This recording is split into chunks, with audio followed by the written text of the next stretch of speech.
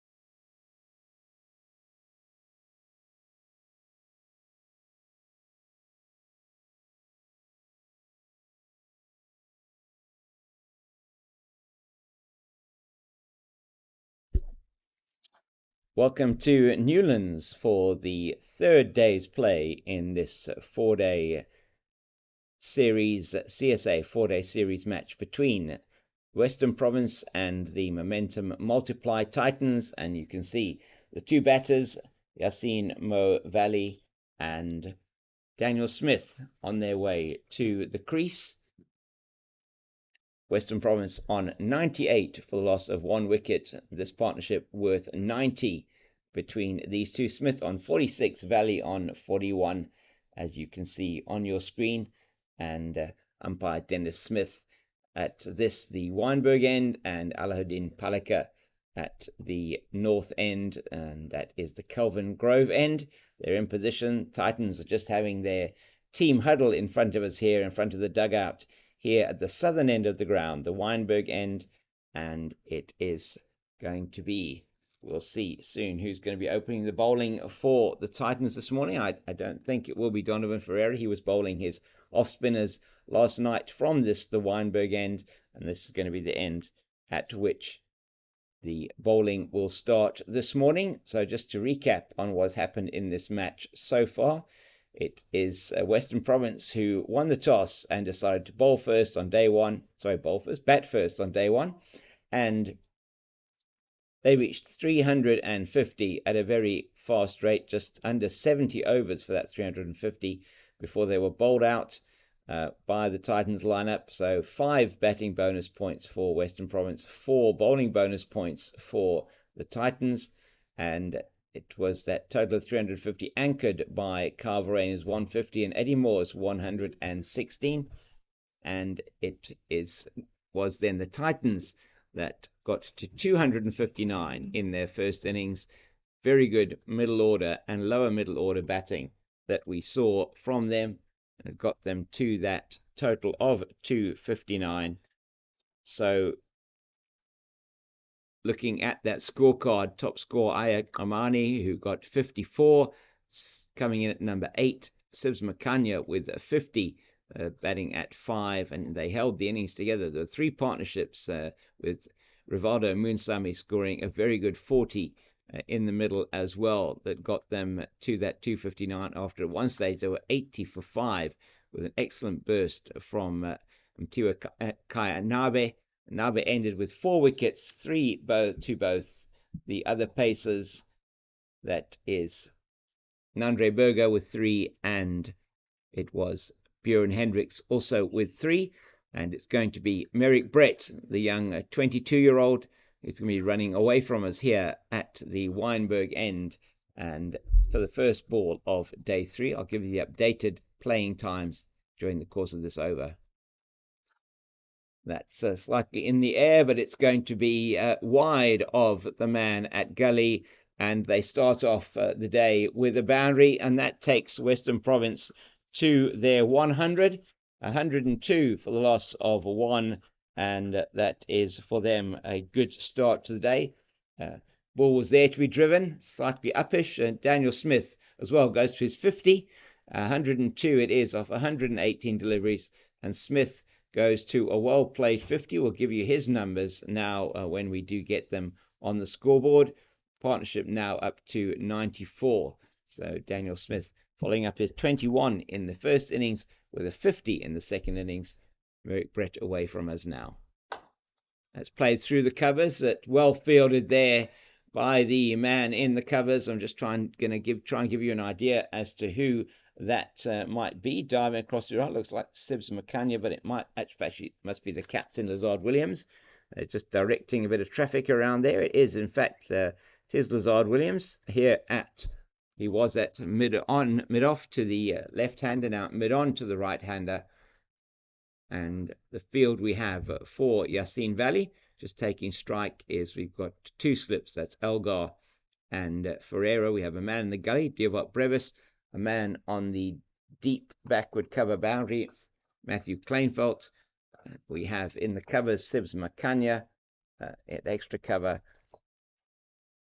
mid-off Aya Kamani, mid-on the captain Lazard Williams. That's played nicely to square leg where Joshua van Heerden does the fielding, and there is no run. So it's at square leg, Joshua van Heerden, and on the fine leg boundary, Junior Dala. Likely to see perhaps Dala or Williams will be opening the bowling for the Titans from the Kelvin Grove end a little bit later on. So just to give you those updated times. So play, we will have lunch at the normal time of 10 minutes past 12.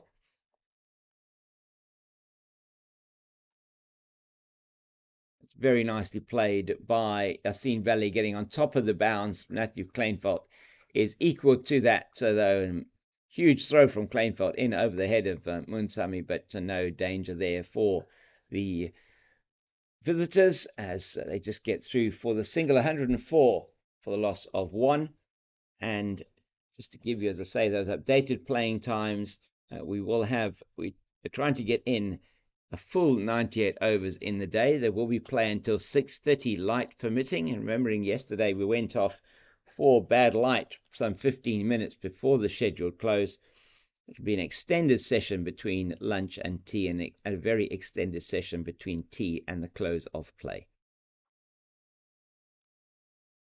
So it's a partly cloudy day here in Cape Town at the moment. A bit of overnight and early morning rain, quite heavy here, close to the mountain in Cape Town. Those of you that know this ground well, the mountain here, as we look at it from the southern side, the mountain is off to the west of the ground, and the rain backed up against that, the cloud this morning, and elsewhere in the peninsula, not much rain, it must be said, falling, but here at Newlands always catches the rain.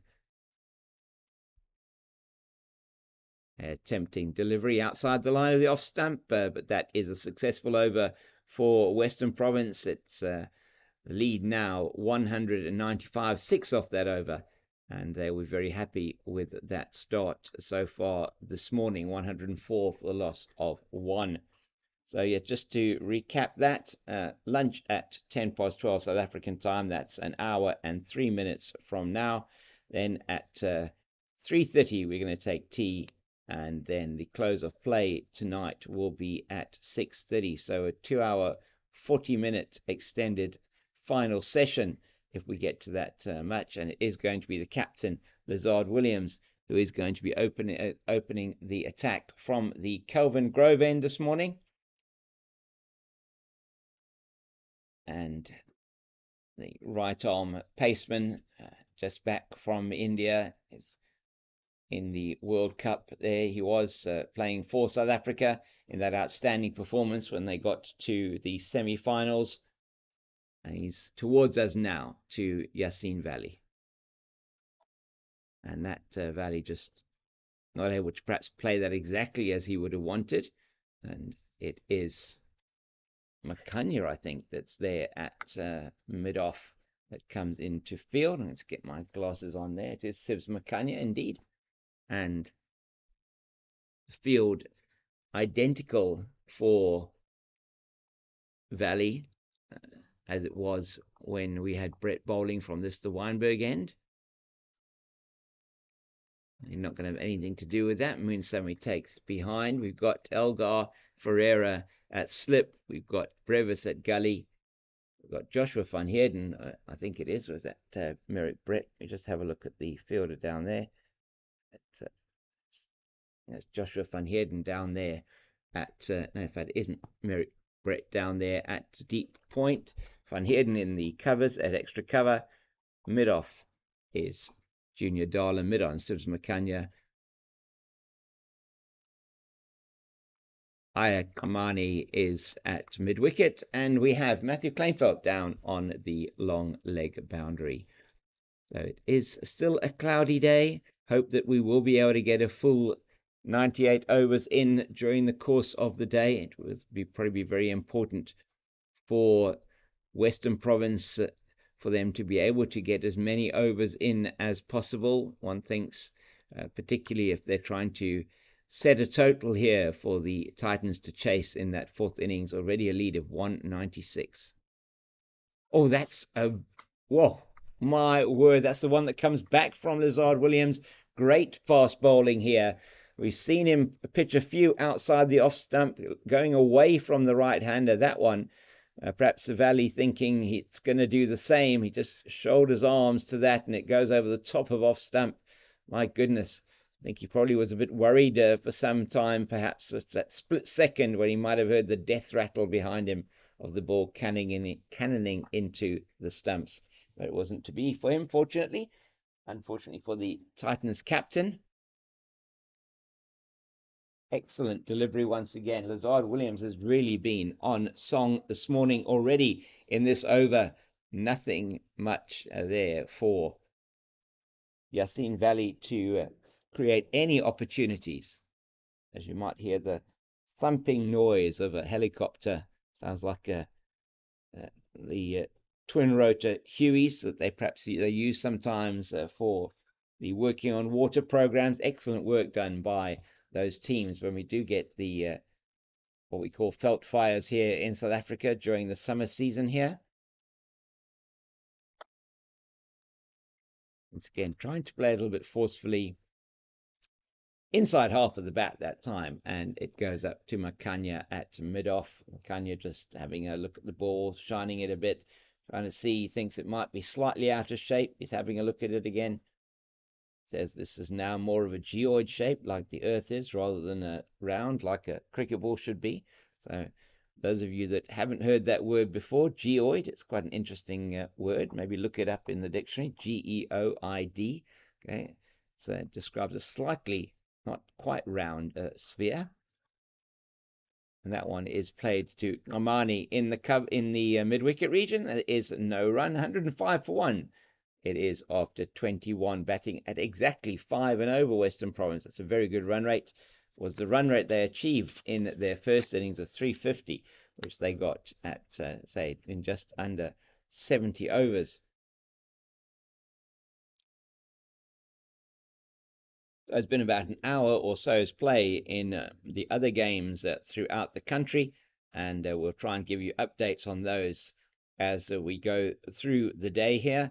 Just a reminder that yesterday the match at the match at East London, where SAA defeated the West Indies A by 232 runs. To level that 3-match series 1-1, with the last match coming up in Bloemfontein next week.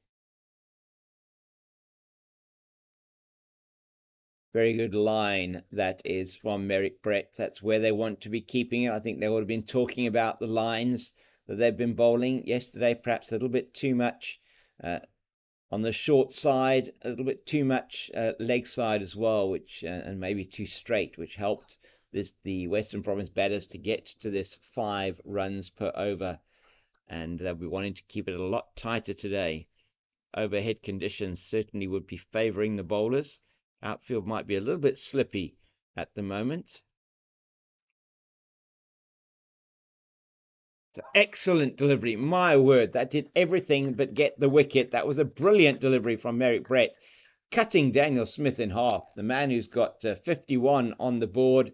And that one went in between bat and pad, just angling in from outside the off stump. And Daniel Smith can count himself very, very fortunate to still be at the crease. Very impressed I am with this young man, Merrick Brett. Got a good turn of pace, very good action. He runs away from us now. That's a very good delivery outside the line of the off stump.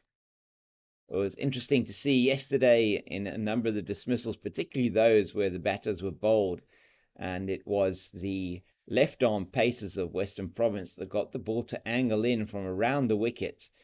And 3 batters that were bowled in that manner yesterday for the Titans, and particularly the angle and coming in even sharper was very interesting to note. And Brett trying to do that as well here to Daniel Smith, nearly succeeded with that first delivery.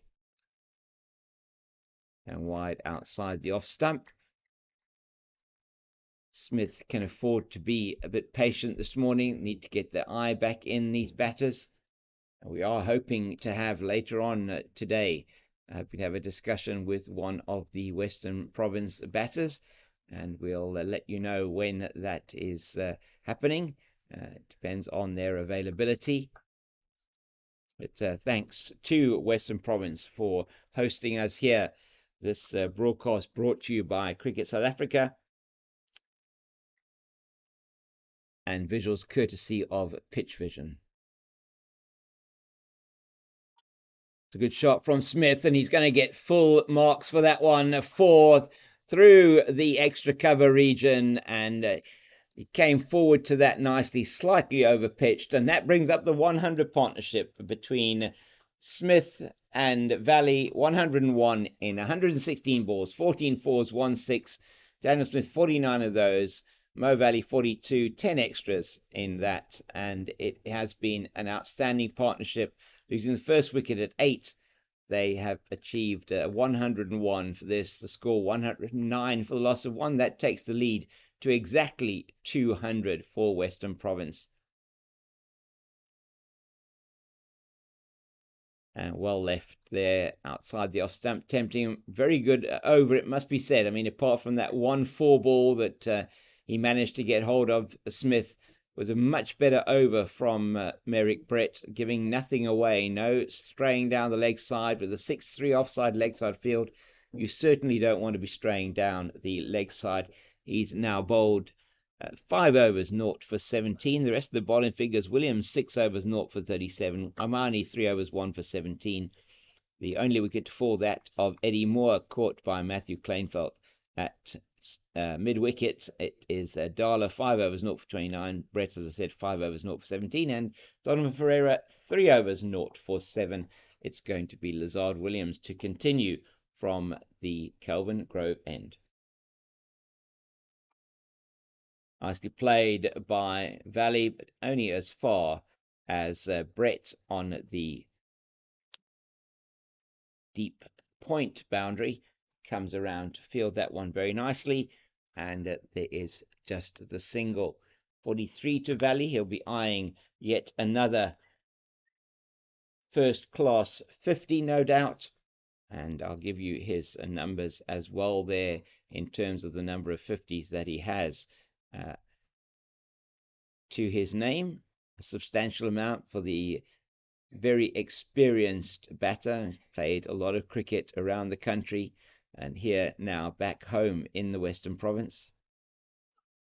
Very good delivery from Williams. Over the wicket to the left-handed Smith. 2 slips, a gully. Backward point on the boundary. Extra cover, mid-off, mid-on. Mid-wicket, and a man at fine leg. In fact, more like a long leg position down here. A little bit squarer towards the sort of backward square position. Sort of between what would be a fine leg and a backward square. That's Merrick Brett in that position. That's played to the man at deep cover, Matthew Kleinfeldt. Today he's got his cap on. Yesterday had his floppy hat on. It's another single to Daniel Smith. 56 he has. Partnership 103. Lead is now 202. Western Province will be looking to get that up around the 400 mark, one would feel. Would be a very testing total. I don't know if that's ever been achieved on this ground in 4-day cricket. I would probably doubt it. But yeah, very, very much a total they will be looking at. Now, there's no run there, as it is Amani who's round quickly from mid-wicket to prevent any thought of a run. Just wanting to get these numbers up. Just give me a moment so I can then get to the stats for these players, and then we'll hopefully be able to, at the end of the over, start taking a look around the other grounds and see what's happening. It's played into the gully. Great fielding there from Dewalt Brevis. Came to him at quite a nice height. The one bounce got a lot darker here at Newlands. You would have possibly picked that up in on the camera. It's 111 for the loss of 1. My word, that's a real Nelson. Not even it's like 4 1s, not just 3 1s. So I don't know if it's an arm, an arm, an eye, and a leg, and I'm not sure what else. Other part of the body, maybe. Who knows? Anyway, we won't speculate on that. And that's played in the gap. As a diving Brevis cannot get hold of that. Using the pace for Lazard Williams is Valley, and he goes to 47 with that boundary at the end of the 23rd over. It's still exactly 5 and over. 115 for one, and all you Western Province supporters out there can now put your feet down on the ground again after having put them up for that score being at 1-1-1.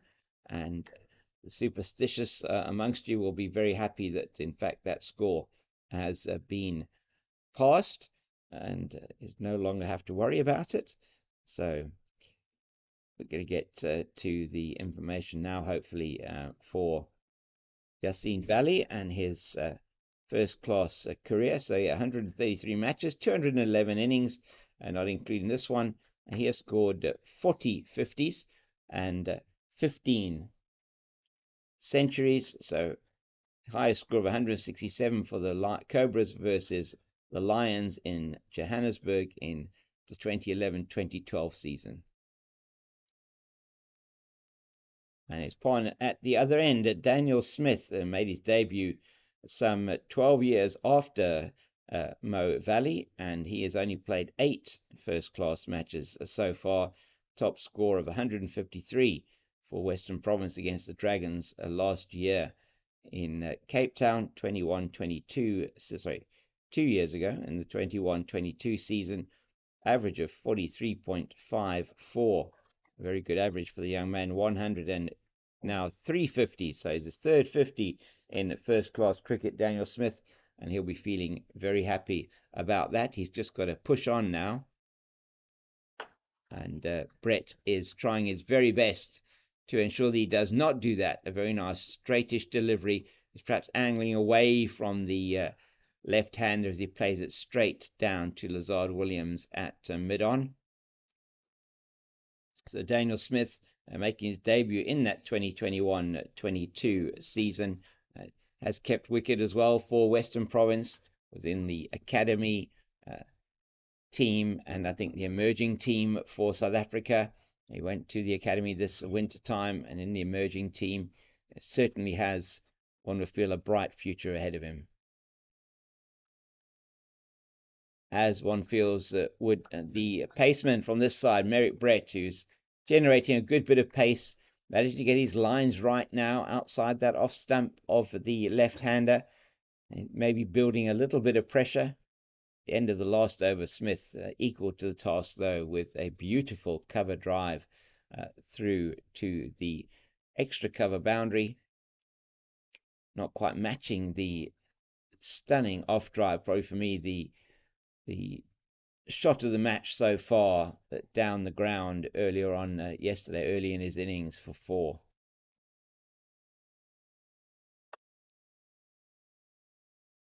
Smith just defending that one. 1 ball left in this over, and I'm going to try, while we are talking, to get some of those scores from around the country. We also have another clash of the Titans, as it were, happening up at Supersport Park today. It's the women's 50 over competition, the One Day Cup for the Division 1 teams, where Western Province have travelled up to Supersport Park to take on the Titans. Well left by Smith, getting out of the way extravagantly there. 1 ball left in this over from Merrick Brett. And we will then give you some of the information from around the country.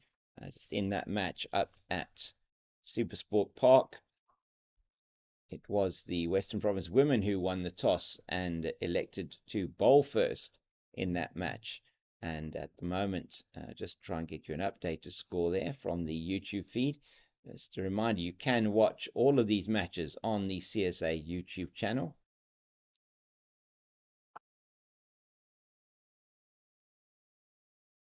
And nothing to report from the last ball. So, yeah, just to give you an update from the match happening up at Supersport Park, the latest score we have there is that it is Robin Searle and Catherine Pryor at bat for the Titans. It's 92 for the loss of 1 after 21.2 overs.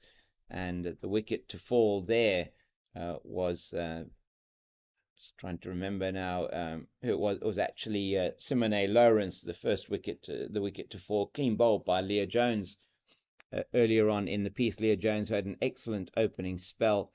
Western Province were leaking runs in the opening spell, and certainly she managed to stem that tide with the wicket of Simone Lawrence, as it's Lazard Williams. Oh, slightly false-ish stroke from Valley, but he'll come back for 2. Kleinfeld does the fielding down at a long leg and takes the score to 117, the lead to 208. This partnership now 109, and Mo Valley goes on to 49. He'll be eyeing that 41st 50. Daniel Smith earlier on today, not long ago, going to his 3rd 50 in first-class cricket, and he'll be very happy about that, most definitely. Mo Valley, 15 centuries and 40 half centuries so far in his career. He's not going to get his 41st half century off that shot. Amani at mid-wicket around to field. So at 93 for 1 is the score there at Supersport Park. But the Titans having been asked to bat. Robin Searle and Catherine Pryor doing an excellent job for them there, taking that score, batting at about 4.5 and over. And just to give you the updates from around the rest of the grounds. And that he tucks it into the gap, and that is going to be Makanya coming around. That's his 50 for Mo Valley, and well played, young man. He's done an excellent job for his team here, coming in with a score at 8 for 1. He moves to his 41st first-class century, and we'll get you those, 31st first-class 50, and his numbers 50 off 69 balls, 6 fours and 1 6. It's been an outstanding innings from Mo Valley, and coming into the team, wasn't in the team for the last. He wasn't for the last 4-day match, but the first start to the season, when with the SAA players that are away at the moment in the team, now got his start and has made the most of it. The same with Daniel Smith, and that one not making the most of that delivery at all, a swish outside the off stump, but. Yeah, 41st 54. Mo Valley. And just going up to Paarl now, just up the road at Paarl. The G-Bets Rocks are consolidating their position there against the Hollywood Bets Dolphins. Looks like it's a very good wicket to bat on. And Gajima and Oaks are still there. It's 187 for 3. Chasing that massive 475 for 7 declared by the Hollywood Bets Dolphins, and it is certainly, one looks at this particular scorecard of the Rocks, they would be wanting these two to continue in this partnership. The partnership at the moment is worth 75 for the 4th wicket. Aviwa Mgajima, having moved to the Rocks earlier in the season for this season from Western Province. That's played into the gap to the left of Diabot Brevis. Matthew Kleinfeld from point's going to have no chance of cutting that off. And as you see, Alahuddin Palaka, the umpire, having some exercise there, just waving his arm and signalling 4 to Daniel Smith. He moves to 60. Valley is on 50. It's 122 for the loss of 1 after 25. Lead is now 213. So very good work from these two at the moment. The partnership of 114 between them, and both of them going to a half century. The 3rd for Daniel Smith, the 41st for Mo Valley. And just now trying to get some information for you. Also about the other events that are the other matches that are taking place around the country. And if you do want to get this information, you are able to watch those on either Facebook or on the YouTube channel for Cricket South Africa, which is where we're broadcasting to you today.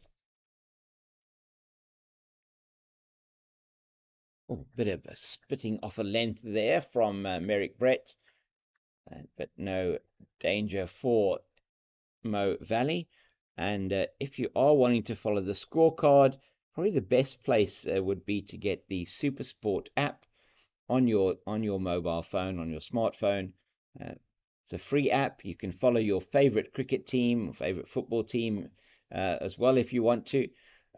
Your favorite cricket team in the country, and it will give you the scorecards for those particular teams. So uh, I'm going to hopefully give you those scores in a moment. Oh, yeah, Valley trying to guide that into the gap to the right of Gully and not making contact. So a planned shot to guide it through that region. He's got quite a few runs down in those gaps there. There's two slips, the Gully backward point on the boundary, so a deep backward point as a extra cover man down here actually man at mid-off. He's currently chatting at the moment. That's Armani chatting to his captain Williams. He's gone back to his position at mid-off now as a mid-on, an extra mid-wicket and a long leg.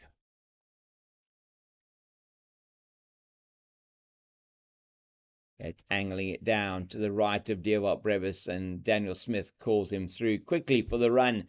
No danger there for the two batters. 123 for the loss of one. It's looking a bit gloomy overhead. Just a reminder, if you are just joining us, start here delayed by an hour due to overnight and morning rain. That rain has subsided, fortunately. Quite unseasonal here in Cape Town for this time of the year. At Newlands cricket ground under the shade of Table Mountain, as it were, does get quite a lot of rain. Probably the wettest suburb in the Cape, just about. That's beautifully played by Smith. It's overpitched again from Brett, and that's where he's been taking full toll both today and yesterday of these Titans bowlers, and that's beautifully played through the covers to the Oaks to our right here, and it goes to the boundary for 4. Yet another boundary for Daniel Smith. He's on 64, Mo Valley on 51. Their partnership now 119, and the total 127 for the loss of 1. Lead is 218 for the Western Province.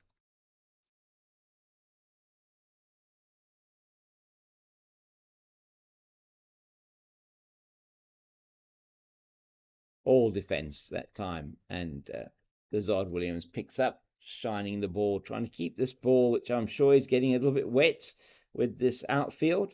Hopefully not too wet for the team here in the field. Wet ball is not what they want. Gets older a lot quicker. Leather on that ball, though it is shine, has a lacquer on it. It does get when it gets wet. It's sometimes difficult to control. Oh, what a lovely shot and brilliant fielding on his follow through from Merrick Brett, just getting down quickly, the young man, and just managed to get both hands on that. And he did very well in terms of that, as I try once again to get scores from around the country, which I'm not able to do. My SuperSport app is hanging at the moment, but not to worry. We shall attempt to get that information to you as and when we can. So 127 for the loss of 1. And as I say, later today, hopefully we will have a representative player from Western Province who will hopefully be joining us. And it'll be interesting to see who is going to be with us in the commentary box. Just hope to get some insights into exactly what is happening out there in the middle from one of the players who is involved in the match. That's tucked beautifully from outside the off stump into the vacant in the gap between mid wicket and mid on, and they're going to come back for 3. That's Valley moving to 54. Didn't he play that beautifully? Just rocking onto his back foot, tucking it from sort of short of a length delivery outside the off stump, and he played it very, very nicely. As we see Aya Kamani, who's warming up there at mid wicket. In fact, now at extra cover to the left-hander. That's the left-hander Daniel Smith on 64, who's on strike, facing Lizard Williams. Round the wicket, Williams. And that's in the gap. I think that might go to the boundary for 4. Matthew Clainfield's not going to cut that one off. And it does go down to the boundary for 4. Very, very good shot. Getting on top of the bounce. And he knows exactly where he's going to play. That one does Daniel Smith. And it goes down for another boundary down to the wideish third man region. And that has brought in a strengthening of that gully region. So now have a conventional gully, and we've got 2 fielders sort of at gully, probably 2 gullies about, I'd say, 2 or 3 meters apart, maybe 2 meters apart. It's taken the first slip out. We've got now like a wideish first slip, and that goes exactly where second slip would have stood. And Daniel Smith having a full go at that. So no sooner do they take the second slip out that Daniel Smith plays a false shot and gets the edge. That is just uncanny that should happen. And Smith very, very fortunate still to be there, as they took out that second slip, because they have scored a lot of runs in the gully region, just to the either right or left, depending on the batter of Diawat Brevis in the gully. And as luck would have it for the Titans, the ball from Smith goes straight through where a second slip's throat would have been, and he gets another boundary. 72 back-to-back boundaries for Smith. The first one convincing, the second one very unconvincing, it must be said.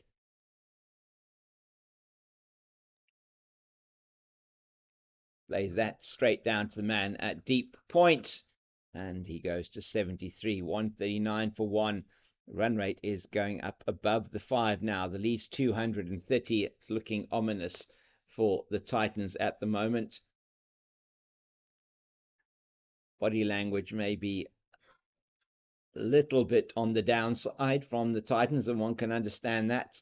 They're looking at a large total to chase in the 4th innings.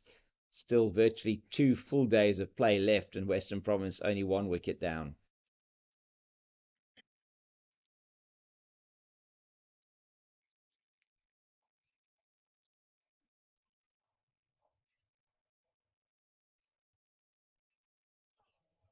And that's quite high of the head of Valley, not given as a wide, but one short delivery for the over is signalled by the umpire.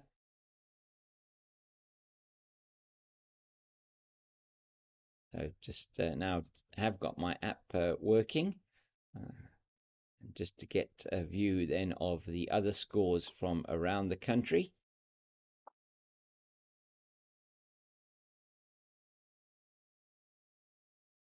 Nicely rode the bounce nicely there, but just too much leg side probably from Lizard Williams. He'd be upset with that. Will the seasoned campaigner, man who hails from these parts of the world, and back here, no doubt, enjoying his time at Newlands. Once again, the Proteas fast bowler getting reward playing for the Proteas after having spent many, many years plying his trade. Lizard Williams, outstanding bowler he is.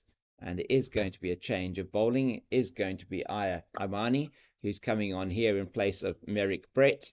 And just to give you a score then from the JV Marks Oval in Potchefstroom, where the Northwest Dragons scored 431. The Tuskers at the moment, in reply, 397 for the loss of 7. Outstanding effort from them. Ben Compton getting that 170.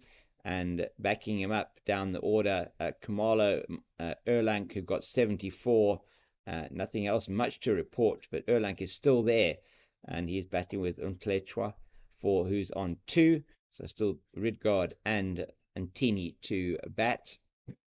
And it's a no ball signaled. So the first delivery of Armani's spell signaled no ball by umpire Dennis Smith here at the Weinberg ends. Only the second no ball that has been conceded by the Titans in this innings. So for Mo Valley, a slightly different field now. As a single slip for Ayad Kamani, not quite as fast as Merrick Brett. Single slip, a gully, deep backward point, extra cover, short extra cover in the mid-off. Oh, he just gets it. Oh, how unlucky was that for the bowler? You saw that he just got his hand to it, but he couldn't hold on. It was just a bit taller. If he was just a bit high for him, he just got his hand to it. Did Kamani, but not able to hold on, and also not able perhaps to deflect it to Brett. It bounces safely behind him, and he'll be very, very upset about that. He didn't quite manage to hold on, but it was well above his head. Slightly false stroke from Valley, trying to play it straight down the ground. Good delivery there as a follow-up for that one. And just feel for the bowler there where he nearly took that catch. He's been outstanding in the field, has Armani. Was great with the bat yesterday. Top scoring with 54 for the Titans, getting 2 partnerships of 50. He was 64 with Sibs Makanya and then 52 with Merrick Brett, who was outstanding yesterday in the lower middle order.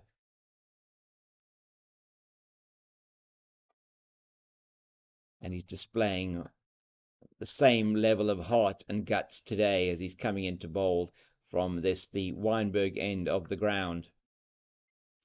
Weinberg end of the ground, so named after the suburb of Cape Town that is to the south of us, so behind our commentary position.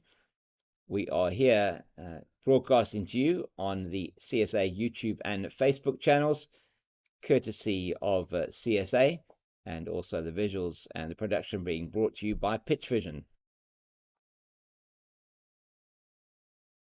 I'm James King, the Cape Fox, and with me here, the production team from Pitch Vision. We have Bandile, Sherry, and Tariq, and I'm not sure who our scorer is today. We've Sherry's doing the scoring today, so we have our team here today and has been with us throughout this 4-day match so far. Thanks to them for bringing the visuals to you and for this commentary that's being brought to you on their platform. That's just angled in, trying to get that LBW perhaps, and Van Heerden's around from mid-wicket to square leg, or he just manages to cut that off. It's not going to be more than a single. It's going to be an interesting contest. Only has the one ball, does Amani, to Daniel Smith, but Amani gets that ball to skid on a little bit. It's a lot shorter than Merrick Brett. Very effective bowler, Amani. And in the first innings, he took 4 wickets, so by far the best performer for the Titans in that first innings. And we just have one more match to update you on, and I'll get that match for you hopefully shortly. At the end of the over, it's just all defence from Daniel Smith. Dinelgar in at a short extra cover position, and there is no run. 142 for 1 at the end of 28, batting at 5.1 and over the lead. If you add 91 to 200 to 142, it takes you to 233. Just to look at the clouds that are over the north pavilion there, and we're hoping that we're not going to get any more rain today. It's supposed to be a partly cloudy day with a little chance of rain. But as you can see there, they look very dark as it is. Junior Darla, you might have heard in the background one of our scorers calling to the other scorers in terms of the change of bowler is Carl Junior Darla, who's going to be coming on from the Kelvin Grove end. A little bit expensive in his first spell of 5 overs, 0 for 29 in yesterday, and he's going to want to be tightening it up a bit here. Outstanding player for Northerns, for Titans over the years he has been, Junior Dala, and he has that distinctive run up with that sort of skip and a jump as he gets into his bound. That's played down into the ground by Valley and just bounces up to Armani, who's in from mid wicket. So for the right-handed Valley, we now have got that single slip that's just slightly wider first slip. We have two men in the gully, almost a fourth slip and a gully. We've got a man at deep point, that is Merrick Brett. Joshua van Heerden's in the covers. Man at mid-off, mid-on, mid-wicket, fine leg, and that's played uppishly, but through the gap to the right of the man at extra cover is going to be cut off, I think. Yes, it is, even though that outfield is a very, very slippy. I think the man there, oh no, it's a terrible mix-up, and it's going to be Daniel Smith who's run out, and he wasn't going for the third, and it seems like the calling was not good there out in the middle from Western Province, and that was a call. I think it may have been Smith's call to go for the third. Valley was intent on getting the third. Smith wasn't, and they got a real mix-up in the middle there, and Daniel Smith is disconsolately walking back to the pavilion. What a mix-up that was. I was following the ball there, but it really was a terrible mix-up between the two of them going for the third run. The third was easily on, but I'm not sure what was happening out in the middle, whether it was the calling or what it was. But Daniel Smith has to go, and he is gone for a very well played 73 of 84 deliveries. He would have been eyeing that second first class 100, would Daniel Smith, but unfortunately he has to go. Run out, very, very unfortunate run out that was caused there. Some good work at the bowler's end, that they just threw it in from the bowler's end down to Moonsamy, the wicket keeper, and it was an accurate enough throw to make sure that Daniel Smith was out of his ground. So the second wicket goes down. 73 of 84 deliveries, 14 fours for Daniel Smith, and it was Dayan Khalim, the substitute fielder, that chased that one down to the boundary. Then Ayat Kamani at the bowler's end, just throwing it in to Moonsamy, and a bit of a relay effect, but he had plenty of time to take the bails off, did Moonsamy, and Daniel Smith has to go for that well played 73 of just 84 balls, and that brings Valentine Kitime to the crease. It's only his fourth match. He's only had 4 innings, 3 matches, 4 innings, only scored 45 runs so far in his first class career, and he will be looking at improving that significantly today. Those numbers, I'll have to just do a check on those numbers for you, but certainly he will be looking at playing a long innings today if he can. The lead is 235. It's 144 for 2.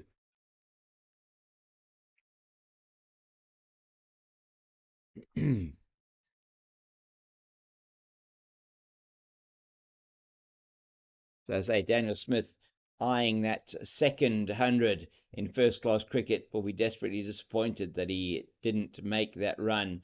Had he just started off even at the time that Mo Valley was coming down the wicket, I think he would have got back, because the throw went to the bowler's end, but it was a terrible, terrible mix-up, and not sure that there was any calling that happened there in the middle.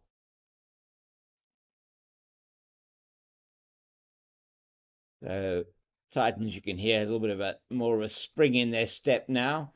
The right-handed Kitime, they don't have the left-hand, right-hand combination. The young man of 71 on his back, and he's a product of Cornwall College in Midrand. Played South Africa under-19, went to the under-19 World Cup, opened the batting for the South African under-19 team a number of times in that competition. One that was dominated by somebody else who's on the field at the moment. Fielding at Gully, his under-19 team out, Diovolt Brevis. who was there and ever present in that World Cup, scoring a record number of runs in an under-19 World Cup, announced his presence on the world stage in no uncertain terms. So great to see these youngsters out here playing with some of the seasoned campaigners like Junior Dala, Lizard Williams, and in fact the man at the crease, Valley, to help maybe Kitime through this innings. And that's nicely played off his hip down to Kleinfeld. He's off the mark with that run down to long leg. And the end of the 29th over, it's Kitime just off the mark. He keeps the strike with that shot. And the man who lost his wicket in that over, Daniel Smith, 73 of 84 balls, 14 fours to him, looking very good to get to his 100 run out with a huge mix-up between him and his partner Valley. And that certainly for him, a pity that he wasn't able to push on and get to that 100. But as it turns out, the wicket now G'd up the Titans in their particular chase. So looking at the score in Oberge at St. George's Park, the Dafabet Warriors have declared and has set the Lions 464 to win. That's 464 to win. The Lions need, and they are at the moment 20 for 1 in their second innings. And the man to be dismissed there, just dismissed now, Dominic Hendricks, out to the hero, bowling hero of the first innings for the Warriors, Ronaldo Mayer, who's got him LBW. So it'll be Esterhuizen that'll be coming into bat now, presumably. 20 for 1 there, the Lions.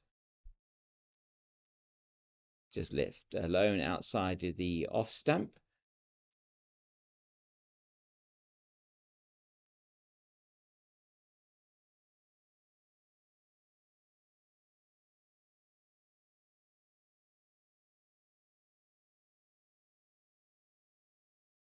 And we will have an update from the match between the Momentum Multiply Titans and the Western Province women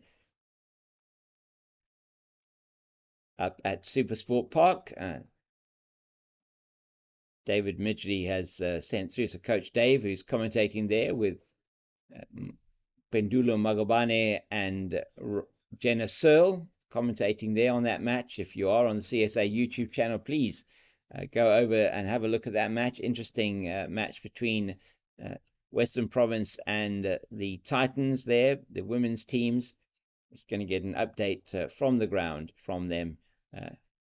Try and play that for you at the end of the service. Another no ball from Amani. That's the second of this spell. And just want to have a look at that. Try and maybe just bring that foot back a bit behind the line. Third no ball of the innings, 146 for 2. Lead is 237 now for Western Province.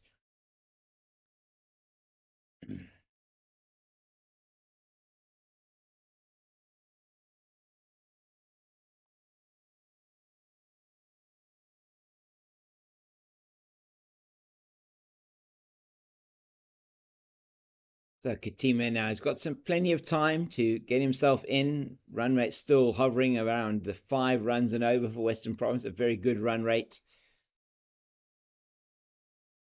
The run rate for the Titans in their innings, just over 3, about 3.2 and over, that they were able to achieve.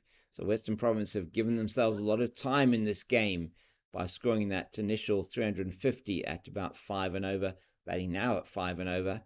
And this will be an interesting challenge for the young man. And that one has gone out the outside edge, looking to play it into the mid-wicket region perhaps, and not as straight perhaps as he would want to. Practices the shot again. He knows he probably should have played that a little bit straighter. Omani is looking for that LBW. Team on 1. Valley at the moment on 58.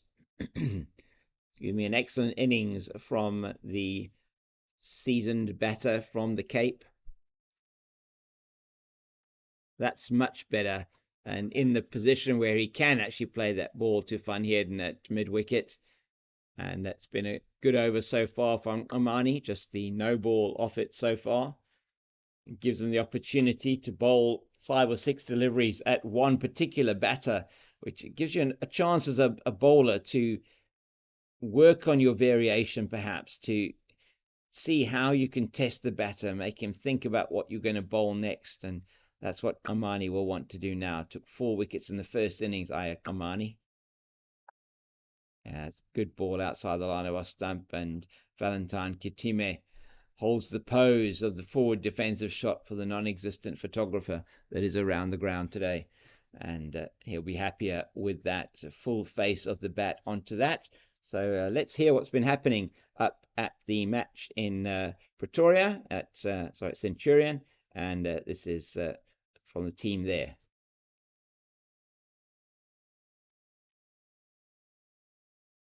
The crowd is trickling in here at Super Sports Park, and it's beautiful cricket that we are watching as well. The Fidelity Titans were put into bat first against Western Province women, and after losing Simone Lawrence earlier on, they've recovered brilliantly with Robin Sill and Catherine Pryor. Their partnership now with 93 runs after it was 34 for 1. You can hear the vibe behind me. It's really become lively. The home team starting to get control of the game. So it's 131 for 1 after 30.1 overs.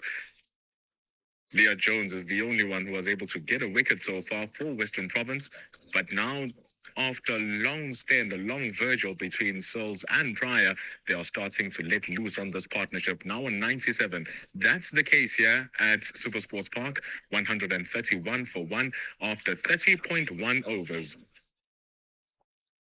Thank you very much to Mpundulu Magabani, part of our commentary team up there at Super Sports Centurion.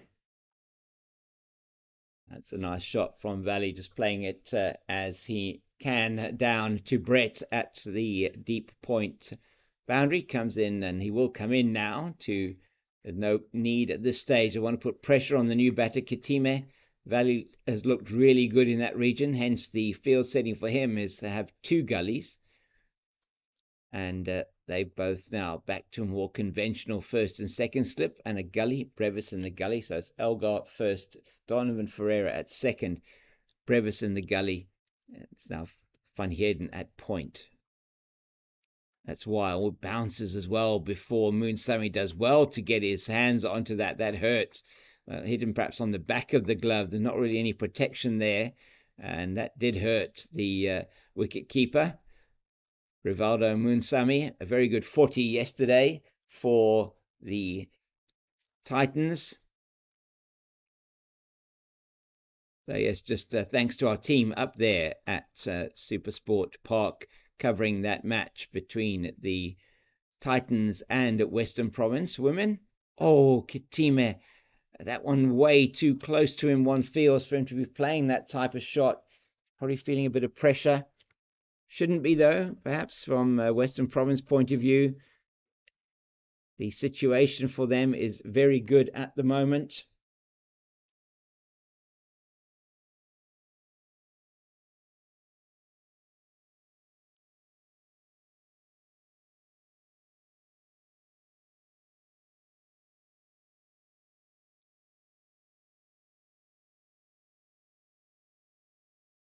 It's better just getting in behind the line of the ball from Dala, and manages to defend it nicely back to the bowler.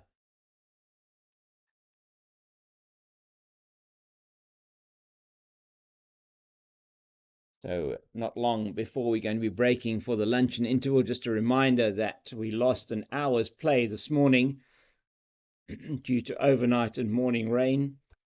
Lunch will be taken, though, at 12:10 South African time. That's nicely played off his hip again by Kitime. That's his second shot that he's put into that region, fielded by Kleinveld down at a long leg. And he's stolen the strike again from from Mo Valley, and gets another single off the last ball of the over. And he will be facing up to Aya Kamani once again in this over. So Valentine Kitime on to 2. Valley 59, Kitime off 15 balls for that 2. He's just trying to get himself settled in. and this needs to be for Western Province a partnership of similar stature, perhaps to the second wicket partnership of 136 between Smith and Valley, after Western Province last night lost the early wicket of Eddie Moore for 2. It was 8 for 1, and now 144 for 2. It's now 148 for 2. It's Ayat Kamani from the Wynberg end.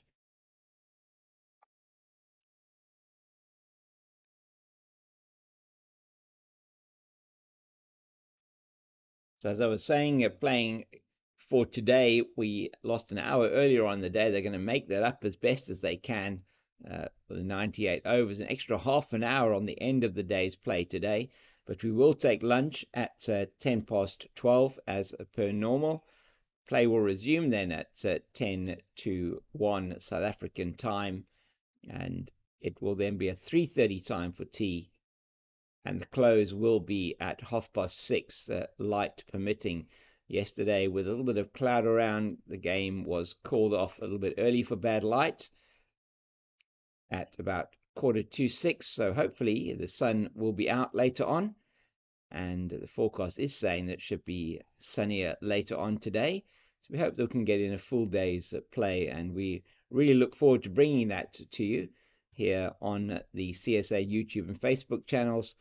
And it's with me, James King, the Cape Fox, and the Pitch Vision crew here at Newlands in Cape Town. Nice fielding there by Kleinveld in the covers. He's just around from his position at point. So we got one slip. So first slip, a gully, man at point, a cover point, almost say a more traditional cover, short extra cover, mid off, mid on, mid wicket, and a long leg.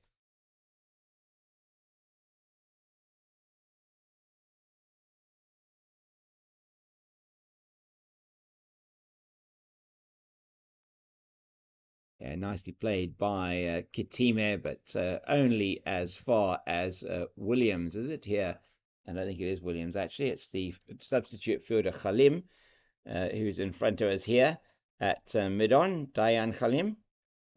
He was the man responsible for the run-out of Daniel Smith. Daniel Smith perhaps caught ball watching there and calling perhaps not there from Valley, as Valley came back for the third and Smith wasn't interested, and unfortunately Smith run out in that mix-up, and ball played down to Brett at mid-off is no run on that occasion.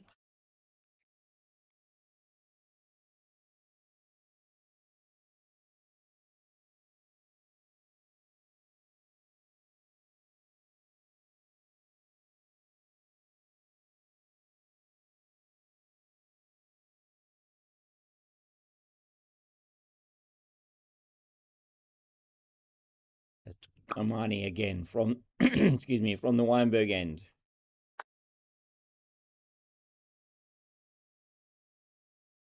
As forward defensive shot is looking very solid from Valentine Kitime at the moment. He has got, and I'm sure he's thinking, it's only 7 minutes to go, probably 2 overs left before they go in for lunch.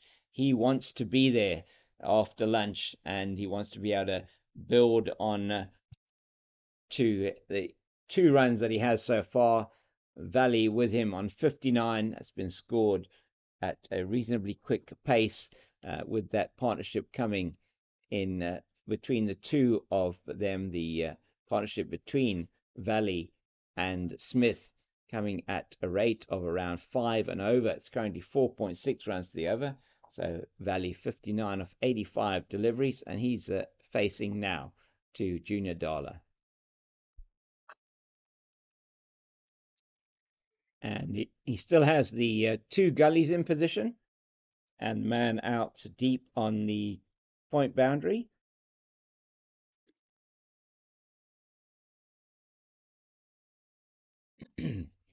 As oh, sorry, my voice is going here.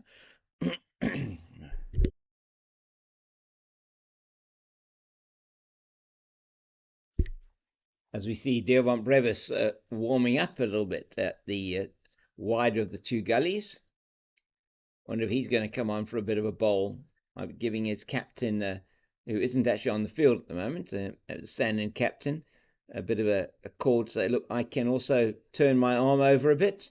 Donovan Ferreira is also waving his arms at the other gully. Maybe one over a spin before the luncheon interval. It's often a trick that happens in cricket.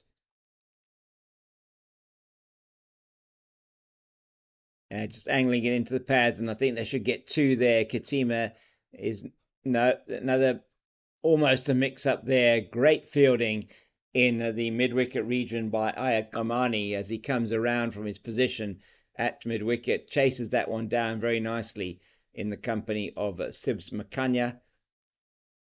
And everybody now warming up. We've got Dean Ogar warming up. We've got Donovan Ferreira warming up. Dearvant Brevis warming up.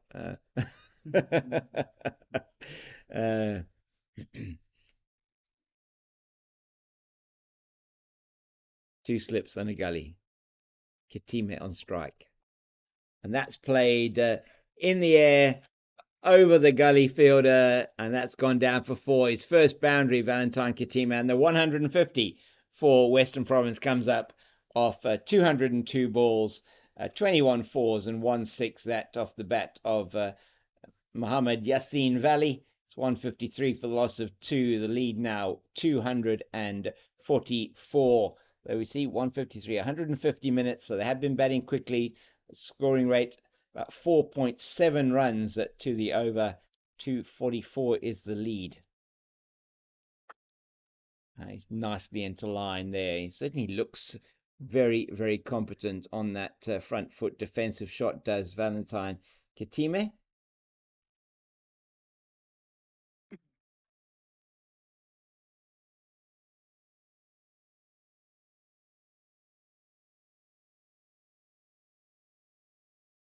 And as I say, with only 4 minutes to go before the lunch interval, he will be wanting to ensure that he keeps his wicket intact. And that will be 4 as well. I don't know whether that came off the pad or the bad. In fact, he did manage to tickle that fine, and that's going to run down to the vacant fine leg boundary for 4. That's his second boundary, takes him into double figures. Valentine Kitime will be a lot happier with that after he only scored 1 in the first innings before he was caught in the slips by Donovan Ferreira off the bowling of Merrick Brett. And he moves into 10, the partnership to 13, and score 157 for the loss of 2. And it will be some off spin now from Dearvant Brevis. He's going to turn his arm over for the first time in this match. Didn't bowl in the first innings. And maybe the golden boy of South African cricket has got a golden arm. The Titans bowlers, Titans teammates will be hoping so. Fine young man is Dearvant Brevis. One of the nicest young men you'll ever find on and off a cricket field. Spent a lot of time last year. Really fond memories of him after the one-day cup match between the Titans and Western Province, spending so much time with the fans here on the side of the field, signing autographs, chatting to them, playing a bit of cricket with the young children of some of the Western Province players. And he's in now to Valley, and that's shortish outside the off stump, and just goes down to Kleinfeld at deep cover. They're through for the single. So we have a very strong offside field for Brevis. It's there's a slip. There's a man at sort of a backward point. So now there's a point, short extra cover, and a mid off. And only 3 men on the leg side. So let's just have a look at his action. And again, in fact, he's bowling wrist spin here. Sorry, not off spin at all. I do apologize. So he's trying to get that ball to spin away from the right-hander. And we'll just keep an eye on that action. He just lets that one go, and it's to Kitime. He'll know, these two will know each other very well. I'm sure that Dearvant's bowled to Valentine quite often in the nets when they were on tour with the SA under-19s, and that's a shortish delivery. Gets a nice bit of purchase off the surface into the gloves of Moonsami behind, just left alone outside the off stump, and it is noticeable that Kitime is standing quite far across his stumps, probably to negate that spin.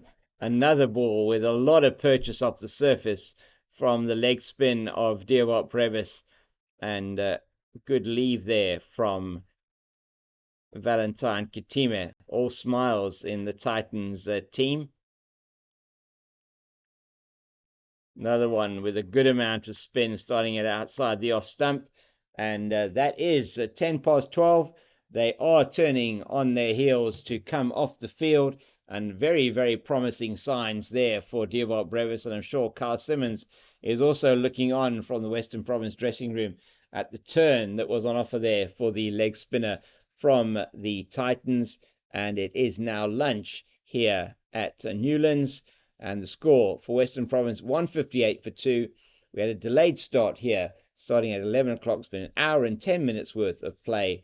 And Western Province have taken the score from 98, was it? It was 98 for the loss of 1 to 158 for the loss of 2. Daniel Smith, the man out, run out for 73 of 84 deliveries. Bit of a mix-up there between him and Valley. And so at lunch, it's 158 for the loss of 2 after 34 overs. At the crease, Valentine Kitime for 10, and Muhammad Yassin Valley 61 for him. And we will be taking our lunch break now. And the lead is 249 for Western Province. They are in a very strong position with still 8 wickets in hand in the second innings. And I will be saying goodbye for now. It's goodbye from me, James King at the Cape Fox. We'll be back with you in about 40 minutes.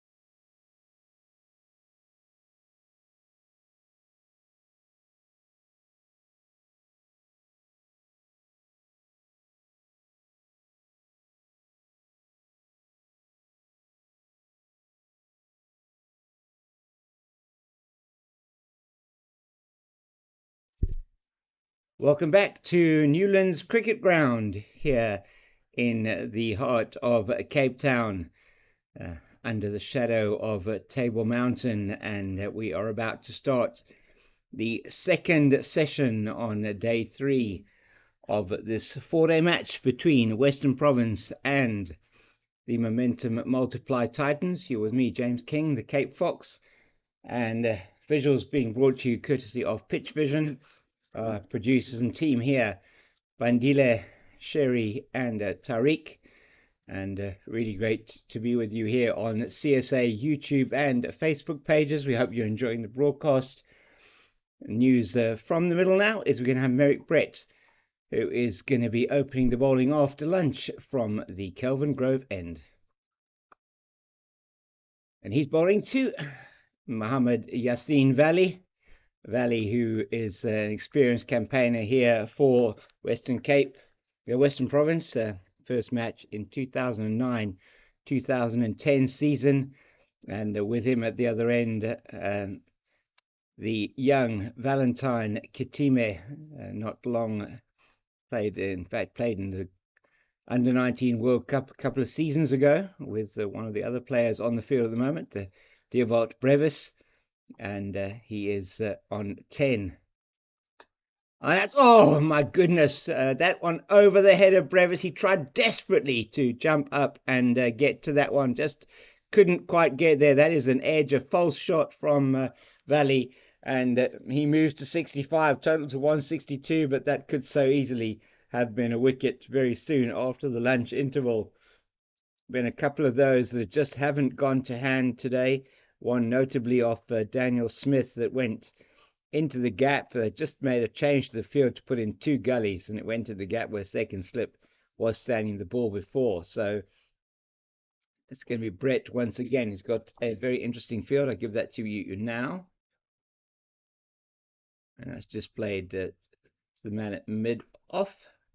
That is Makanya. So we've got a slip, we've got a gully, man at deep point, short extra cover, mid off, mid on, mid wicket, and a long leg. So it is a very, as I say, interesting field setting. That man at shortish extra cover for Valley. It's Brett once again towards us from that, and it's over the head of Brevis again from Valley. He goes at it hard again, and it's exactly the same result. And this time Brevis manages to keep his floppy hat on as he jumps up into the air, but otherwise almost a carbon copy of the earlier situation where Valley went over the top of a gully. Nothing he could do about that. Was way too high, but another shot that he perhaps would be not so happy about. 257 the lead now, 166 for the loss of 2 wickets, Western Province. Contributions today, Daniel Smith was out on 73 run out in a terrible mix-up between him and Valley. And that has been the only wicket to fall as Elgar picks up at short mid-wicket, short extra cover. Only wicket to fall in this particular innings today. Last night, Eddie Moore was caught at mid-wicket off the bowling of Amani, who took 4 wickets in the first innings, and he just played it straight to Kleinveld at mid-wicket, and he was really upset with himself. It looks like a very good batting track still. That's beautifully played. It's on the legs, and Valley does not miss out. That is beautifully clipped through mid-wicket for 4. Nothing Amani could do about that. And that's gone out to the boundary. You can see it lying there in front of the snake pit over there in front of that very fine looking building to the north. And that is that Junior Darla that's gone out to get that? I think it is, in fact, Junior Darla that went up to collect that one. Let me have a look through my glasses. Yeah, he has got that. No, it isn't Darla. Sorry, we've got Makanya and we've got I think that was Makanya that actually went out and collected that in from the boundary. It was indeed. So Divock Brevis is going to continue with his leg spin from the Weinberg end. He was getting a significant amount of purchase in just in the over before the luncheon interval. And that is, though, a full toss, and that is probably not going to get to the boundary. Got Merrick Brett coming around from a deep backward square to cut that one off. Kitime takes two off that full toss from Brevis, perhaps just slipping out of his hand. First delivery of his after the luncheon interval.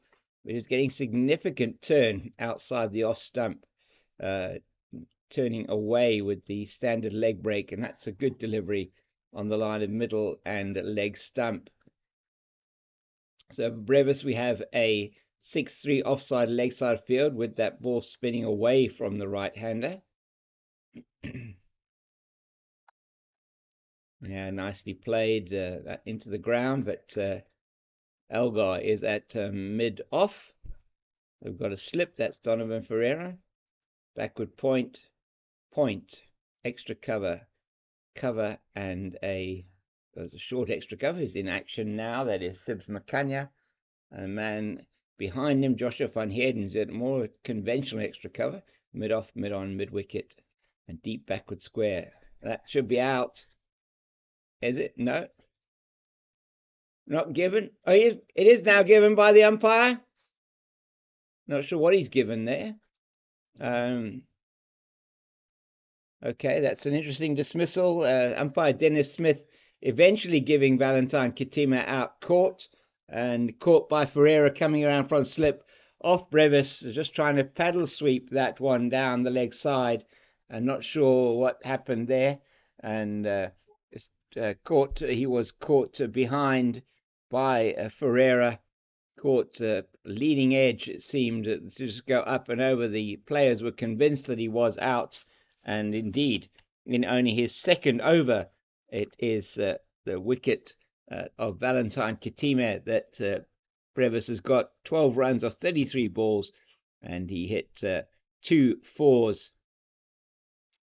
A very interesting dismissal that was, and we try and get an idea of exactly what happened there in that instance, as we see Carl Verena coming out to bat, the captain of Western Province, and hopefully we'll have his numbers for you shortly. So it's 172 for the loss of 328 runs between those two batters, and Verena 74 matches, 112 innings, 4,853 runs, top score of 216, a very good average of 50.6, 30 50s, 800s for the young man, and his best 216, as I said, that Cobras versus the Warriors in 2021 season here in Cape Town.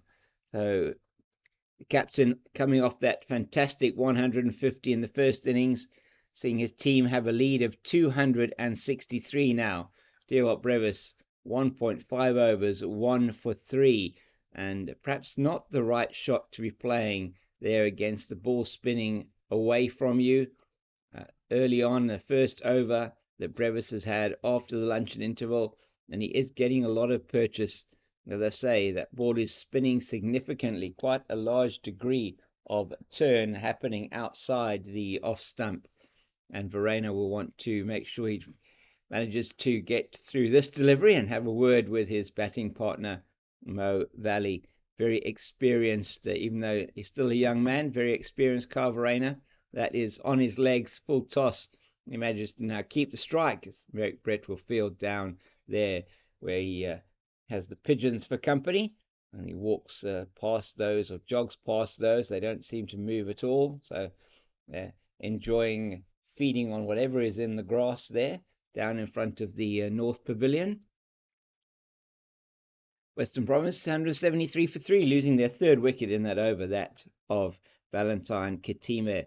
And it is unfortunate that he was not able to spend more time at the crease, Kitime.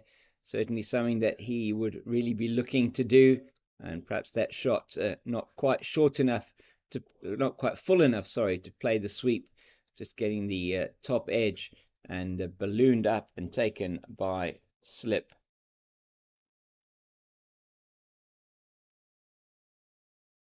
Verena will be facing Merrick Brett. Brett coming in to bowl towards us from the Kelvin Grove end.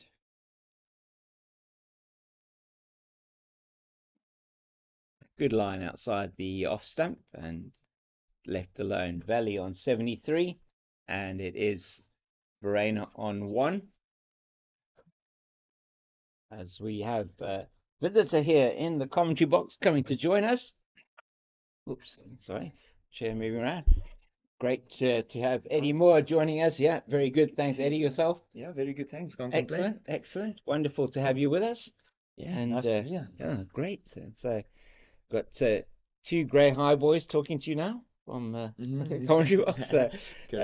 So really great to be able to have Eddie on just comments here and maybe have just a bit of a chat about how things are going so far. So, just in terms of match position, Eddie, how are you guys feeling at the moment? Yeah, pretty confident, I think, it's always nice to have a bit of a lead after the first innings.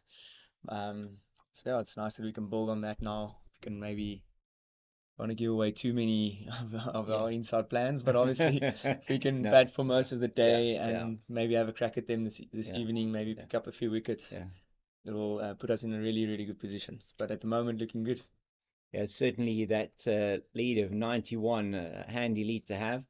It's beautifully played by Kyle Verena out towards the boundary in front of the Oaks, and some good fielding there by Junior Dala out in the deep. And he throws it in, but then not before they're through for 2. So Eddie, a good 116 in the first innings.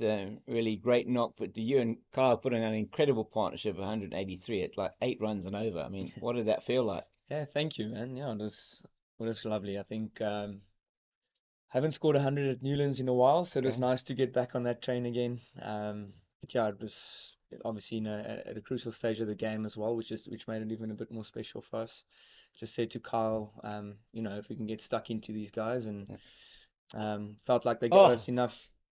That was a beautiful shot from Kyle that just didn't get the reward it deserved. Just cannoning into the stumps at the in front of the umpire. That would have gone all the way down to in front of the media centre in the North Pavilion for 4. But that is cruel. Cricket has that does that to you sometimes, doesn't it? Yeah, that saved them 4 runs. It did, definitely. But yeah, really, really good. You were saying you said let's see what you can do, and yes, just got stuck to these guys. I think they gave us enough opportunities to score. So yeah, it was pretty crazy. We actually just enjoyed ourselves out there, and when we looked up, we were going at 6 and over. But Carl obviously being a really good player himself, so I think it was nice to build a nice partnership with him. That was the cornerstone of that 350. I mean, came at 5 and over. That total. I mean, still batting at the moment here at close to 5 and over. That's very good for 4-day cricket. It is. I think this whole journey started in the Wonder competition actually, where we said we wanted to play a positive brand, and kind of rubbed off on the way we play the game at the moment, like with a very positive mindset and keeping things simple. See ball, hit ball. We're all skilled enough and we train really hard, so why not put the fear of failure in the bag and just go out and enjoy ourselves. And we saw that as well in the partnership we had earlier on of 136 between Mo Valley and Daniel Smith was looking good. I know you probably would have wanted to be out there. We won't talk about that dismissal from last night. Yeah. But no, I just from the cry that you made at the after it went into. I apologize. As you played, I was saying no, it's all right. Yeah, it was frustrating. I think there's some runs to be scored out there. It's a decent wicket to bat on. Hopefully it'll deteriorate now as the day goes on, and hopefully the sun comes out and bakes a bit, which will make it better for us to get the 10 wickets at the back end. But yeah, I thought Smithy batted really well today. Looked really good. It's unfortunate the way he got out, obviously. I think the way he played, he deserved a bit more than just a 73, but his time will come. Yeah, his time will come, most definitely. I mean, young man, and benefiting one must can only say from the experience that players like yourself and bring to the team. You've got a very good blend of experience and youth here at the Western Province. Absolutely. I think it shows the depth of our squad at the moment. I think Smithy playing his first game of the season for Yeah. us and just coming in and ready to perform and taking his opportunity says a lot about what we do here at Western Province. I think that's what it's about, when the players aren't available or when they get called up for high honors, get people like him waiting for his opportunity and taking him with both hands. I think, yeah, that's a perfect way of doing it. As I said, it would have been even better if we got to triple figures, but it was a decent start and once again putting us in a good position. So credits to him. Yeah, and that's exactly what it is from a team sport point of view. You get, one day it'll be one player putting up their hand and getting the runs, and another day somebody just get an unplayable delivery, and you won't be able to do that. So it's when the opportunity presents itself, and you really want to fill your boots. No, I agree, and that's the beauty of this spot at the moment. I think it's exactly that. We can't say, Oh, beautiful shot. Not a shot that is from Carl Verena. Yeah, I think that's the beauty of it. We saw in the One Day Cup, even now in the 4-day games, it's different names that you see on the highlight sheets every week. It's not just one or two names. It's a whole squad and team effort, and I feel like that's what make championship teams, and that's what bring you silverware at the back end of the day. So I think that's lovely. If it's not your day, you know that there will be one or two other guys that'll stick their hand up. So that's awesome. Yeah, this time not quite getting hold of that to play it to the boundary in front, down to the Oaks, but another run to the captain, who is quite quickly gone to 8 now off 10 deliveries. Mo Valley 74 off 97, and Diwa Brevis getting quite a bit of purchase off the surface here, Eddie. And you were saying hopefully that'll continue to deteriorate a little bit during the day, and then Kyle Simmons and Keenan Smith will have something to work with. Yeah, that is the plan. Hopefully, I think we're actually playing three spinners. We haven't even seen much of John James this game yet. No, we haven't. We haven't seen him really bowl. No, you're right as well. Yes, but he's also another one that we have up the sleeve. So hopefully we'll see a bit more of him in the second innings if the wicket plays along. Yeah. So they might even give you a bowl as well then. Oh, yeah, that'll be a day. I would actually enjoy that. Bowl quite a bit at club level actually, so why not? I've got a few first class wickets. I'll take it. Turn your over very nicely. Turn your arm over nicely in the nets there all the time. But let me put it this way: hopefully they won't need me to bowl, otherwise we'd be in trouble. I think we're playing enough. I mean, obviously the three seamers. There's enough for the seamers at the moment. A few divots in the pitch there. Yeah. So hopefully the captain makes some good decisions on the type of rollers we'll use, and our seamers to come steaming in the afternoon and maybe tomorrow morning, and then obviously our spinners to attack from hopefully both ends at some stage of the game. Yeah, Nandre's been in outstanding form this season. A very good one-day cup. He's brought that form into the 4-day competition. Unbelievable bowler, unbelievable player, great guy to have in the team. Yeah. It's always nice to have a guy that you can always depend on, and he'll always push through. It's very good fielding there from Diwa Brevis in the gully. He's been doing a great job there today, the young man. I mean, someone like Nandre bowling at the same speed for 3-4 spells a day, it's very impressive, especially at the speed that he's bowling and the skill that he actually has. It's incredible. So always nice to have him on the team list. In that spell, when the Titans innings started at the end of day one, I mean, 6 overs, 6 maidens, and the 1 wicket. Just an outstanding spell of fast bowling with a new ball. He deserved more than the 1 wicket, you feel. And so happy for him he got those 3 at the end of the innings. And then coming in the middle, Tiwakai and Nabe just coming in and taking 3 quick wickets. Well, I mean, Bjorn got Dean Elgar, and then the 2 other wickets that he took, which were critical wickets, Donovan and Dewald and Donovan. Yeah, absolutely. I think Nandre is one of those guys as well that he applies so much pressure from the one side. He makes the other guy look even better on the other end. So I think proper partnership bowling. Sometimes the rewards won't go his way, but you can almost be assured that it will come from the other side. That's how bowling works, doesn't it? But I think maybe not the rewards he would have wanted in his first spell, but he came in and still picked up 3 vital wickets for us. Absolutely. I think. And he's on a hat trick with his first delivery in the second innings. We mustn't forget that. That has happened once or twice before.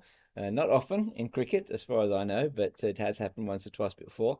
And just in terms, you said something there which I think is really important that people don't often hear about is that bowling also happens in partnerships. And whilst you're a past master of building partnerships on the batting side, that's something. Well, good delivery from Merrick Brett. Um, I've been impressed with this youngster, Merrick Brett, as well. 22-year-old. He's also only played a handful of first-class games, getting an opportunity now in this Titans team. He looks like a very good prospect as I was well. about to say, yes, absolutely. I think he's definitely he's got the skills and the talent. First time I'm playing against Yeah, him. Really impressed by his patience and his yeah, maturity that he's already shown. yeah, I think he's been one of the not criticizing anything, but yeah, the one that actually found his length on this yeah. deck. That's right. Somebody that brings his stumps into play in all three dismissals. Yeah, Um, I think naturally when you play against teams up from up country, they mm, generally struggle to pitch the ball up. I mm, felt like they've erred too much on the shorter side, yeah, which allowed me and Carl to, as I said, build a nice partnership and a quick one as well, mm. because the runs came square of the wicket. Yes, Whereas he actually makes it with a straight bat down the ground, yeah, and brings in three dismissals, like I said. So I've been really impressed with him.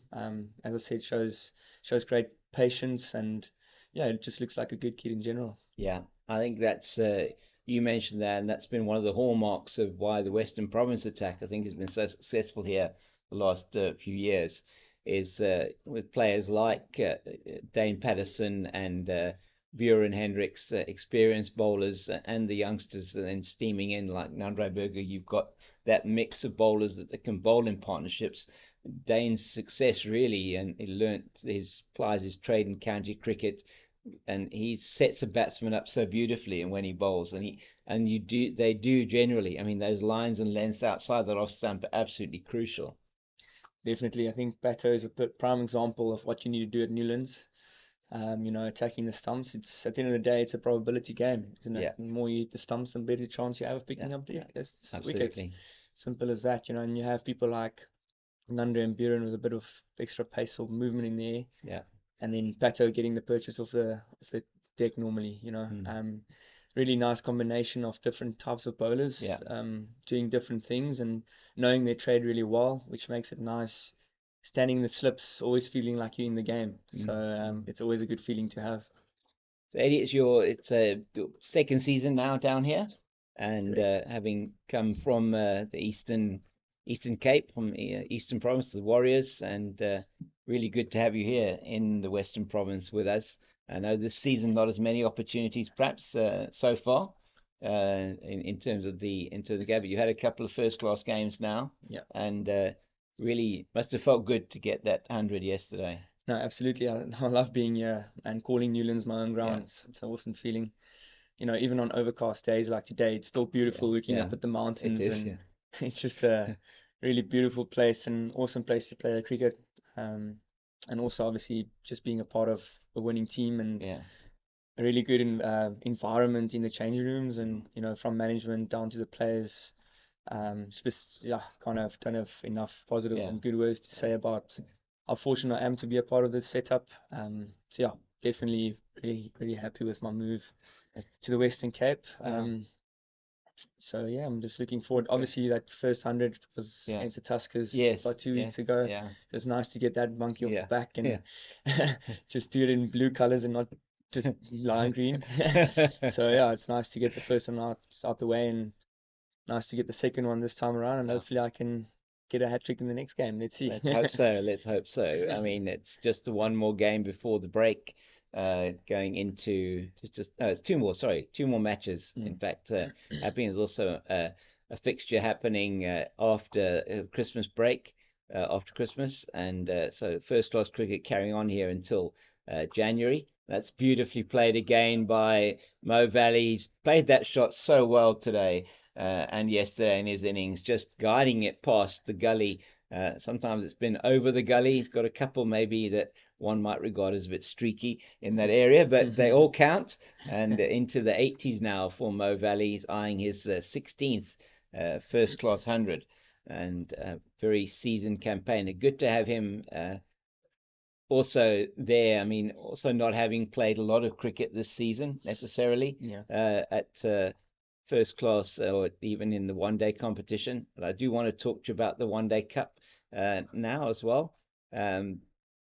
Being part, as you say, of the team here, they've been building towards something, had a plan. Certainly, Coach Salih Nakaddin had a plan from the first season that he took over to build a team into somebody that's a team that could deliver silverware. Last year, you came exceptionally close in that final at the Wanderers, and in the 4-day competition, halfway through the season, you were really within touching distance of the title, and just towards the end, just wasn't quite to be. This year, crowning it with that victory here at your home ground. As we watch Merrick Brett again, a good delivery. I do like, as you say, the look of this young man. He has been pitching it consistently on that line. He's bowling to his field. I mean, he's got a 6-3 offside leg side field, and he's been bowling to his field. Nothing short. Learning to bowl on this wicket, as you say, having been at Newlands and watching cricket here for a few years now, it's you cannot afford to bowl short on this wicket and expect it to be sailing around somebody's head all the time. It doesn't work like that. So the margins for error are very small. Absolutely, I think you got it spot on there. It's nice for Seamus to run in at lovely shot. That's beautiful. That's going to beat the man at deep backward point to the boundary yet again for Valley, and he goes on to 84 with that 4 through the covers to the Oaks to the right of us, a famous landmark here at Newlands, a ground which Eddie Moore is telling us he loves to call home. Now it's really good to have him here in the Western Province with us. So just talking about that victory for the team, I mean, it must have been quite something. Unbelievable to watch. Yeah, I think it was amazing. If I'm not mistaken, it was the first time we won a final in 8 or I think season? It was back in, I think it was, might be, it was about, I think it's 8 season, 2015, 2016 was the last time that Western Provinces won any title. So it was a huge achievement for the team, something that a plan put in place by the coach and his coaching staff and the management, just to get to that point where could build a squad and make sure that everybody contributes to the achievement of that. And certainly one senses that in what you said about the dressing room and how everybody does contribute.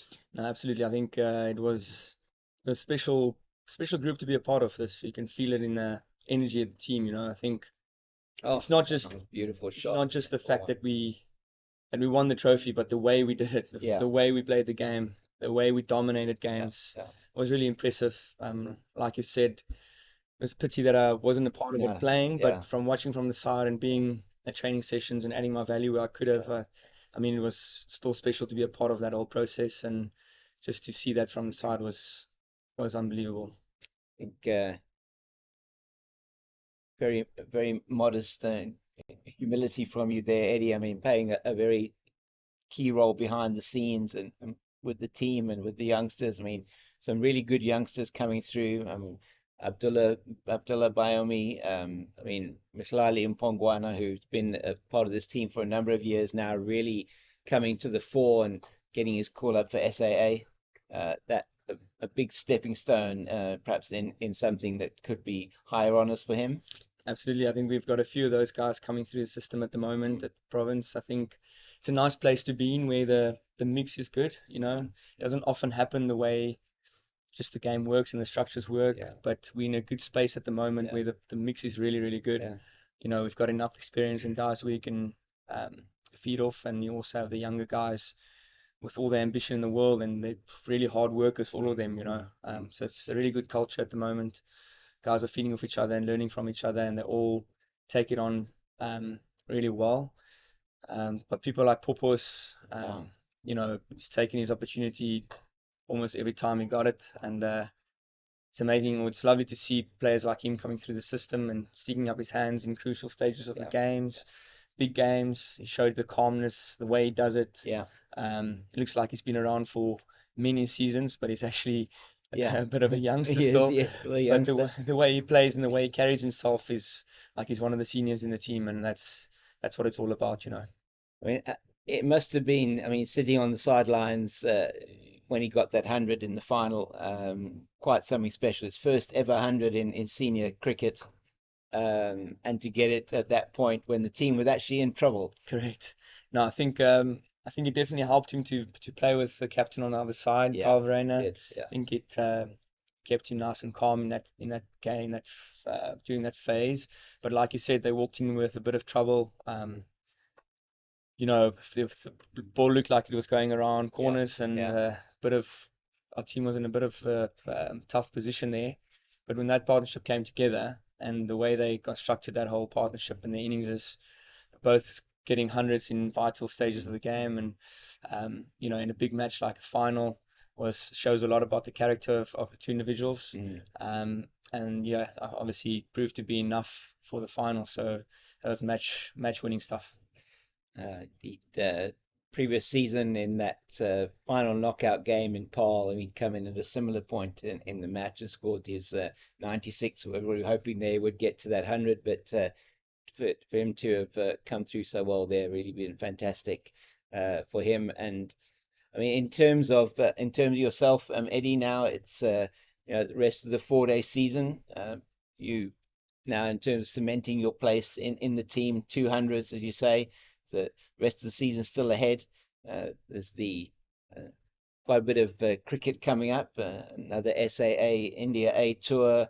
There's also quite a few things happening outside of the sort of SA20 and that. It's you once again put your hand up in terms of saying you're here, you're ready. You've got some runs behind you now. Must be feeling good from that point of view. No, absolutely. I think I'm also at that stage of my career where, you know, where any opportunity I kind of get, I have to show my worth and my skill. And look, I back myself, and I still have my ambitions and dreams to play at a high level. Yeah, so it's nice to, you know, not obviously haven't been much part of the One Day Cup. I think I played 3 games, but only managed to bat once. You know, not playing a lot of cricket and coming in and making a difference, and you know, getting our teams into good positions is important. I mean, so yeah, feeling comfortable in the blue clothes at the moment. So hopefully we can just keep playing a good brand of cricket and keep putting good performances together and have a good 4-day comp as well. You know, there's no reason why we can't compete at the top for this competition as well. And absolutely, it's important that we stay hungry for more. I mean, unfortunately, the game against the Tuskers, where it looked like you were in a good position, was rained out. As that was played down to the boundary at in front of the railway stand for 4 by Kyle Verreynne. And it is, as we see, a change of bowling we have at the Kelvin Grovend. Ayad Kamani's come on in place of Mary Breton. That's the 200 for Western Province. Takes that lead up to over 290. I think it's 292 now. The lead, 201 of 260 balls, batting at 4.7 runs and over our Western Province.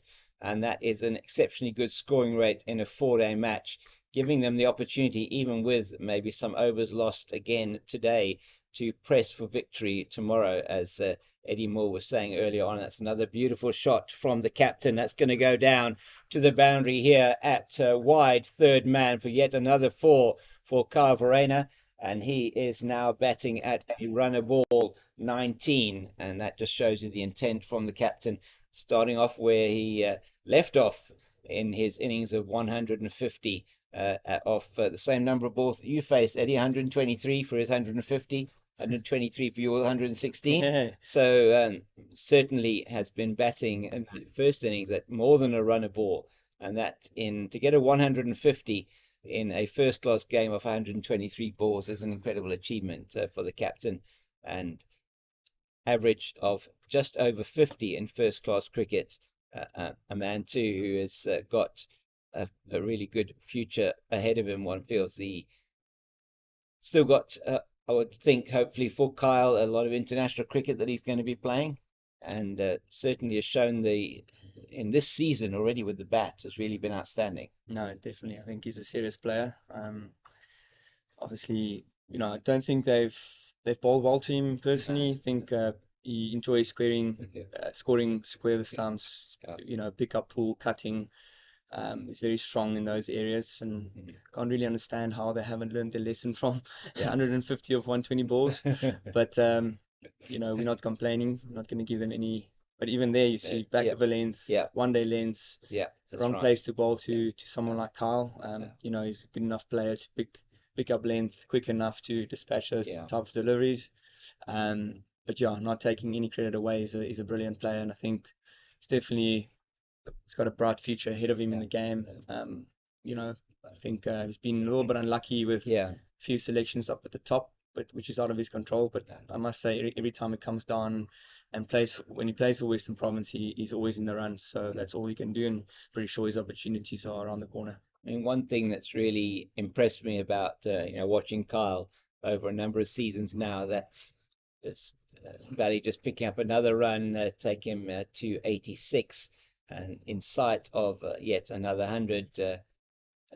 Mo Valley is that sometimes one felt, it's quite talking as a batter, and I mean, I've not played at all at any kind of senior level, but just in terms of when you reach those milestones, it's important as a batter, isn't it, to just start again. I mean, if you get to a 50, you want to then, what do you tell yourself when you get to that milestone? You raise your bat to the dressing room. What goes through your mind? That's just absolutely murdered out of the ground there for 4, not quite out of the ground, but also Kyle Verreynne just taking toll of anything that he feels is in the arc to be able to hit it, and a beautiful shot for another boundary. Yeah, he certainly looks in the mood again today. Leads over 300 now. That's going to take some getting anyway at the moment, but Western Province will want to push that even further up to that 400 mark at least. Another one that is slightly shorter, just rocks back, and this time it's only a single as Williams fields from mid on. Yeah, I think these two are naturally quick scorers. If they string a partnership together and bat for an hour or two, I reckon we'll see that rate go up even more. I think, as I said, Kyle's showing his intent already. Looks in a good space. Doesn't he? I mean, he's really not. He's very positive in his approach in terms of how he's come to the wicket. And as you've mentioned, I mean, on this wicket here at Newlands, as you've learnt over the last number of years, the wicket does play in a certain way. You want to be attacking a certain areas of the pitch, particularly from a fast bowling point of view. You want to be able to use that short ball maybe as a surprise delivery rather than using as one of your stock deliveries. And it does tend to sometimes come on a bit slowly. That's a beautiful shot, but well fielded at the man at 45. That's Sibs Macanio, just picks that one up, and well fielded there. So the end of the over, 44 gone, 212 for the loss of 3. Western Province, the captain Kyle Verreynne at 24, and Mo Valley on 86. Just coming back to something you said earlier about club cricket, and we've spoken a bit about the cricket at the top level. Speaking now a bit about cricket down at the club level, and you've been playing some club cricket this season, and it's important, isn't it, just to get that game time in? Yeah, I think it is important. I think each level comes with different challenges. I always believe, it's never just easy to score runs or easy to take wickets. I think cricket in general is tough enough to you'll be challenged in different ways at each level. I personally have found club cricket pretty tough. It's there's a massive expectancy on you when you come down, you play at a club level, and people always expect you to score the pretty hundreds and the big runs and the big sixes. But the conditions, cricket's a conditions game, and first of all, you play with a different ball, you play in different conditions, maybe a little bit more unprepared than what we used to at Newlands, at the beautiful Newlands. So, like I said, different challenges, and it's important that when you go down to make sure you focus on spending some time in the middle as a batsman, making sure that you keep ticking over and that your confidence are high. So I think I've played a few games for Durbanville. Right. Thoroughly enjoyed it over there. Good, very good facilities over there at Durbanville. Absolutely. Top clubs in the Western Province area, and certainly getting a lot of the plaudits when we had the Western Province Club Awards and the awards evening. Durbanville picking up a number of awards, as did the Claremont Cricket Club. So one of the premier clubs there. A couple of your teammates of Western Province hailing from that area, George Linder, I think, out that way, and there's certainly is a hub for the northern suburbs and somewhere where the cricket is taken exceptionally seriously, a very good cricketing area, and that's very nicely played down to the man at third man. I think that's a good call by the Titans here to have a man down there at third man. It kind of looks like he just hurt himself there. It did sound like it came off quite nastily off the bat. Not a clean shot. What's happened there? Struggling with his hand there, it looks like. Interesting. Could be the shock. It could have been. It didn't sound like it came off the bat very nicely. It could have been the shock from that, maybe on the bottom of the bat. Correct. But as you say, I mean, conditions in club cricket very strong down here in the Western Cape, as I know it was in the Eastern Province as well. No, very strong in the Western Cape. I think all the teams are competing, and like we've seen, any team can beat anyone on the day.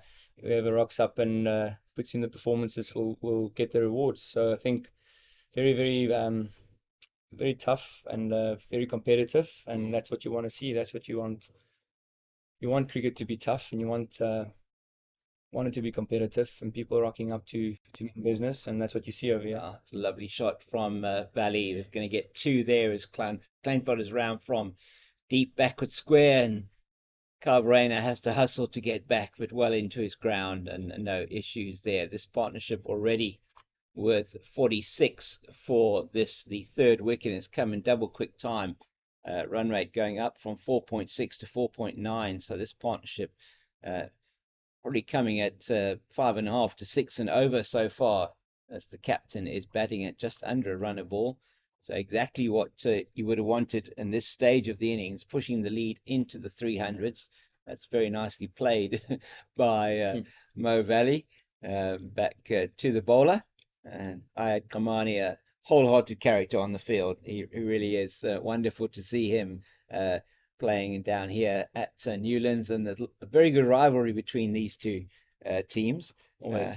Always. I think obviously knowing Ayab very well from the Warriors, as well as Vali, scored many runs with him as a partner on the other end. He's our number 3 at the Warriors, so played a lot of cricket with him, and obviously with Aya. But I'm happy for someone like Ayat Kamani. He's obviously a really hard worker off the field, wholehearted player, and I'm happy to see him getting his opportunities at the Titans. I feel like he's, through a long stage in his career, he was also on the sidelines and watched a lot of cricket in his life, and I think he deserves to be in key moments in the game. Like, he's been thrown the new ball a few times at the Titans, I've seen, and I'm really happy for him and how things have turned out for him in his career. He's a quality player, and like I said, he's a massive competitor. Even in stages like this where you feel like a game, you kind of, the chips are a bit down, he's one guy that will always run in for your team.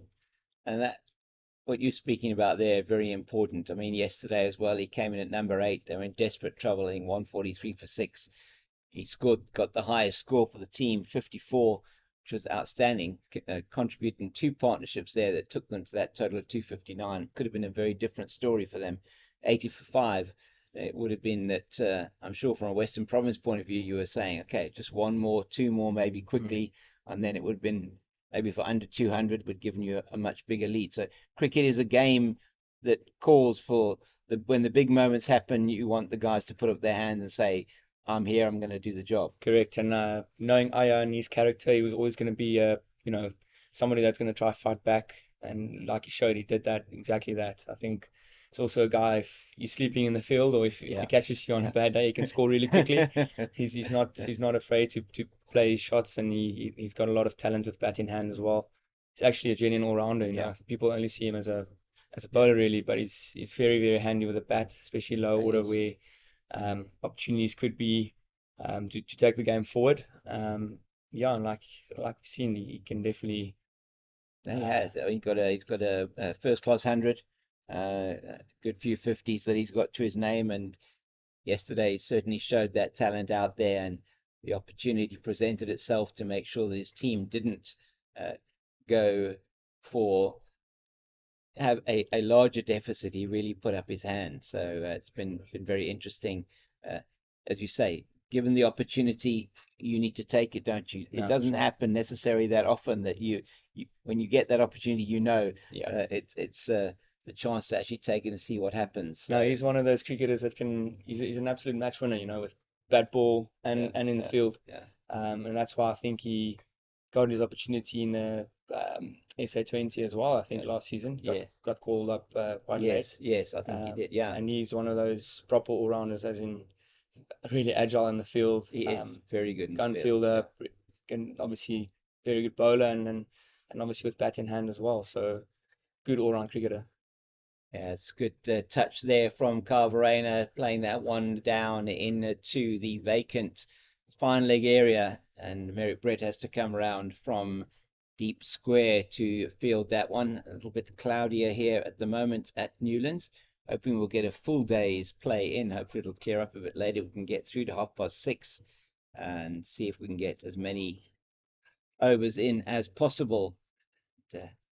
Diawat just battling a little bit with his line here at the moment. He's bowling exceptionally well outside that off stump at the beginning of his spell, and just straying a little bit too straight at the moment. Not sure that he possesses the googly. I know he's got a pretty good looking leg break.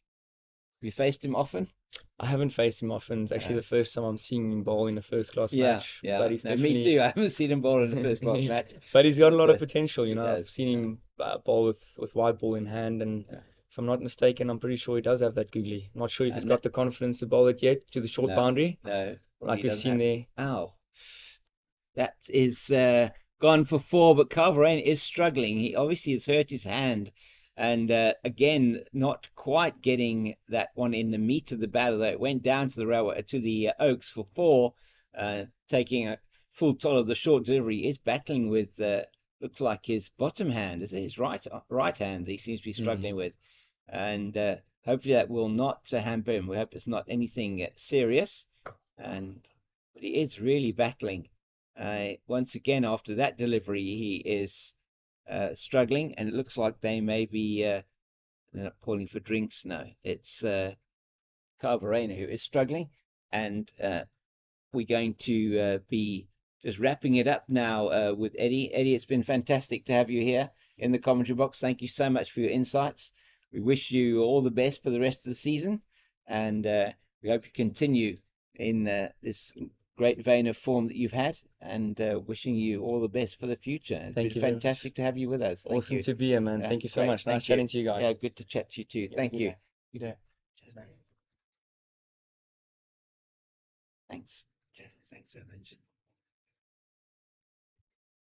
So wonderful to have Eddie Moore with us here in the commentary box, and for his insights into the game, and what the expectations may be for this match later on today, as we have Carvarena now on 32, Mo Valley on 92, and these two putting on a 50 partnership in next to no time for Western Province, taking the lead to 317 as we are approximately 50 minutes into the afternoon session.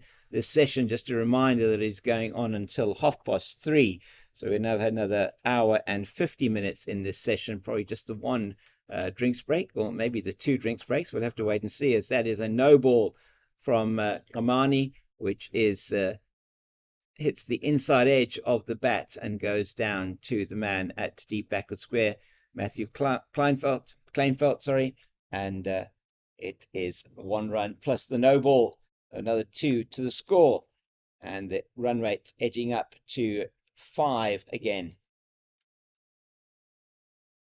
Just another one that just comes off that inside edge from Valley, and scoreboard not having actually added that to his score from what I can see. Maybe I'm wrong. 92, so it is 92 of 126. My mistake. No, sorry, 93 of 127 to Valley, and he's only 7 away from what would be a very well-deserved 16th first-class 100. Carl Verena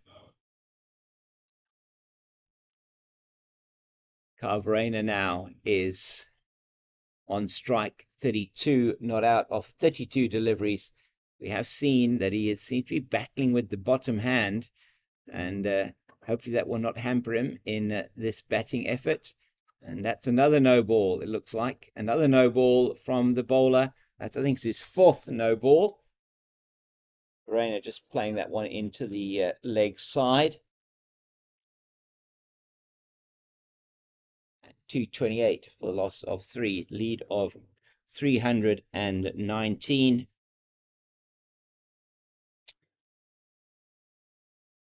And we will have a look at what's been happening around the rest of the country in a moment. As Carl Verena, I think he may have to go for some treatment here. He is not looking very, very happy at all at the moment. And we're trying to have a look. Let me have a look at him through the binoculars and see if I can sort of see what movement he is making with that bottom hand. But he played a shot down into the third man region, and he seemed to hit the bat quite hard. Massive appeal from the choir. Titans Ayad Kamani eating his shirt there, and it's not going to help him, unfortunately, because umpire Palika is thinking that delivery is going to be going down the leg side. Did look like it was leg side-ish to me. Definitely did wrap him on the pads, but nothing to report other than the fact that they did have a chance to let some air out in a bit of a scream, as does happen on the cricket field. It would have happened for many a team, I can assure you, not just the Titans. And it's very important to get that coordinated appeal going to try and convince the umpire that he should be giving him out. That's a very lovely shot from Verena. It just doesn't quite get everything behind it, but goes down Brett Fields from mid-on. And there is another single.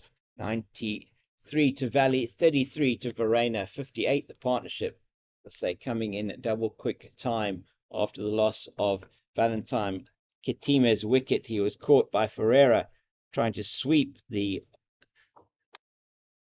leg spin of Dewald Brevis, and he went for 12. Valentine Kitime. That's very nicely played by Mo Valley, but only as far as Sis Makanya at mid-wicket.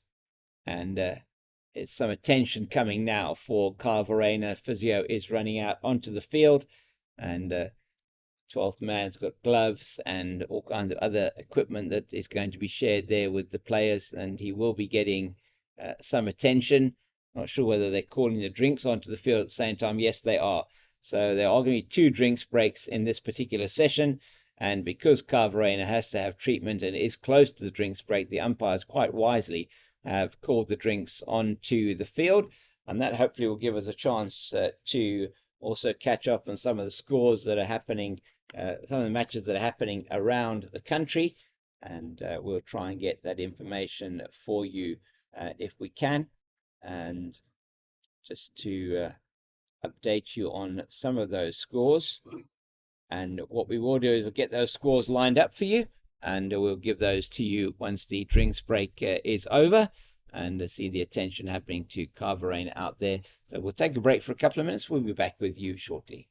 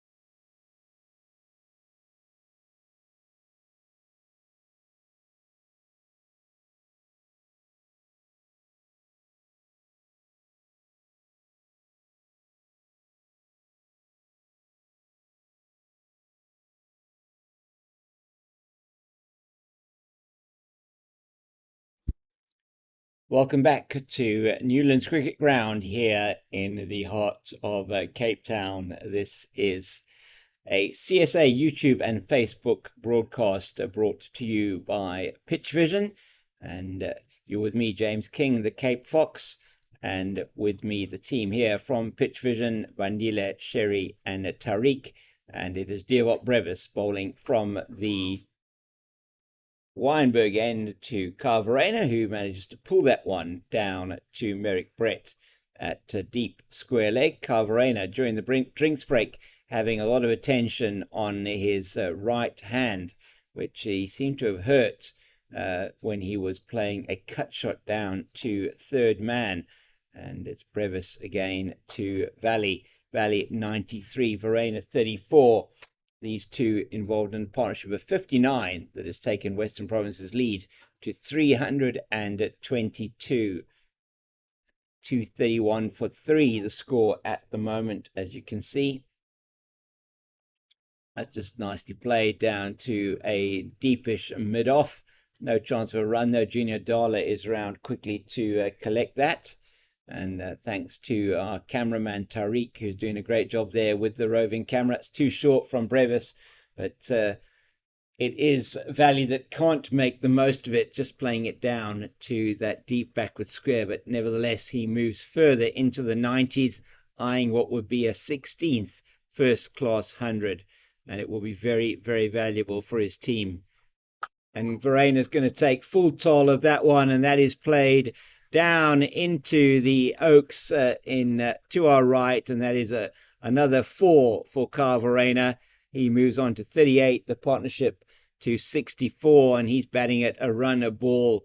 His first innings 150 that was scored at better than a run a ball, in fact a strike rate of about well over 120.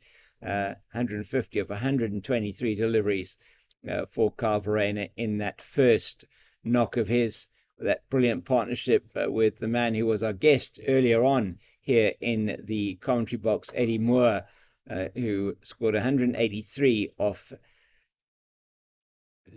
just a number of overs. It was 23 overs, the run rate of just under 8 runs and over. Incredible partnership from them on day one. And he said he really enjoyed that, did Eddie Moore. And it was great to have him here with us in the commentary box. So the end of that over, 48 gone now. 236 for the loss of 3. Junior Dala it will be now to replace Ayak Omani from the Kelvin Grove end. He's bowled 8 overs, 0 for 43 so far. And it's always good to have the Titans down here, a team which shares, as Eddie said to you, a very strong rivalry. The men from the north of the Yuxkay, as we said the other day, north of the Vaal and north of the Orange, certainly a team that the rivalry is very strong.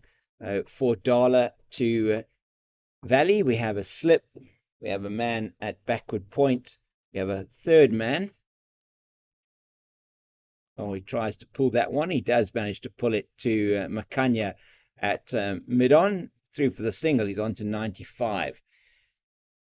We have a third man now in place, which makes sense. I mean, runs are flowing off the bat. We have a backward point. We have a man on the deep cover boundary. We have an extra cover mid-off. So it's a 6-3 offside leg side field, mid-on, mid-wicket, and a man at long leg.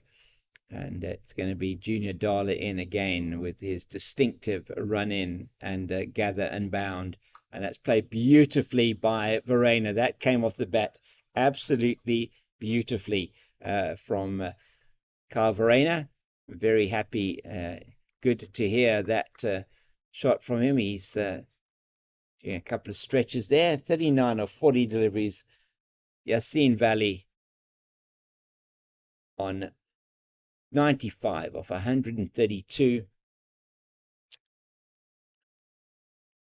And we do have an update that's come in from our team at Super Sports Centurion as he plays that one straight to Van Heerden at backward point.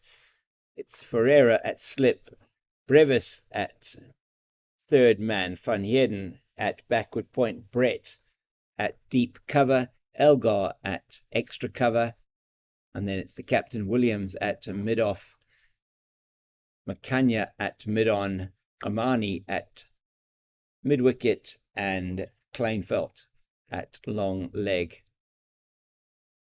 Darla in. That's played in the gap. That's going to go all the way down to the snake pit for 4. He's just 1 run away now from his 100. Is a Valley short and easy enough to pull. There is nobody patrolling that area on the leg side. He's got a 6-3 offside leg side field. And as Eddie Moore was saying earlier on, not a wicket that you can continually bowl short on. It doesn't really work that well here at Newlands.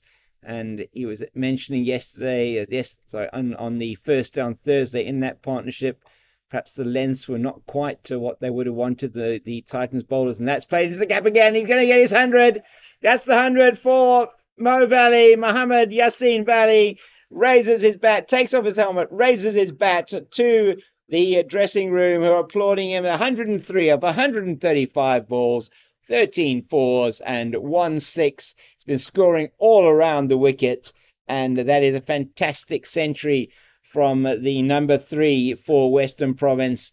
Not having played too many matches for the senior team this season, he's been given his chance, and he's taken it with both hands here in the second innings, and he has gone to a well-deserved 16th century in first-class cricket. That's beautifully played, back, down and on drive. One of the best shots you can play in cricket. It's taken 3 boundaries off this over and brought up the 250, which means the lead is now 341. That 250 of 302 balls, 36 fours and 1 6. Rate achieved now over 5.1 to the over. And Valley and Verena, the 2 Vs, are making their presence very well felt here at Newlands this afternoon. And indeed, what a fantastic performance this has been once again with the bat by Western Province. First innings 350 at 5 runs and over. They've got at the moment 250 for the loss of 3 at 5 runs and over. And it is Valley and Verena that are doing the damage here for Western Province today. Verena 39 of 40, Valley 107 of 136. That's going to be out the park, I think, this time, and that has gone all the way from Brevis, short again, and it rocks back, does Verena, and plays it down into the boundary at the Oaks for 6. Oaks to the right of us here. It's a short boundary, it must be said, but still, you still have to hit it, and you have to hit it hard enough to get it over that white rope. As a result of that, the field has certainly changed, and we have a field had gone down now, just out of our sight here to the right on that cow corner side, and strengthened the leg side field. Now it's a 5-4 offside leg side field. Diavok Brevis, who's bowled unchanged now into his 9th over, just getting punished here from Verena. Another one that's just into the pads. There's no run there. Oh, Joshua van Heerden just slipping as he went to pick that one up, but he seems okay. So Verena 45 of 43, eyeing a half century here, the captain of Western Province, and that's another slip in the field, but Ayad Kamani able to crawl to get that one. He was in a good position. And yeah, a bit of rain earlier on today. It's just those of you that are just joining us now. Play started an hour late at 11 o'clock this morning, and that's going to be out, is it? No, it's over the rope. It's his 50. That's Brett just trying to take that one on the boundary. Gets one hand to it, but he can't stop it from going over the rope, and that's Verena's 50. It's come at better than a runner ball. He's taking Diavok Brevis on now. 51 of 45 deliveries, 6 fours and 2 sixes. Both of those 6s coming in this over. And Verena is on song. That goes with his 150 that he scored in the first innings. This partnership has raced to 90, and Western Province are putting their foot on the gas here at Newlands this afternoon.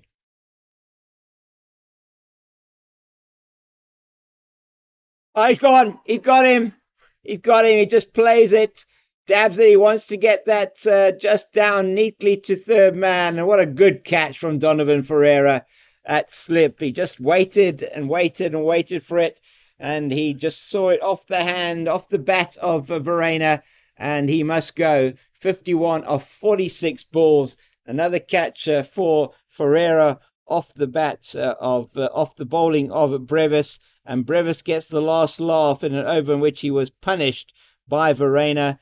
Verena going for that 51 of 46 deliveries and just guided it almost into the hands of Ferreira. But they're not easy catches to take.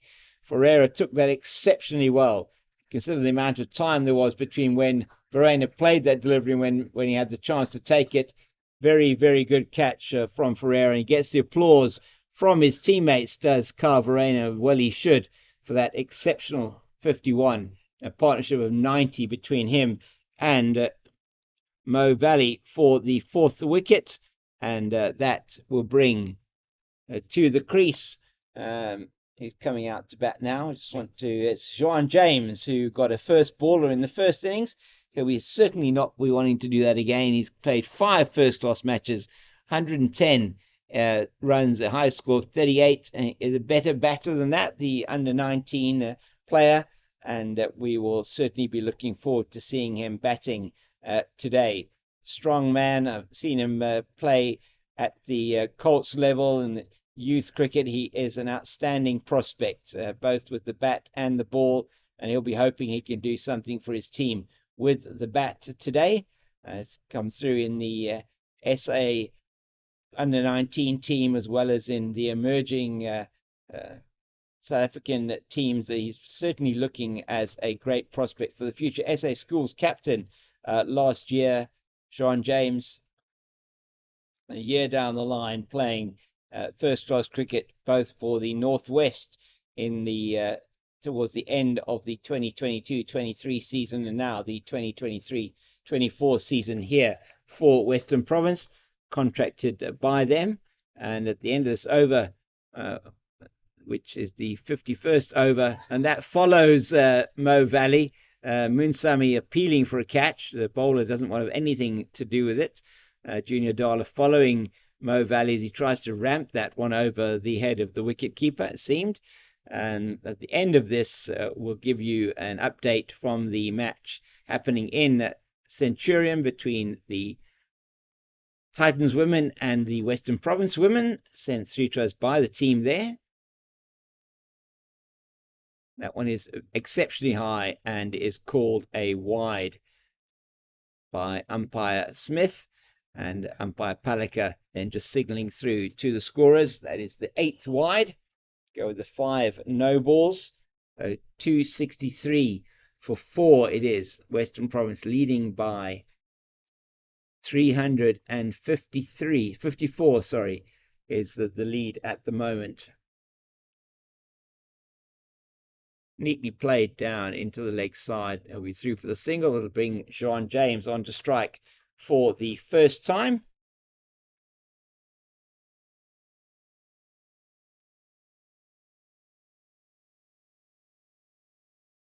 And we will be able to bring you this report in a short while from the team up in Centurions, reporting on the match between the women, Titans women and the Western Province women. Nicely played into the covers, but Merrick Brett will do the fielding. There is no addition to the score. So match situation here is that Western Province are pushing towards a lead of over 400 by the time we take tea, which is only at 3:30, so another hour and a half before we take tea. And it's likely in that time, if they continue at the rate they are going, that they will have a lead of over 400. Maybe looking at it from the Western Province point of view. Oh, he's lucky to get away with that. He nearly gets out for the second time in the match for no score, but it goes in between the gap between second and third slip and down to the boundary for 4. And he's off the mark, Juan James, with that shot off the top of the bat and just edged off a bit of pace there from Junior Dala. He managed to get away with that, and Rivaldo Munsami is just constantly putting his hand in front of his face. Why did that not, or how did that not go to hand? Any number of balls that could have gone to hand in the slips, as the three of those slips very widely spaced, it must be said. That you can see that at the moment, and they're trying to cover all the options, and unfortunately for them, probably just flying too high anyway for the catch, because off the shoulder of the bat. But so three slips, a man at point, extra cover mid-off, mid-on, mid-wicket, and a man at long leg. So typical ring field, but the slips are placed very interestingly. So lets that one go as well. A bit of swing after it leaves the bat, and that is the end of the 51st over, 268 for 4. Let's just hear this report from the team up there at Centurion. Update here at Super Sports Park. Whoops. Off an update here at Super Sports Park as action continues. 268 runs was what was set by the Titans ladies, thanks to the fantastic batting of Robin Soul, the captain, scoring 75 runs, and Catherine Pryor scoring 79 runs as well. Debucho Macheka was able to score 35, holding it all together in the middle, and that was able to set up a big score for the Titans, even though they were put in to bat first by Western Province. Western Province have now lost their first wickets just a ball ago, actually, James. Faye Tunnicliffe trapped LBW by Mona Lisa Lehoti on her first ball. It leaves Western Province women on 8 for 1 in 2 overs. They still need 261 runs with 9 wickets in hand. It's all to play for here. It's just another appeal here, James, from Lehoti, but it hits the bat of RJS Stain. So it's all happening here at Super Sports Park. I wonder what's happening in that side of town, but here, definitely, the Titans are on top. Thank you very much to Mpendulo Magobani for that report from Centurion. So you heard it there, 268. That's hit by Juan James, high and handsome into the Oaks, and that has gone for 6.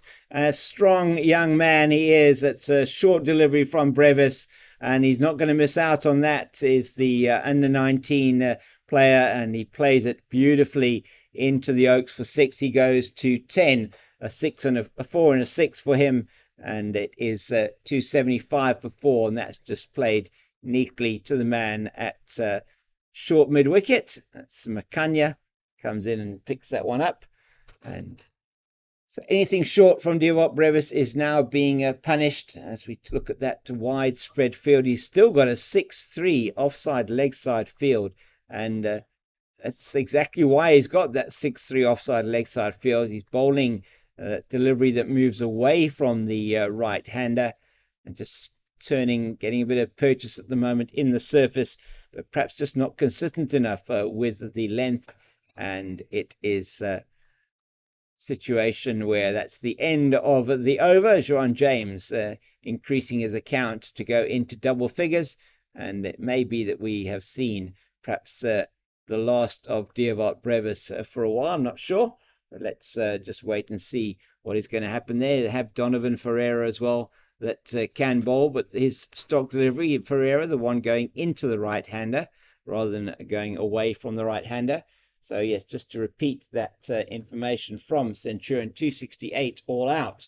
Not all out, sorry, 268 for 5 were the Titans ladies, and Western Province struggling at the moment, 8 for the loss of 1. Faye Tunnicliffe that who has scored a wonderful century here against the Garden Route Badgers a couple of weeks ago, is out as that's played down to third man by Valley, and Andre Stain is still in there for the Western Province women, and it's going to be interesting to see how they can chase that target down. She'll be in with Babette de Leerde at the moment. So just to take a trip around the country, let's see if we can do that, as it's going to be Junior Dala coming in to bowl to Juan James, and we'll also recap or go and look and see what happened in the WBBL final.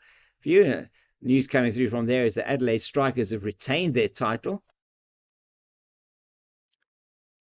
and that is going to be interesting. We're going to look at those that score as well for you when we get that through. So the WBBL final, and Adelaide Strikers won by 3 runs in that final, and that is a very, very close run thing. The Adelaide Strikers getting 125 in their innings. And of interest to South Africans most definitely is the South African women's captain, Laura Wolfort, being their star with the bat in that innings of 125 for 5, top scoring with 39 of 33 deliveries. It's great to see her in form ahead of the series against Bangladesh, which is starting, in fact, tomorrow. I think it is the first match of that series. She will not be in that lineup for that, having been allowed to play in that. And that's also brilliant fielding from Brevis, diving to his left. He just cannot make the catch, so as it bounces in front of him. And Juan James, another one edged into the slip cordon, which he gets away with.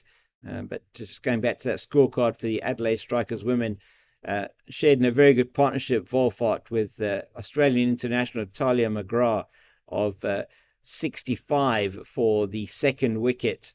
And it took gave the Strikers a chance of winning that match. 125 for 5, not a very large total played there in Adelaide, but able to get over the line as their bowlers did a fantastic job restricting the Brisbane Heat to 122 for 8.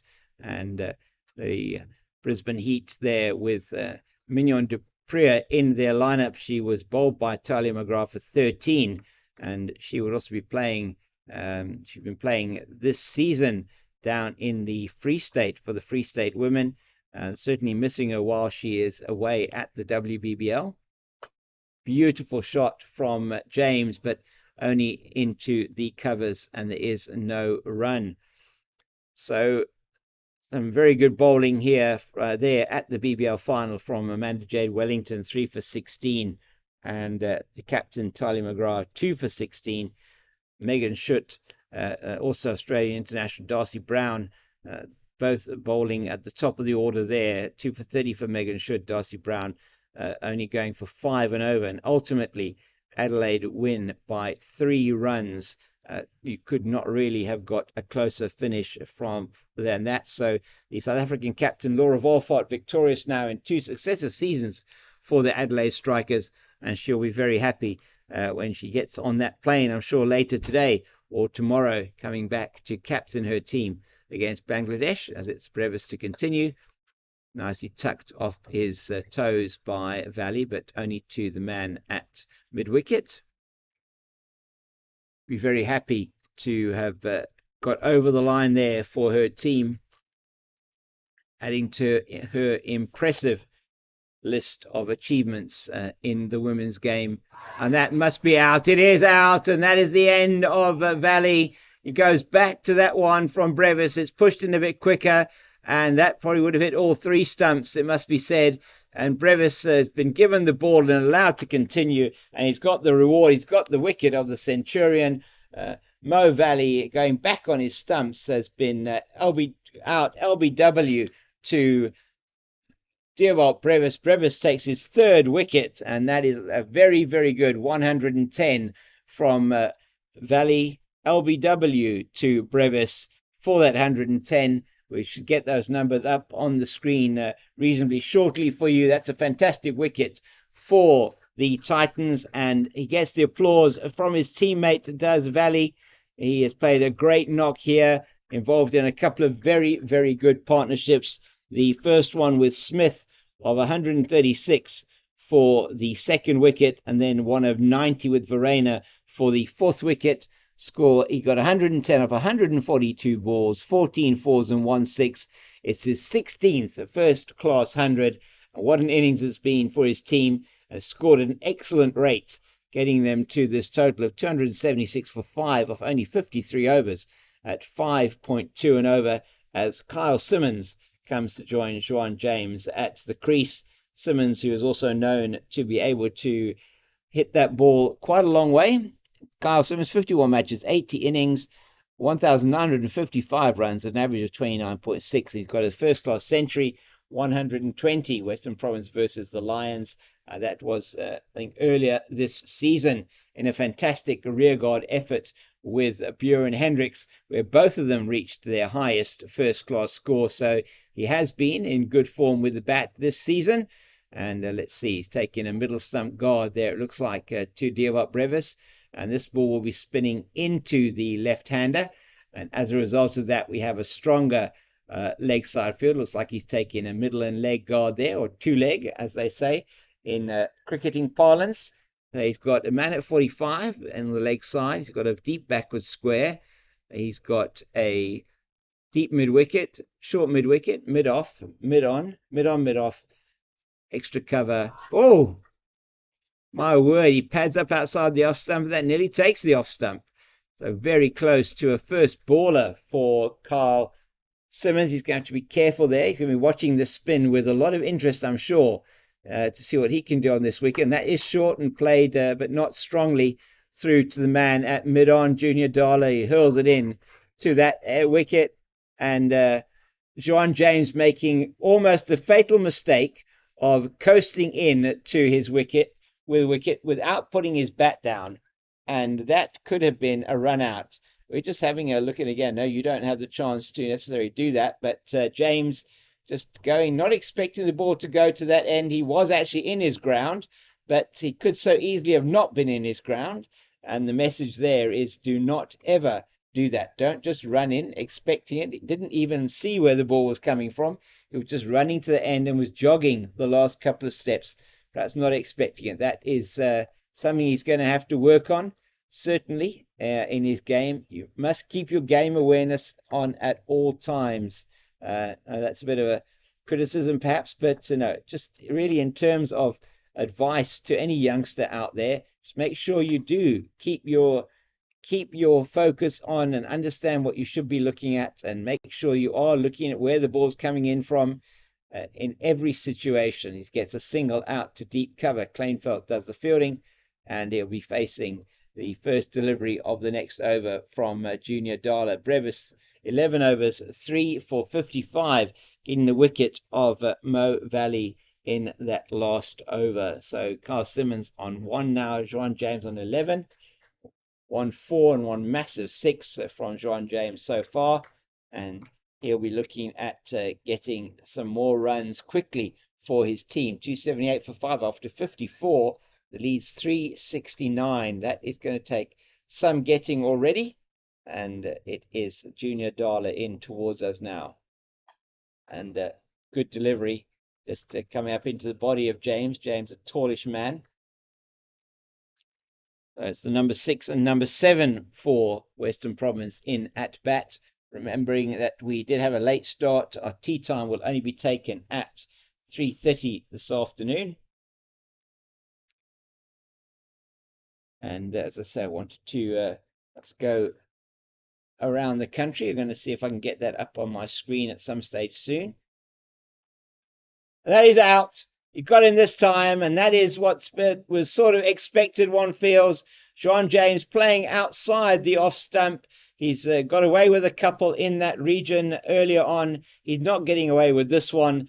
Very well caught by Diewald Brevis in the gully. And another wicket falls, this time with the score on 278. It's 278 for 6. And the wicket there of Juan James, he probably will be disappointed with himself there for playing at that one, getting out 11 off 18 balls. And he's caught by Brevis off the bowling of Dala for that 11. And 1 4 and 1 6. So it is all happening quite quickly here. At the moment, a few quick wickets falling. The wicket of Verena, and then Valley, and now James in quick succession. It's going to be Buren Hendricks is going to be coming out to join Kyle Simmons, and let's see if the two heroes from that match against the Lions, whether they will be able to do something about this. As I said to you, Buren Hendricks also getting a career best 81 in that same match against the Lions. And really, Juan James getting out to a shot he would be not very pleased to see again later on. Bjorn Hendricks, left-handed batter. He has got his highest score save, 81. Very experienced campaigner for Western Province. Can certainly hold a bat.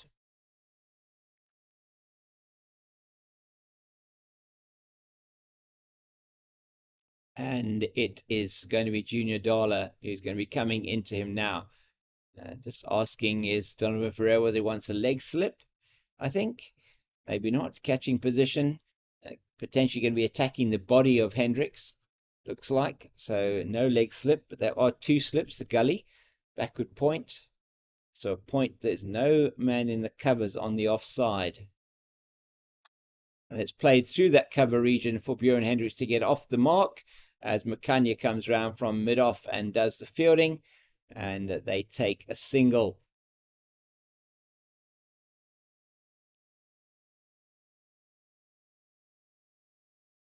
We've got a man at short leg. We have a man at mid-wicket and mid-on and deep. Say a long leg here. Merrick Brett here on the long leg boundary for Kyle Simmons. Short leg just coming out, in fact, going into mid-wicket. Going to keep the helmet on, probably because there may well be a situation where they will have Bjorn Hendricks on its strike, and the Kyle Brett, Joshua van Heerden has moved around into the covers. He's now at extra cover, so the only change then for in the field for Simmons compared to Hendricks is the short leg comes out and goes into mid-wicket, and the mid-wicket has moved across to extra cover. So two slips, a gully, point, extra cover, mid-off, mid-on, mid-wicket, and long leg. Elgar and Ferreira applying their trade in the covers, in the slips. Played into the crease there very much from Simmons. Van Heerden comes in and picks up. 279 for 6. The lead's 370. And that is a significant lead already. Batting at 5.1 and over Western Province. You heard, if you were listening earlier on, it was an absolute privilege to have Eddie Moore with us. And Eddie Moore talking about the fact that they are batting with a lot of freedom, Western Province. If the ball's there to hit, they hit it. And that's come from their success in the One Day Cup competition, where they were the undefeated champions in that competition. And these two are going to try and continue in that vein as they bat there together. They had some time in the middle against the Lions, as Western Province in that situation were in desperate trouble when these two came together at number 7 and number 8, and shared an outstanding partnership, both of them getting their highest ever scores in first-class cricket. It's going to be an interesting contest, this. Brevis versus Hendricks. Brevis with 3 wickets to his name, 3 for 55 off 11. He may have been expensive, but he is getting the wickets. 279 for 6. 370 the lead. Western Province, one would feel, they won't be happy unless they get over 400, I don't think. It's a big psychological barrier, 400. 370, one would feel historically, or from a commentator's point of view, would probably be enough. But you never know. In cricket, you just never know. The pitch is playing well, is taking a lot of spin though. That's a bit too short from Brevis, but Hendricks can't quite early on in his innings find the gap. It's down to Omani at deep backward square. There is a single though, 280 for 6, lead 371.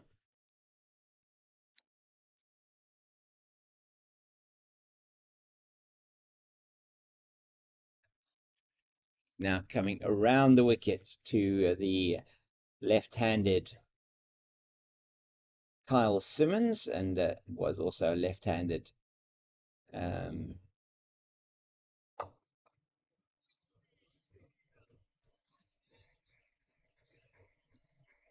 Simmons and Hendricks both left-handed, just changing his angle a bit. And a comment coming through from our group here that the run out of Juan James looked like it was actually out. Was very close, that's for sure. But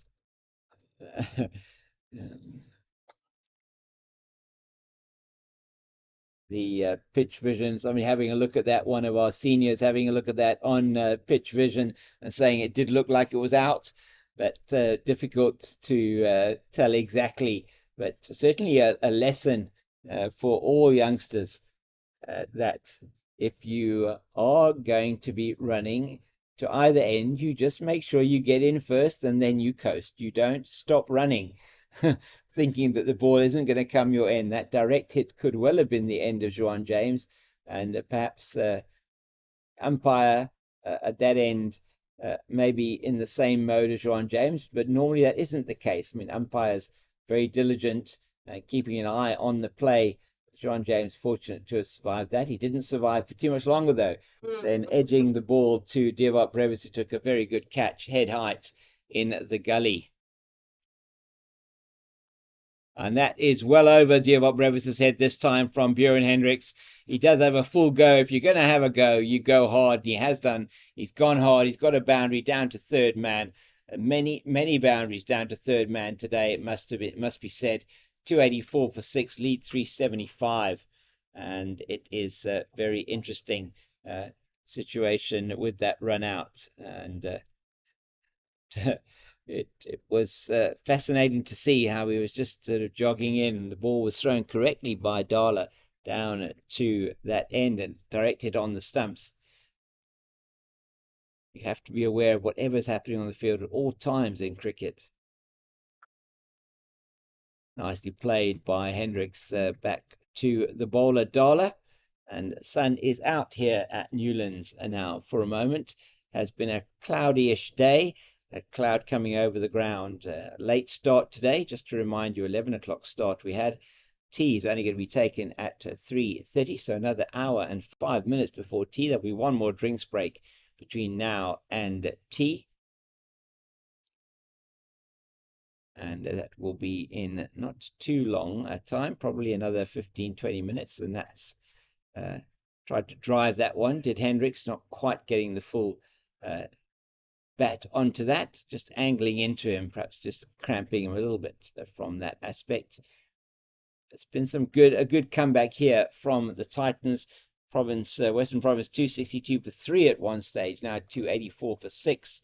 So some quick wickets that fell, that of Verena, Valley, and then Juan James, all in reasonably quick succession, and taking that total from that rather imposing looking position of 262 for 3.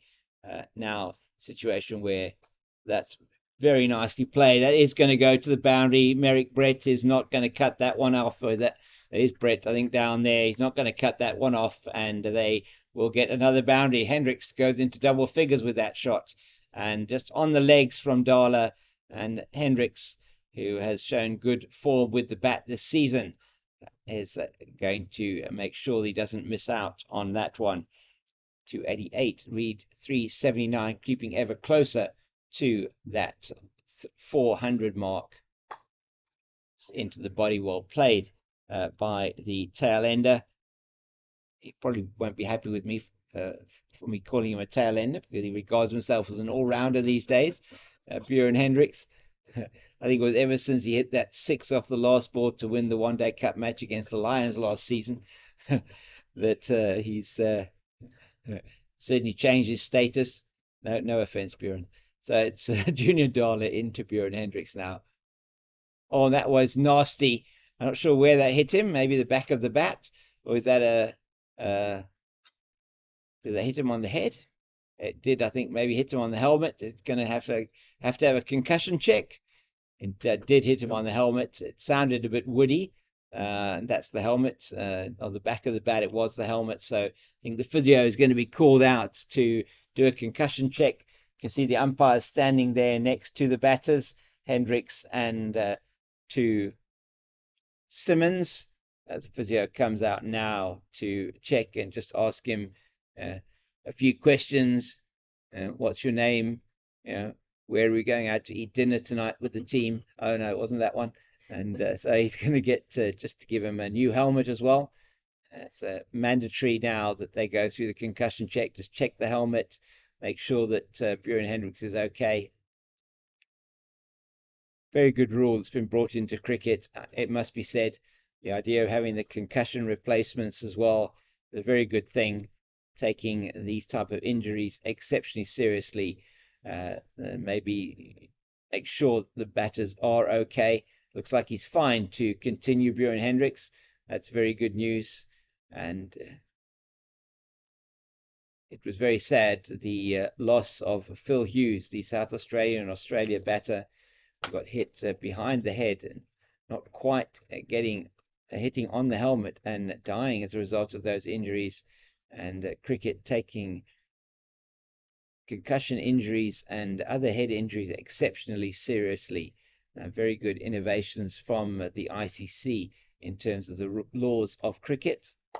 And that's outside the off stump, and that is going to be carved away by Carl Simmons for 4. It's just a bit wide from Dewald Brevis. And as I said, although he has been expensive, he has picked up those 3 wickets.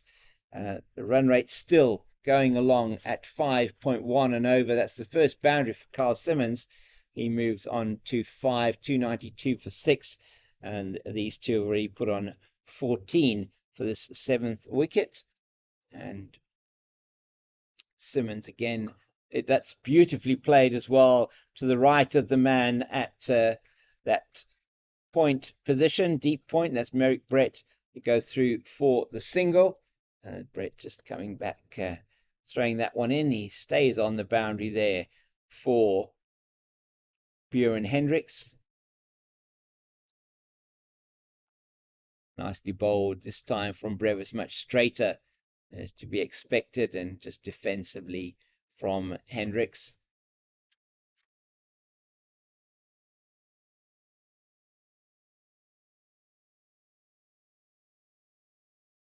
Interesting delivery there, and what interestingly played as well. So it's going to be Brevis once again, 2 balls left in his 13th over. He's bowled an unchanged spell since before lunch from this, the Weinberg end of this beautiful ground, now bathed in sunshine. Ayad Kamani still sporting a jersey, picks that one up at deep backward square, and it will stay in that position for Carl Simmons. Got him and Matthew Kleinfeld out on the boundary on the leg side, them together with a pigeon at sort of a deep mid-on position. And we have got a long on. And it's the end of the over. 58 gone, 294 for 6. Lead is 385. I think 15 short of what they would regard as being where they would definitely want to be. It's going to be interesting to see when that declaration does come. Perhaps with about 15 or 20 minutes to go before tea, we might see something happening. So perhaps we're looking at a declaration at about 3 o'clock. And we shall see what happens in that situation.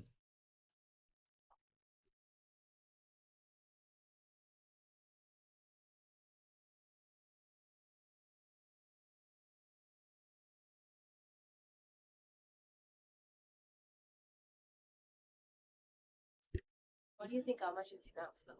Yeah, I mean, it's interesting to say what will be enough here. I mean, 400 is a total that normally would not ever be chased in the 4th innings, and very, very difficult to see that any team would chase more on this kind of wicket, especially with it taking a bit of turn as Donovan Ferreira Hendricks. That's going to be Hendricks is the batter, Ferreira is the bowler. Donovan Ferreira for the first time from the Kelvin Grove end coming in. This wicket is starting to take a bit of turn, so it will be expected that Keenan Smith and Carl Simmons and perhaps Joanne James as well will have a lot of bowling to do in the 4th innings. But 400, one would feel will be enough. I think they might want a little bit more than that. Probably 420, 430. The Warriors set the Lions 464 to win in Port Elizabeth or in Abeja now. I'm going to have a look at those scores shortly to see what is happening there. now with spin operating at both ends. That's very nicely played by Hendricks, just perhaps not exactly where he wanted it, on the pads, and he just plays it down to Brett at deep backward square for a single.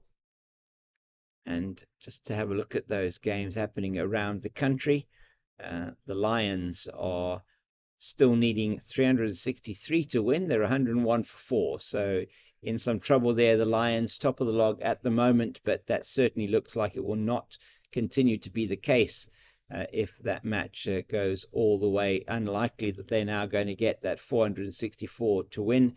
And the wickets down there, Richards, Hendricks, Esterhuizen and Rickerton. It is Fox Mulder and Mitch van Buren at the crease. Mulder on 25. We call him Fox Mulder because he plays for Leicestershire in the county championship.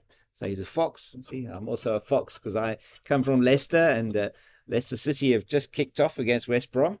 I'll try and keep an eye on that as well today. And that's played very nicely by Hendricks. The full toss from Brevis down to the man at deep backward square, Amani. And there is another single, 296 for 6. 387 the lead. So the Lions in all sorts of trouble there at St George's Park. That game will potentially be into a conclusion, as that's rocking back is Simmons, single down to Brett at deep point.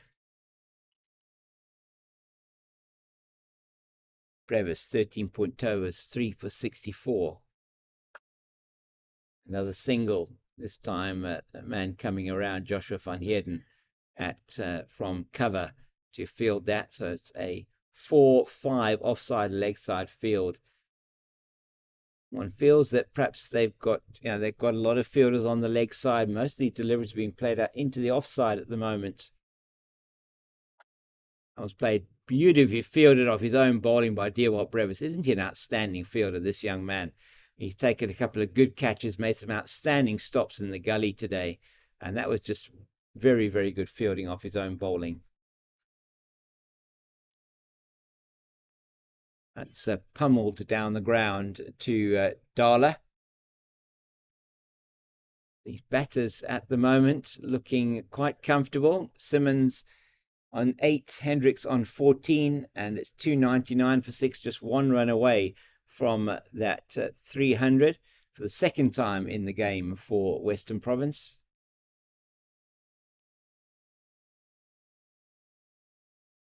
Good delivery this time, well defended by Hendricks. 60 overs gone, 299 for 6, and that'll tell you it's just a shade under 5 runs and over, fraction under 5 runs and over. And another good over for Western Province comes to an end. 303 for 66. Dewalt Brevis off 14 overs. He's been the main wicket taker for the Titans. There's been 1 run out, and the other wicket shared between Ayak Amani and Junior Darla. And thank you very much there to our camera operator for just giving us a view of the scoreboard. Simmons now facing Donovan Ferreira. Ferreira, who naturally takes the ball away from the left-hander. That's probably why he is operating to Simmons. That's why there is a 5-4 offside leg side field. So we've got a man there shortish at extra cover. I think that might be Brevis.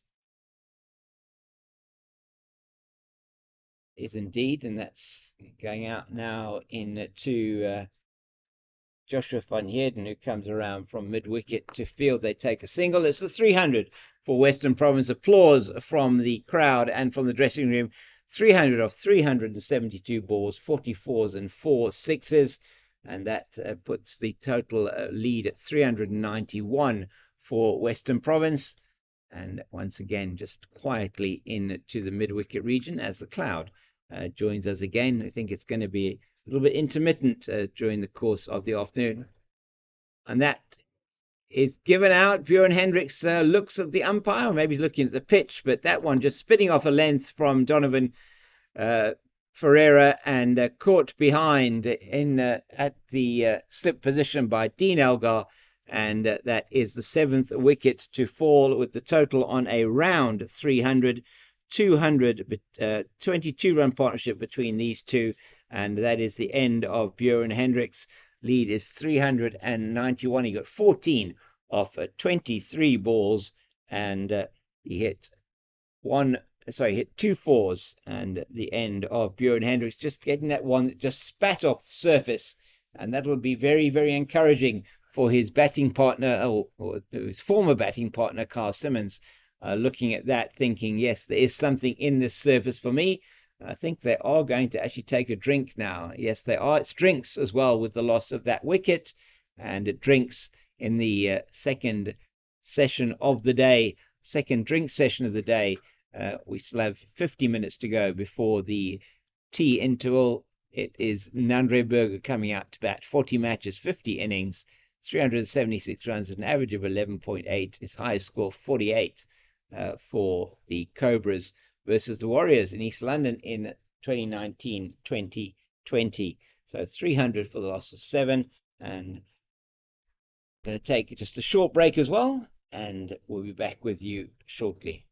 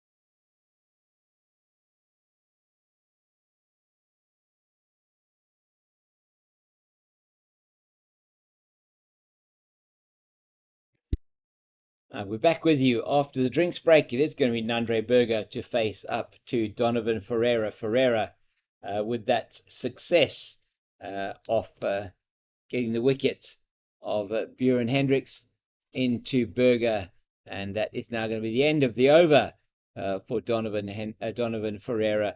It was Hendricks caught by Elgar off the bowling of Ferreira for his 14. Andre Berger now at the crease with Carl Simmons, 2 left-handers. Just to give you an update from the Dragons Tuskers match, Matthew, it's Michael Erlang who scored 100 for the Tuskers to take them to 492.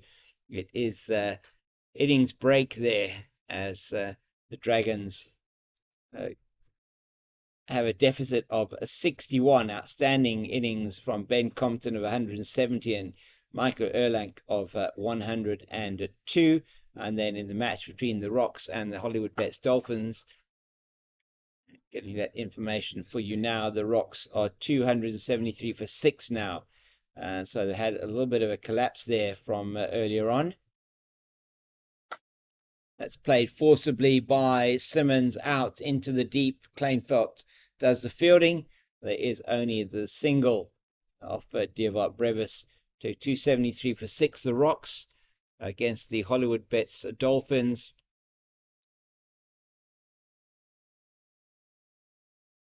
Avua Mgijima scoring an outstanding century for the Rocks there. He's 110 not out still. With him at the crease, Glenton Stearman. That's down the leg side, missed by Moonsamy. Not sure if Nandre Berger got anything on that. They've just come back for the 2. And that is by. So it did go down the leg side, missed by Moonsamy. and it is another 2 to the score. 303 leads 394 for Western Province.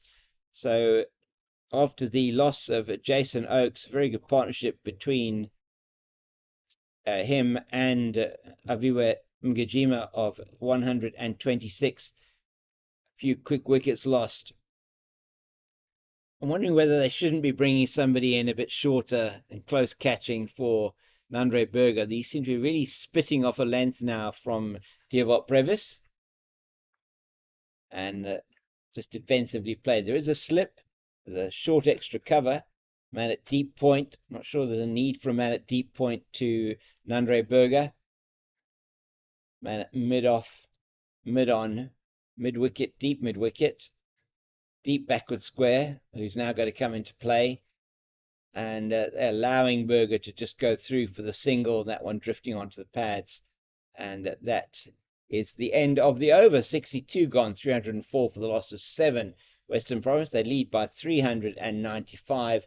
We have still got 47 minutes to go to the tea break.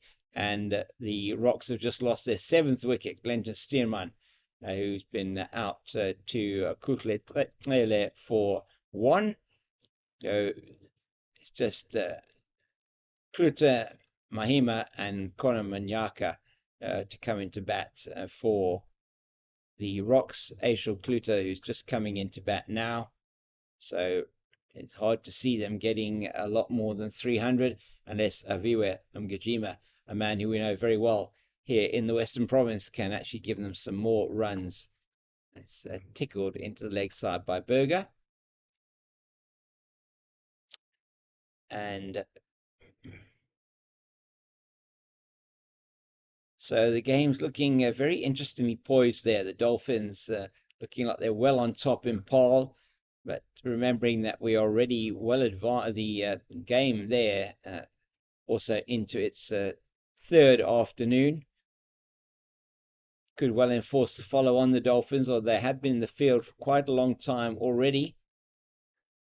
Rocks will want to be eking out some more runs there, no doubt. This game here is nicely poised, although it looks as if Western Province are well into the driving seat here, bowling on what will be a slightly worn pitch on day 4 and for quite a bit of day 3, with still 55 overs left in the day. This innings at the moment not too far potentially from its conclusion, though Carl Simmons and Nandre Berg will have other ideas, as most certainly will Keenan Smith and Mtiwakaya Nabe at the end of that over from Donovan Ferreira. 63 gone, 304 for 7, a maiden to Nandre Berger. So those are the scores from around the country. Just from around the world, just to remind you that Laura Volfart top scored in the Adelaide Strikers' victory by 3 runs over Brisbane Heat to take the WBBL title for the 2nd successive season. The Proteas captain, Momentum Proteas captain there, doing an outstanding job with that 39. That's a full toss outside the off stump, and it is played beautifully through the covers past Joshua van Heerden for 4, and Carl Simmons is played that very, very nicely through the cover field. 308 for 7 now are the Western Province team. 399 is the lead, 1 run away from that magic 400 total. That's the figure that they'll have in mind in terms of being the minimum they would have wanted the team from the north to chase. And it has been a very, very good effort from the Western Province team in the field and at bat over both of the innings, as once again it's defensively forward. Kyle Simmons, as we said, a man who's got his highest score in first-class cricket this season. Another one, but that's beautifully fielded by Van Heerden. Another one that is full toss, beautifully fielded by Van Heerden this time, and there is no run.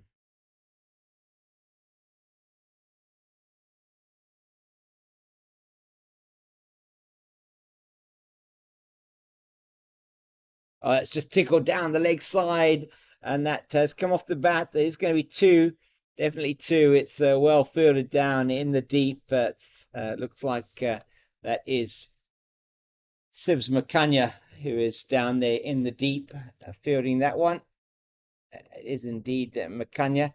He's just coming into view now. We still have Aya Omani with his jersey on down at deep backward square, and with Matthew Kleinfeld, he's under the scoreboard. Kleinfeld in front of the railway stand. Brevis takes his cap. He's bowled a 16, in fact, not a 15 over spell, unchanged from the Weinberg end after lunch. And he has been supporting his fast bowlers incredibly well. 3 for 74, Brevis. 1 for 9, Ferreira off 6 overs. Now, got all spin operating at the moment. And Ferreira getting some purchase as well outside the off stump against these two left-handers.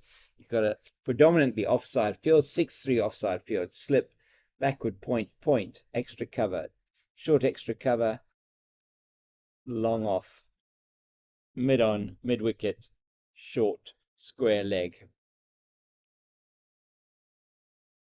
Well, backward square leg, I suppose that is Merrick Brett. I'm just going to keep my binoculars on Ferreira for a while as he bowls now. Faster that one, much faster, and picked up by Brevis in the covers.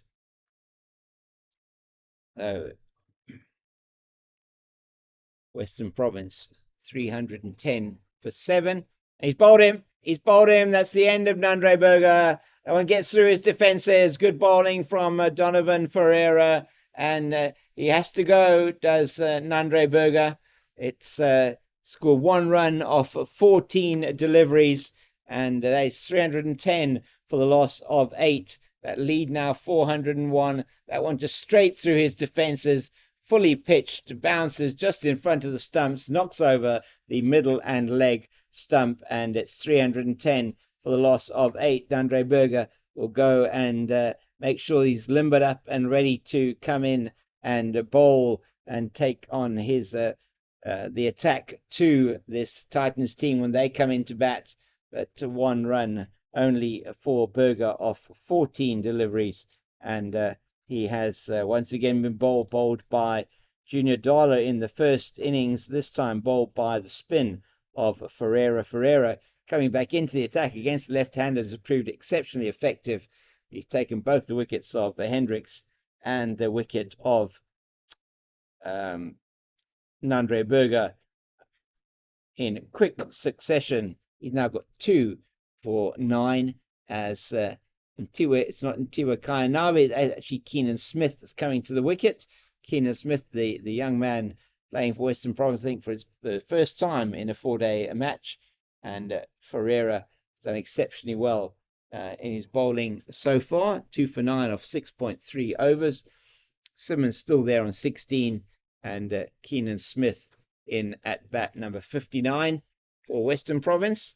He's played 9 first-class matches, 8 innings, high score 73, and average of high score 39, 73 runs in total, and they've played some of the former second division cricket, or we would call it here was the first-class cricket, 3-day cricket, and he's now here at number 10 for Western Province, right-handed bat. Ferreira into him now. That's also faster. He bowled the other couple of deliveries to Nandreberger a lot faster. The one that got him speared in to middle and leg stump, and Berger not able to get his bat down in time to keep it out. That's tickled into the leg side. He's got a very predominant leg side field, as you'd expect, with the ball angling in and spinning in towards the right-hander. Smith looking confident, all in defence. The 65 overs gone, 310 for the loss of 8. Western Province, and batting at 4.8 and over. The lead is 401. That psychological 400 barrier has been breached, and that, if one looks at historically in the first-class game in South Africa, that should be an insurmountable barrier for this Titans team to chase, but one never knows. More than enough overs for them to be able to get those runs if they bat at 3 runs and over even. 52 overs left today, 98 overs tomorrow. So if the wickets go down now, they'll have well over 140 overs in which to get the runs.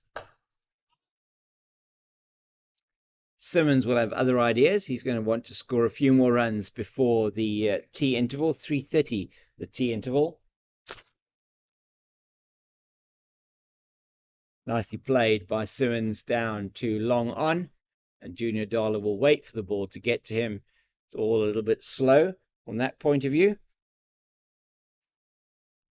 And there is another single to Kyle Simmons. He moves on to 17. Keenan Smith is yet to get off the mark. He takes guard against Devart Brevis now.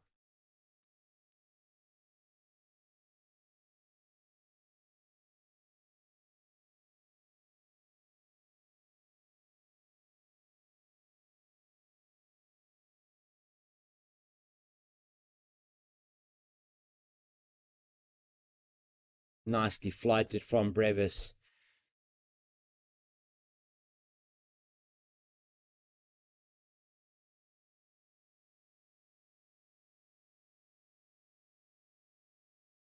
Just tucked into a little bit aerial. Joshua Van Heerden chasing that into the covers, loses his sunglasses in his attempt to field that one. They're going to go back onto his cap, his floppy hat on his head. In fact, he's got eyes in the back of his head, does Joshua Van Heerden. He's got that put on the back of his head, his floppy hat. Nicely played by Kyle Simmons. Smith off the mark with that single he scored previously. 312 for 8, lead 403. And that would be a position I would prefer to be in if I was either one of these two captains. Would prefer to be in Kyle Verena's boots at the moment rather than Lazard Williams. Certainly seems to be something in the wicket for the spinners. Kyle Simmons, Keenan Smith, Sean James will be quite happy to have that situation. Brevis takes his cap. 17 overs unchanged from the Weinberg end since before lunch. And we have some spectators in the ground. And Kyle Verena, sorry, as he's spectating with family and friends, maybe. So it's really lovely to see the captain. He's sitting there enjoying some time out there with maybe some family members and just chatting. I think Eddie Moore next to him there, and just watching the match here from just in front of us, and good work there by our team from a camera point of view.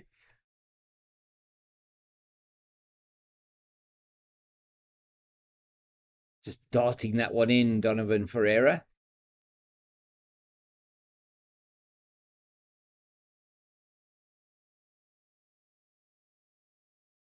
.403 is the lead.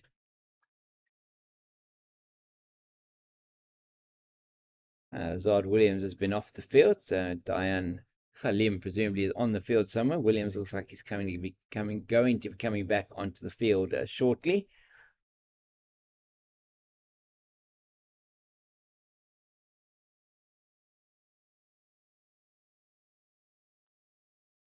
And that is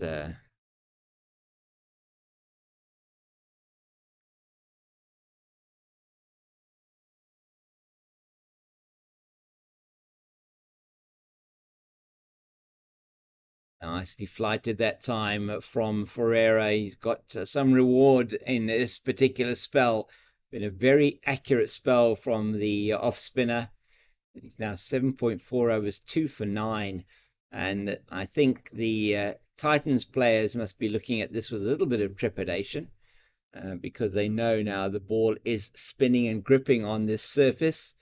Western Province have got the pacemen and the spinners, hopefully to, from their point of view, to exploit this. Just played down the leg side, and quick bit of work by Moon Sami, but that is not going to be picked up as we go around and focus on, I think the one spectator is who is in the ground. We're going to try and pick that spectator up now. There we go. Sitting at the Oaks, and we have a spectator. Thank you for coming in today, sir. Really appreciate your presence here with us. We actually don't really have anybody in the members stand. So really is a beautiful day to be watching cricket here under the Oaks, and that gentleman is to make the most of that opportunity. There are people also in the North Stand just enjoying the sun. That's Simmons trying to force that one away. Certainly a lot will depend on Carl Simmons now. And the gentleman's brought his book along with him. I think that's a very good idea. Hopefully that's his book of cricket statistics, so he can refer to it and see what has happened here today. Maybe take a note of the fact that Muhammad Yassin Mo Valley, has scored his 16th first-class 100. And nothing really for Carl Simmons to hit in this over. It's gone through the over very, very quickly. All seems a little bit slow at the moment compared to what we had earlier on, but all in another important phase of the game. That's nicely played by Simmons this time, and that will be there were 2 balls for Keenan Smith to face from Diavot Brevis. Brevis looking for what I'm sure would be his first fifer in first-class cricket. I'll have a look at those numbers for you now.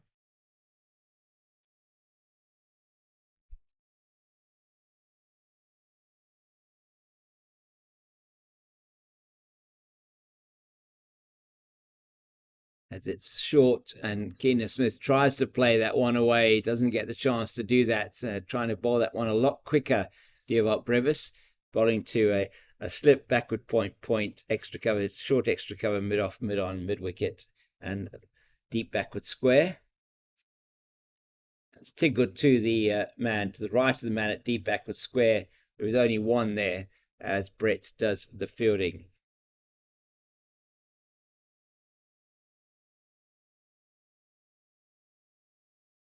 End of the over, and it's the end of the 68th. 314 for loss of 8. The lead is 405, and that should, one feels from a Western Province point of view, be enough.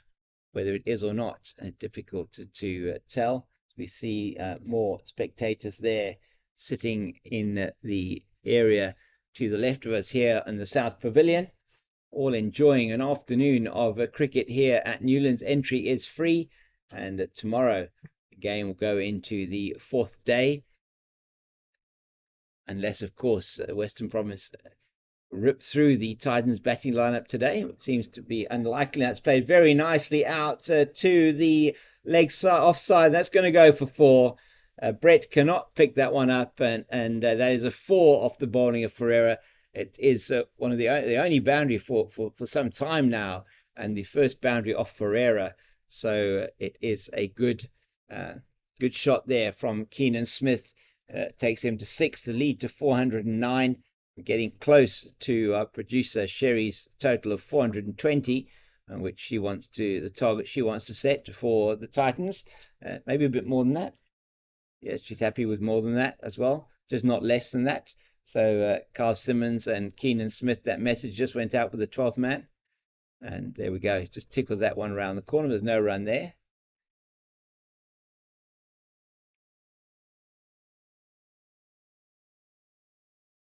And it's Jean James is there with his family members just in the stands. Always good to see the family members here supporting their sons, and on the women's match days, their daughters, most definitely. It's important from that to have that support. The man, I think he's outside the line there, and that's what umpire Palika says, Alahuddin Palika, saying, just giving a bit of a nod of the head to say, no, I'd hit him outside the line. Smith coming across a little bit and getting out of the line, may well have hit the stumps from Donovan Ferreira, but it's not going to count. And that's well bowled, just good over from Ferreira again, and it is a good over, in fact, there for Western Province with that 4 from Keenan Smith. 318 for the loss of 8. Lead of 409. It's going to be Kyle Simmons on strike for the next over, and that over will no doubt be bowled by Dewald Brevis yet again. It's just a question of containment at the moment and not allowing Western Province to score any more runs. Try to get those last 2 wickets. So just to give you an idea of when the wickets did fall, so it was 8 for 1. Good partnership then, that was Eddie Moore, and then a good partnership of 136 between Smith and Valley. Smith went with his score on 73 run out, 144 for 2. Katima was out with a score on 172, 262 for 4, 276 for 5, 278 for 6, 300 for 7, and 310 for the loss of 8 when Andre Berger was out. Contributions down the order: Smith 73, an excellent 110, his 16th first class 100 by Valley, and then a 51 in next to no time of only 46 deliveries by the captain, Kyle Verreynne. That's very good fielding yet again by Joshua van Heerden. I think he must have saved at least 30 runs in this innings so far. In the outfield, he's been an outstanding fielder. That is short from Brevis. It's just cut out to Brett at deep point and misfields, but they're not looking for a second. They're not running the first one hard, and you might expect that. Again, another lesson there perhaps to be learnt is always try and run the first one as hard as possible. At this phase of the game, it's all going a little bit slowly. 410 at the moment, the lead. One would feel that would be enough if they were to be bowled out now. It looks like no declaration is imminent, although Kyle Verreynne and supporters have gone back to the dressing room. It just seems like it is too short a period before tea to be coming off now and give the guys 2 overs or so before tea. That really doesn't seem to be making too much sense. That is down the leg side, and it is not going to interest umpire Dennis Smith at all.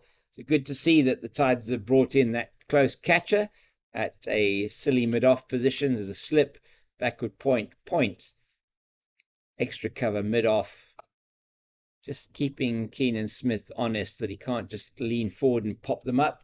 The leg side, just 3 men in a line, mid-off, mid-wicket, and shortish square. Man just backward of square. It's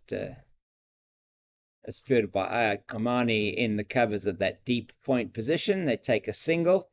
Just to let you know, that man that I said was shortish to square, it doesn't mean the man was short. It means that he was quite close into the bat at square leg. We have all these phrases in cricket which are quite interesting. And so when we say short extra cover, it doesn't mean that the man who's in there is short or the woman who's in there is short. That's beautifully played, and that is through the covers this time. Kyle Simmons very happy with that shot. Joshua van Heerden diving to his right, cannot cut that one off, and we're getting closer to that lead of 420. It's 415 now with the total on 324 for the loss of 8 after 70 overs. A very good run rate in this innings as well, 4.6 the rate achieved by Western Province. And very, very good shot from Kyle Simmons, just leaning forward. He has been in good form with the bat this season. Didn't make too many in the first innings, only the 8 with 2 boundaries before he was out to Williams, caught by Moonsami. He's making a contribution in this innings now, 23 off for him. Keenan Smith facing up to Donovan Ferreira. That's down the leg side, just off the pad. Good to see the short leg in there for the Titans. They're applying pressure on Keenan Smith, young man. Not too much experience, only the 8 matches in first-class cricket.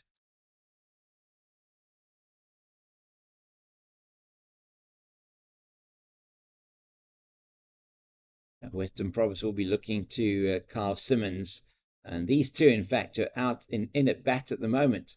They'll be looking at them to be bowling this Titans team out later on today, probably, and into tomorrow, as they set a formidable total for these Titans team. spinners in action at both ends. He plays that very nicely down to the vacant backward square boundary, and that is going to go for 4. Another boundary to Keenan Smith, and he moves into double figures on to 11, and he made 15 in the first innings, did Keenan Smith, and he's played that one very nicely. Just floating it up perhaps a little bit too much was the man from the north, Donovan Ferreira. Been very successful in 9.4 overs, 2 for 17, and we are going to have a look at potentially some other scores. Can try and give you some of the scores from around the country, including that game up in Centurion, where the Western Province women have played. Again, a very nice shot through the offside, being chased by Van Heerden.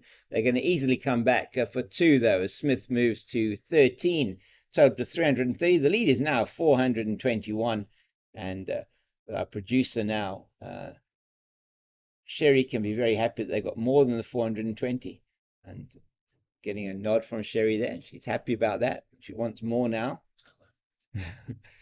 So Western Province definitely will be looking to get as many as they can before the tea break, which certainly would seem to be a good time for them to be looking at declaring. 330 for 8, lead 421. And so the Lions, let's have a look at these scores at the end of that over. That's the end of the over.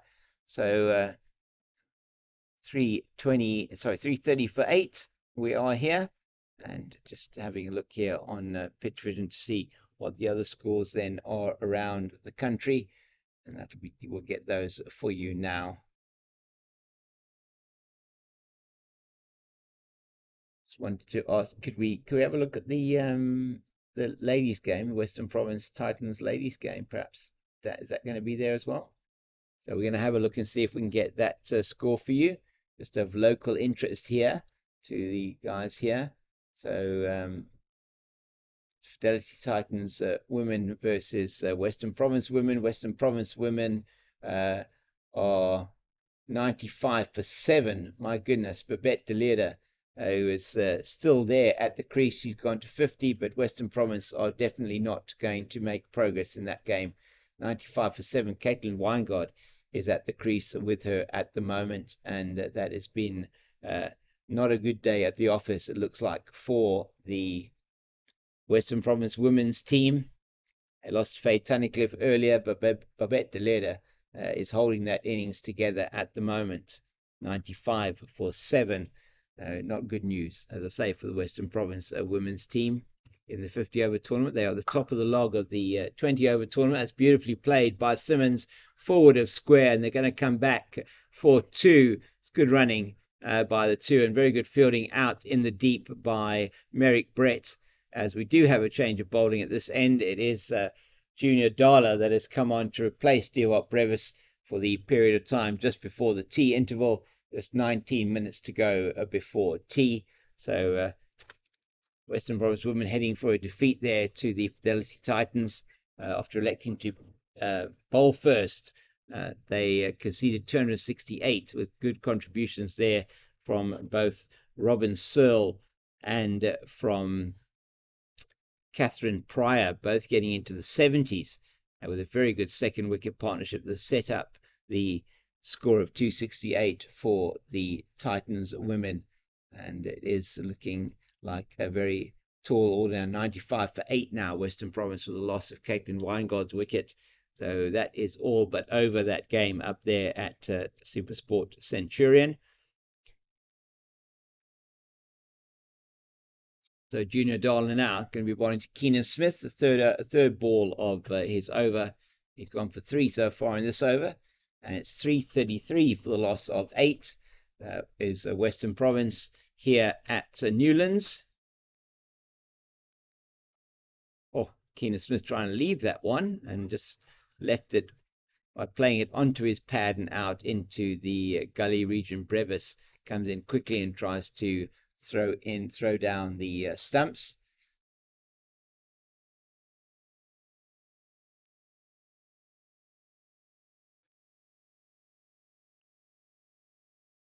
So we are trying to see what It's nicely played, very hard, and that's played straight down to Elgar at mid-off. Hit that beautifully off that full pitch delivery, did Keenan Smith, but only as far as Elgar. And the field at the moment is slip, gully, point, extra cover, mid-off, mid-on, mid-wicket, square leg, and a man at long leg. And Keenan Smith is on strike.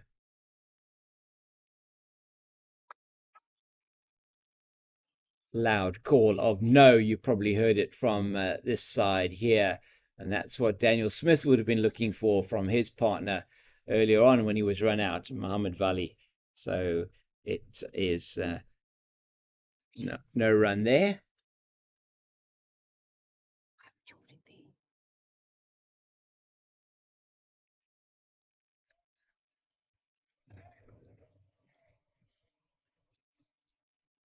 Again, Darla is in to Smith. That's a very good bouncer from Darla. Good surprise delivery, and that really did surprise him. That's exactly what you want to be doing on this pitch. Use a short pitch ball as a surprise delivery, and that is through to the wicketkeeper Munsami.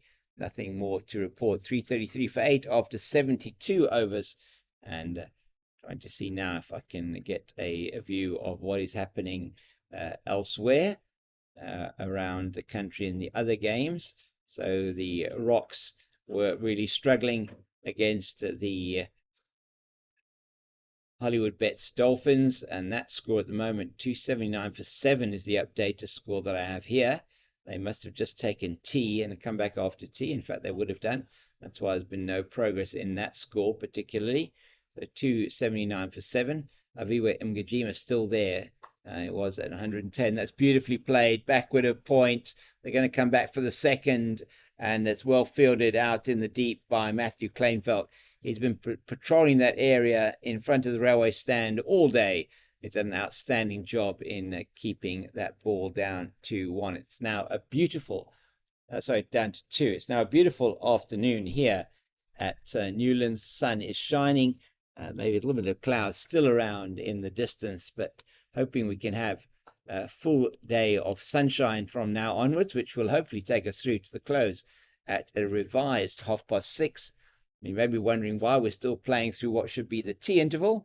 In fact, tea is only going to be taken at 3:30 due to the fact that we lost an hour earlier on today. As Simmons goes through for another single, takes the score to 336 for 8. Lead is 427, and it's certainly now getting to a stage where one feels that is way beyond what will be achievable by any lineup, and this Titans lineup included in that. They're going to have to go some to get to that 427 on a pitch that is showing more and more signs of taking turn, and who knows, it may be some variable bounce too for the pacemen of the Western Province. Nicely played by Keenan Smith. Just defensively back to Ferreira. Ferreira 2 for 22 in 10.3 overs. Been a very good spell from bowling from the Kelvin Grove end. It's just played straight to extra cover. No run.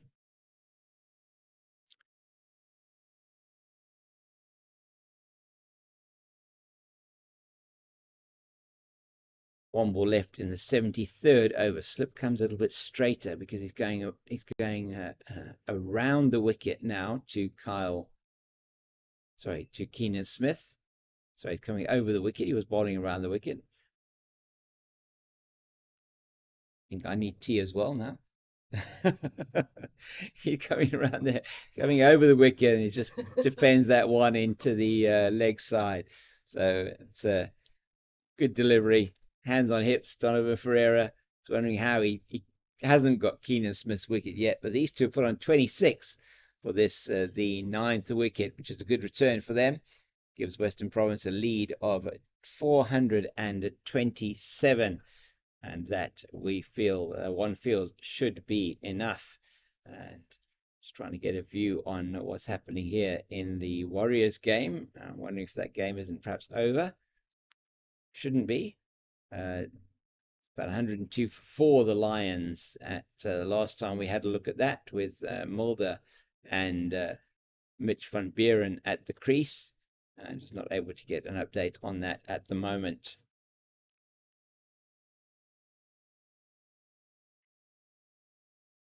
That was just flat batted back past the ball. It's too short from Junior Dollar, and Kyle Simmons goes into the 30s with that shot. 340 for the loss of 8. 431 is the lead, and that is outstanding stuff from the number 8 of Western Province. And just looking at see if we can see what's happening. My SuperSport app hanging again there, unfortunately. I'll try and get some information for you on some of the other games that are taking place from around the country.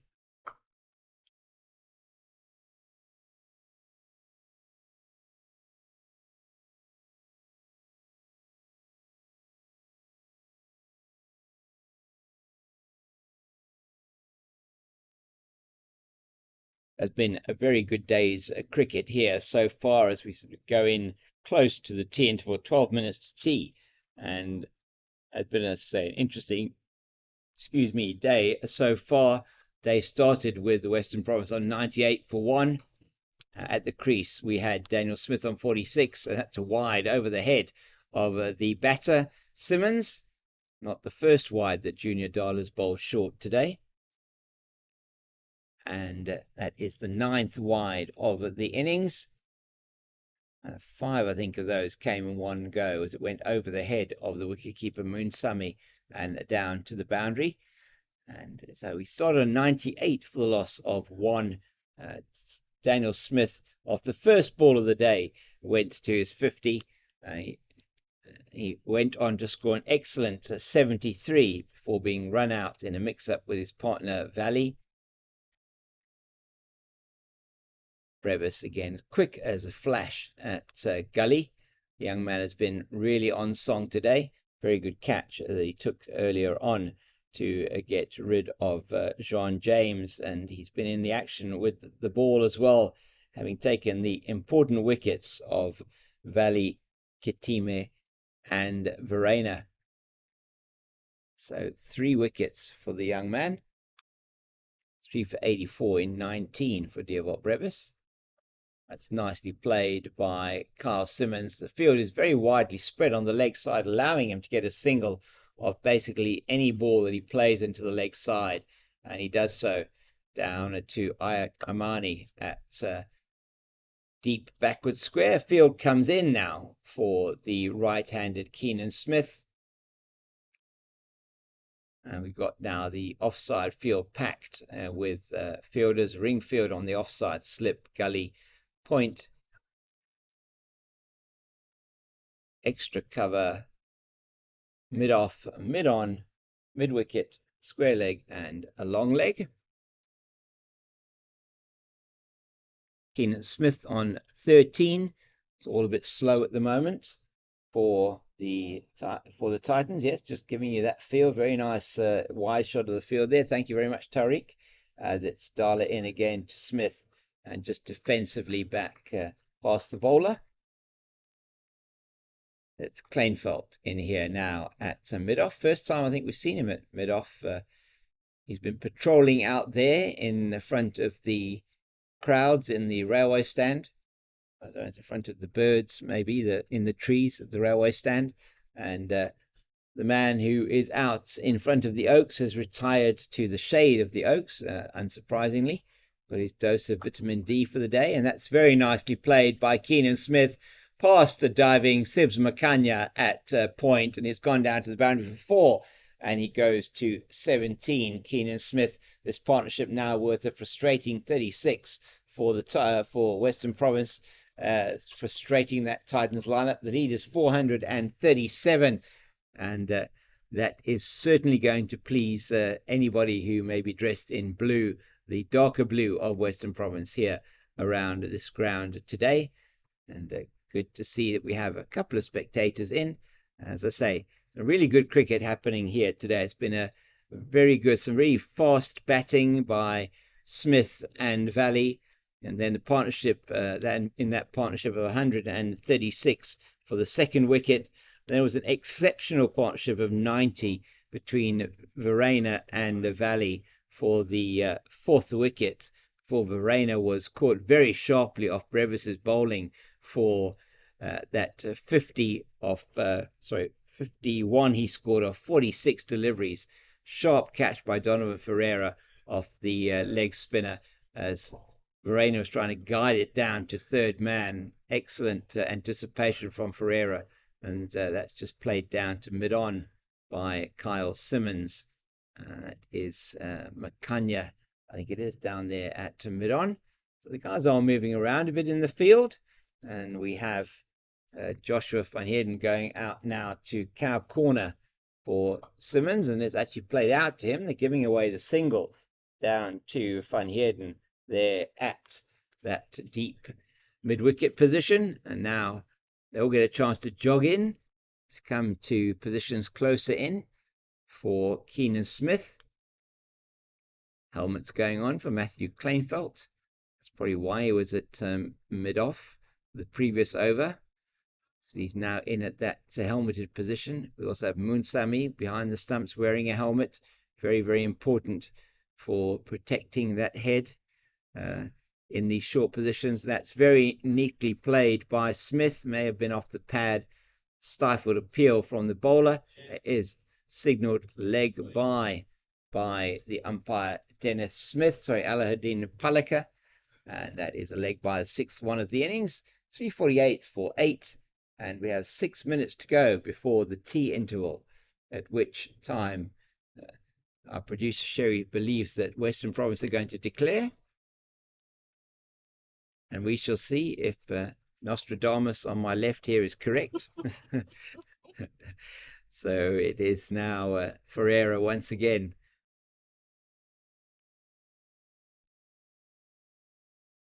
In to Simmons this time. 2 balls left in the Ferreira over. He got 2 for 23 in 11.4 overs.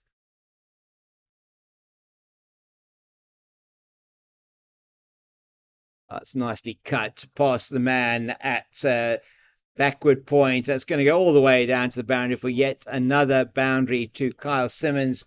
He's on 39, Simmons, and that is a very, very good shot from him. He's showing how good the form is. That's a 350 for Western Province. That's off 459 balls, 47 fours, 4 sixes, and that takes the lead to 443, and that is outstanding for the Western Province team. Really, really happy with that. I'm sure their captain, Kyle Verreynne, will be.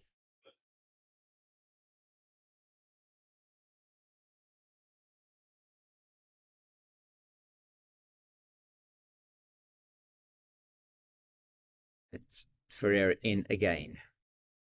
It's just played down to the left of Merrick Brett here at backward square, and they will only take the single, wisely so, because that keeps Kyle Simmons on strike, and he's gone into the 40s. That's very good batting from Kyle Simmons here, keeping the tail going. This partnership now 43 between these two really is an outstanding partnership. Last wicket falling at 310. They're taking that lead, which is now quadruple Nelson, 444. Going to take that lead up to approximately 451 fields by tea time, and that will surely be enough for Captain Kyle Verreynne to declare, and it may come out after tea with the pacemen from Western Province raring to go at the top order of the Titans. And it's all gone a bit slow here. Slow is perhaps not the right word. It's funereal at the moment. This is going to definitely be the last over before tea, and there is no way that Titans are going to have any more than 1 over before tea. So it's only this over to give the chance for Kyle Simmons to get to his 50, and he knows that. I think he tries to tickle that one down the leg side, down to the boundary fine for 4. He doesn't manage to do so. 75 overs and 1 ball bowled, 353 for the loss of 8. So Carl Simmons looking for a potential 50.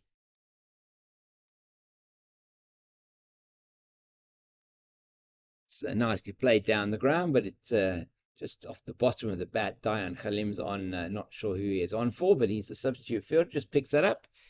And it's going to be just a single to Kyle Simmons.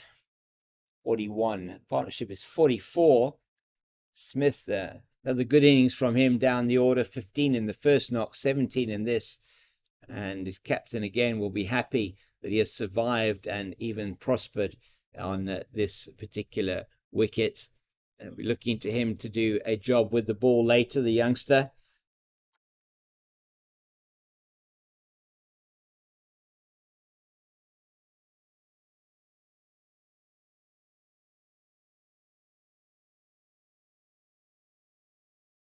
Around the wicket there, Dala, and Smith wants nothing to do with that. Just trying to cramp him for a bit of space. He is there.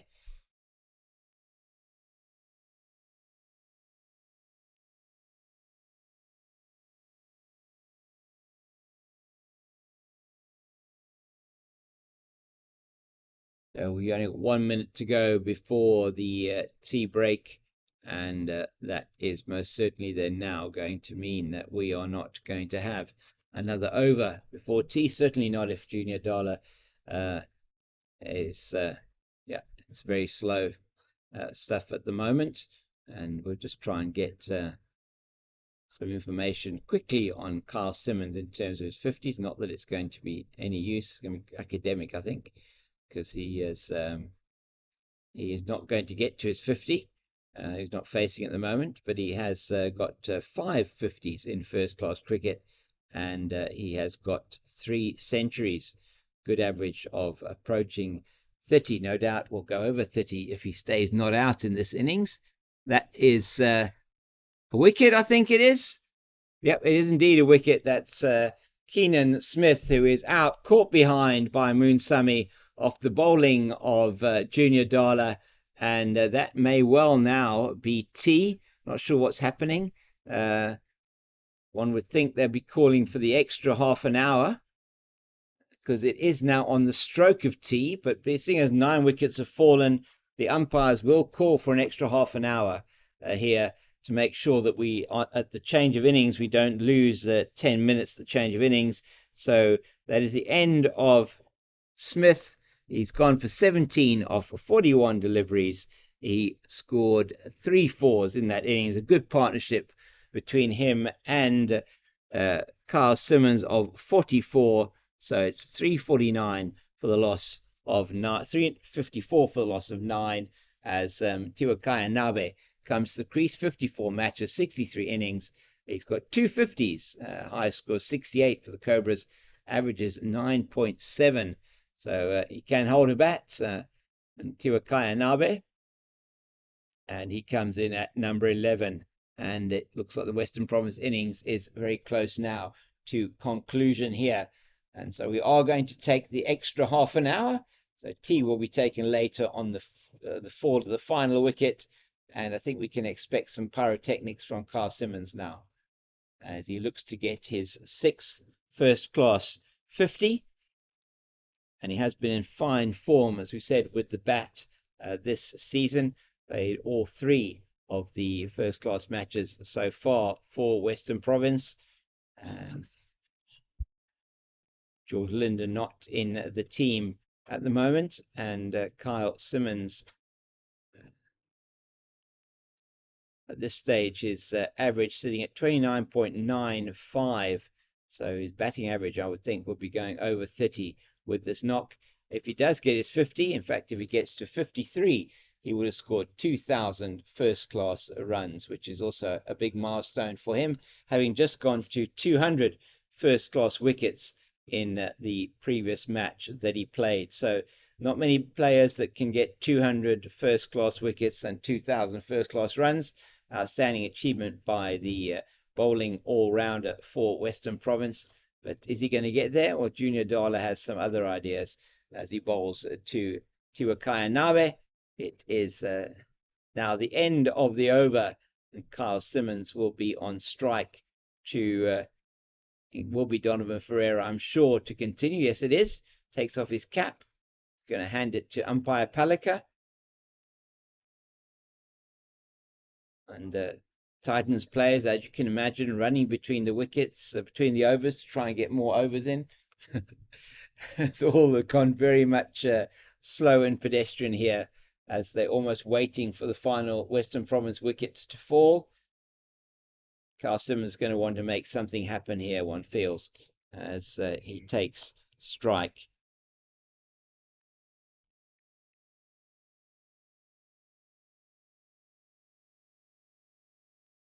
So 354 for 9. Lead is 445. Another psychological barrier, the 450 mark, stands in front of us if the Western Province team can get to that number. Field on the leg side for Carl Simmons, wide spread. 4 fielders now will be pretty much on the boundary as Van Heerden, I think it is, moves out to the deep mid-wicket boundary. So we've got a man at long leg, a man at just forward of square on the boundary, man at deep mid-wicket on the boundary, and then a man at long on, and trying to play it forcibly out into the offside, where there are 4 men also wide out. In fact, any time he's going to hit the ball here, there's still a slip in place, the attacking fielder, but anytime he's actually going to touch the ball off the square, it's going to be a run.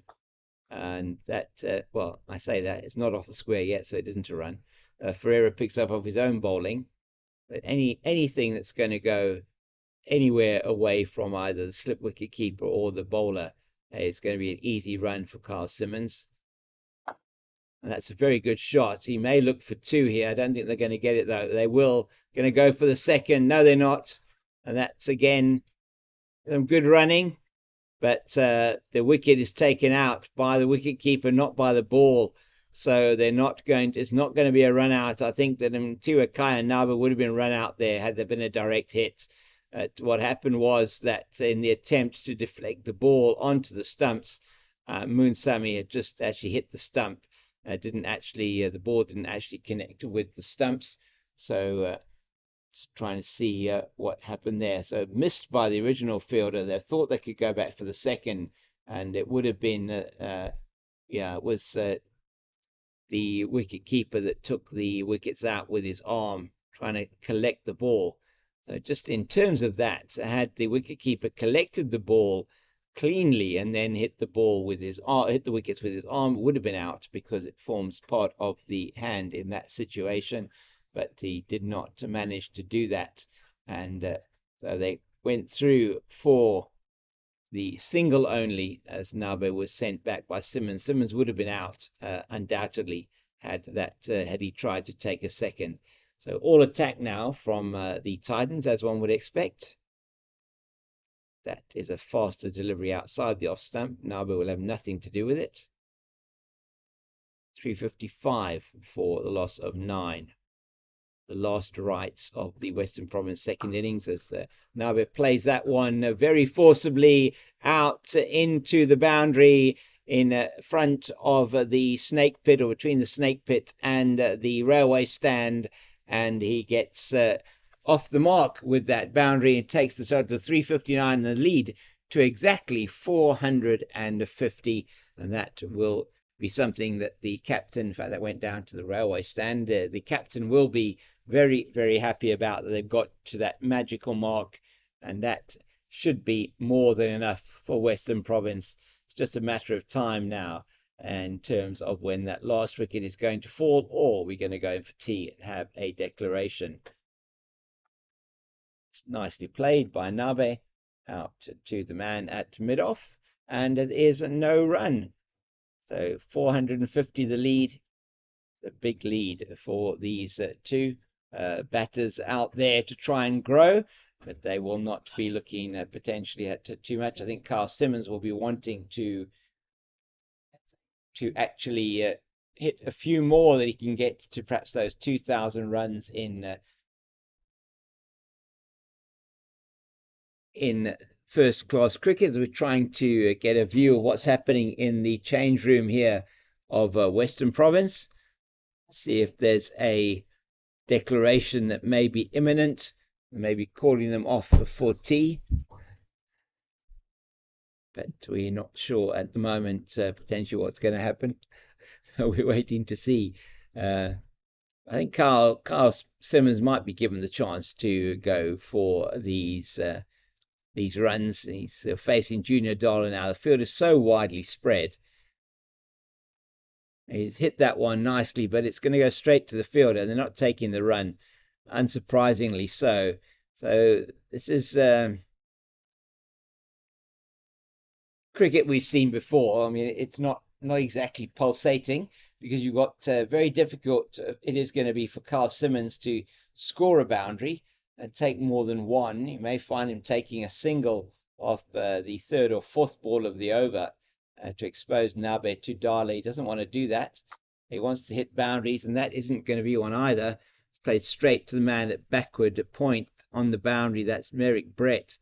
But just to give you an idea of the field, and perhaps so we'll also ask our cameraman to perhaps take us around the field at some stage, perhaps with Carl Simmons batting, is that you have every single fielder, apart from the slip, on the boundary. It's quite bizarre, but it happens, especially when you have the situation where you have a set batter and another batter in at play, and that's a wide over the head of Kyle Simmons. Adds to the total. 451 now the lead for the Western Province team.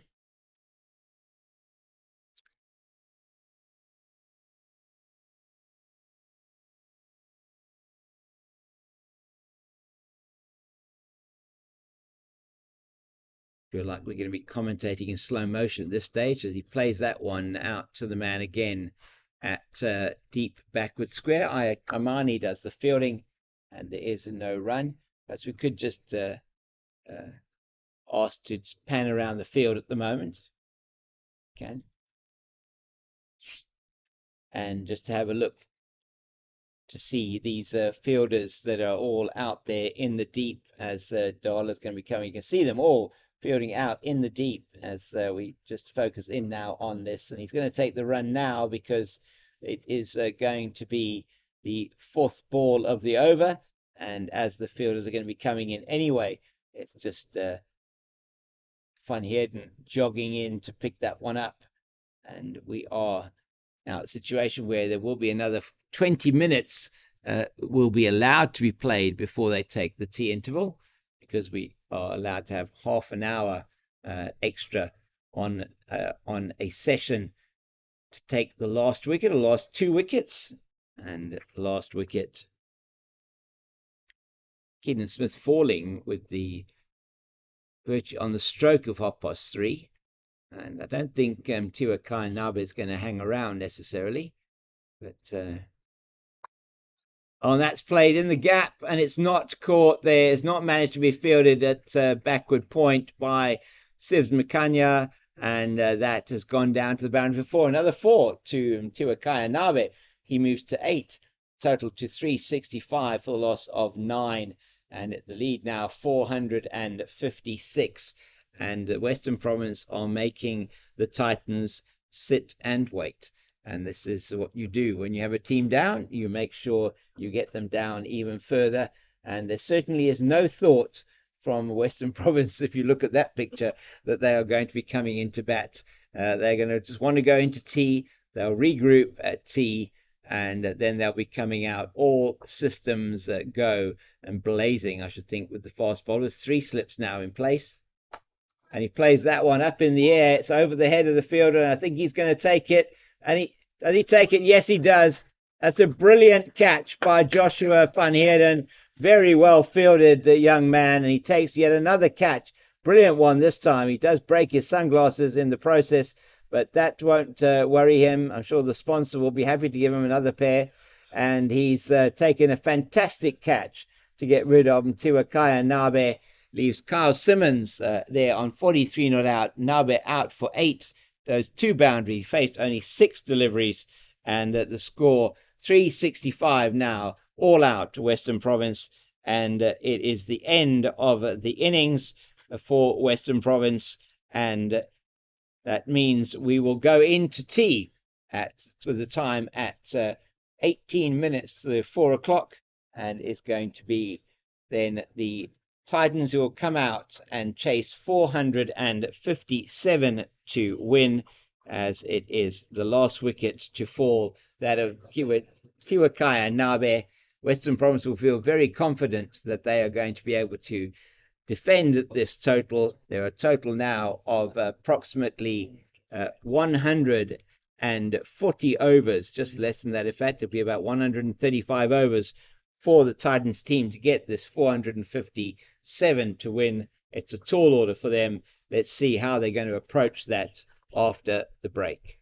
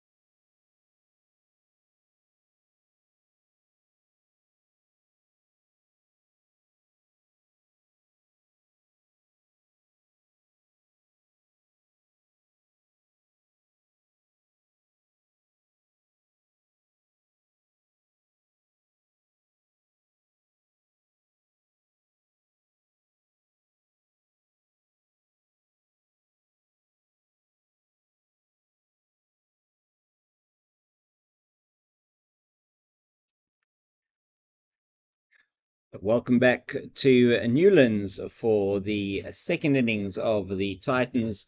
And as they come back on to the field, just a minute to go or so, let's just give you the final update from the team up in Centurion, where the Titans women were playing against the Western Province women. And this is the report coming through from Mpendula Magabane at the ground. Mr. James, the one and only Fox down there in Western Province, we're just getting distracted by the cheers happening here in Super Sports Park. That's because the Fidelity Titans have walked away with a thumping victory, winning by 137 runs.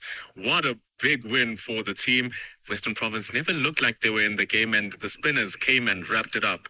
Gandhi Jafta, Paulina Mashishi, Rashia Kutsia, they all were phenomenal. And it was only Babette Deliad at the top who scored runs in the 70s. That was good enough. But everything else just fell apart for the Western Province. So they're going to need to go recollect themselves as the Titans draw closer to the top of the log. So that's what happened here at Super Sports Park. We'll be back tomorrow for the T20. Remember, tickets are only just 20 rands. So go to ticketpros.co.za if you want to be a part of this electric women's cricket festivities. So thank you so much there. Down to you, James King at Western Province. Thanks so much to the team up there in Centurion. That's Mpendula Magabane, Jenna Searle, and David Midgley, who will bring you all that action on Pitch Vision, the CSA YouTube channel there today and tomorrow. That exciting T20 match, Western Province top of the log there in the T20 competition, the Division 1 women's at the moment, and all to play for, and that will be the last match of this first half of the season in the 2020 competition, the women's. And here we have an interesting start to the innings. It's going to be Keenan Smith bowling to Dean Elgar with the new ball, and that would have hit him outside the line of off stump, one feels, and it is Smith with that appeal, and the field for Keenan Smith. This is a surprise, I must say, but perhaps one that we could understand with the ball, with the wicket taking a little bit of spin. It's played out to the man at on the boundary at deep point. That is Valentine Kitime, and we have a slip backward point, deep point, extra cover, mid off, mid on, mid wicket, deep backward square, and fine, short, fine leg. Keenan Smith bowling his off spinners to Elgar, just edged down to the man at backward point. Is Elgar, is it Kleinfeld and Elgar at the crease? I think it was Kleinfeld who took the first ball. Sorry for that. It's Elgar, and just plays that one through the man at short extra cover, and that's Daniel Smith, and that goes down to the boundary for 4. So Matthew Kleinfeld, who faced the first delivery for the single, Dean Elgar, who then took the strike and played that one down to the boundary for 4. A very good shot from Elgar, just standing up and playing it through the man at extra cover. Nicely tossed up by Smith. That ball angling away from the left-handed Elgar.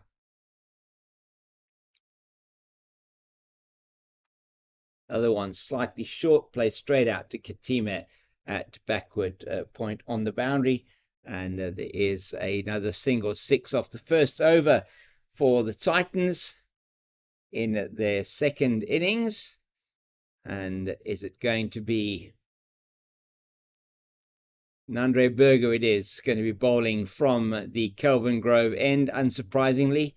There's Berger, 40 matches, 28 is the economy, is his average in bowling, 28 per wicket, 120 wickets at 3.1. And his best bowling, 5 for 36 for the Lions versus the Titans at Benoni in the 18-19 season. And he's going to be opening the bowling from the Kelvin Grove end. Nandre Burger particularly impressive in that first spell yesterday. So yesterday, the day before, 6 overs and 6 maidens it was for the left-hander. And as I say, particularly impressive in that spell. He's going to be bowling towards us here from the Kelvin Grove end. We're here at the Wynberg end. It's played and straight to the man at mid-wicket. That's Keenan Smith, who opened the bowling from the Wynberg end, the off-spinner. So that is interesting tactic from Western Province for the paceman Burger. There's 4 slips, unsurprisingly. So we've got Hendricks, Simmons, Moore, and Smith. In the covers we have, I think it's Kitime. It's a good delivery. So I just want to get my glasses on to see exactly who is where. So backward point, Valentine, Kitime. And then there's a gap up to the man, John James, at mid-off. At mid-on, it's Mo Valley mid-wicket. We have Keenan Smith, and at fine leg, and Tiwekaya Nabe. I'm sure he will have something to do today. Still 38 overs left in the day. We can play until 6:30 tonight. Good delivery with very good carry once again from Nandre Burger, Dean Elgar here at this end. So the main aim for Elgar and Kleinfeld will be to survive the opening burst from Western Province, and then to try and build and survive at least until the close of play tonight. Maybe survive and prosper, as if they're going to get anywhere near this total, they need to score in excess of 3 runs per over. 38 overs left today, 98 overs left tomorrow. That's 136 overs to score 451. Oh, what a beauty. What a beauty. Almost unplayable delivery from Nandre Burger. Just has a play at that one, does Elgar, and he just, cannot get the touch. That's the touch that Western Province are looking for. Clearly, he's looking for more than a touch on that if he was going to play at it, looking to perhaps play it into the offside. Those are the balls that you almost can, maybe can't feel that you can leave it on length. It's another good delivery on the line of middle and, sorry, not middle, on the line of off stump, really. He has to play it. Joanne James does the fielding at mid-off. No thought of a run 6 without loss into the second over. 5 balls gone in this over so far.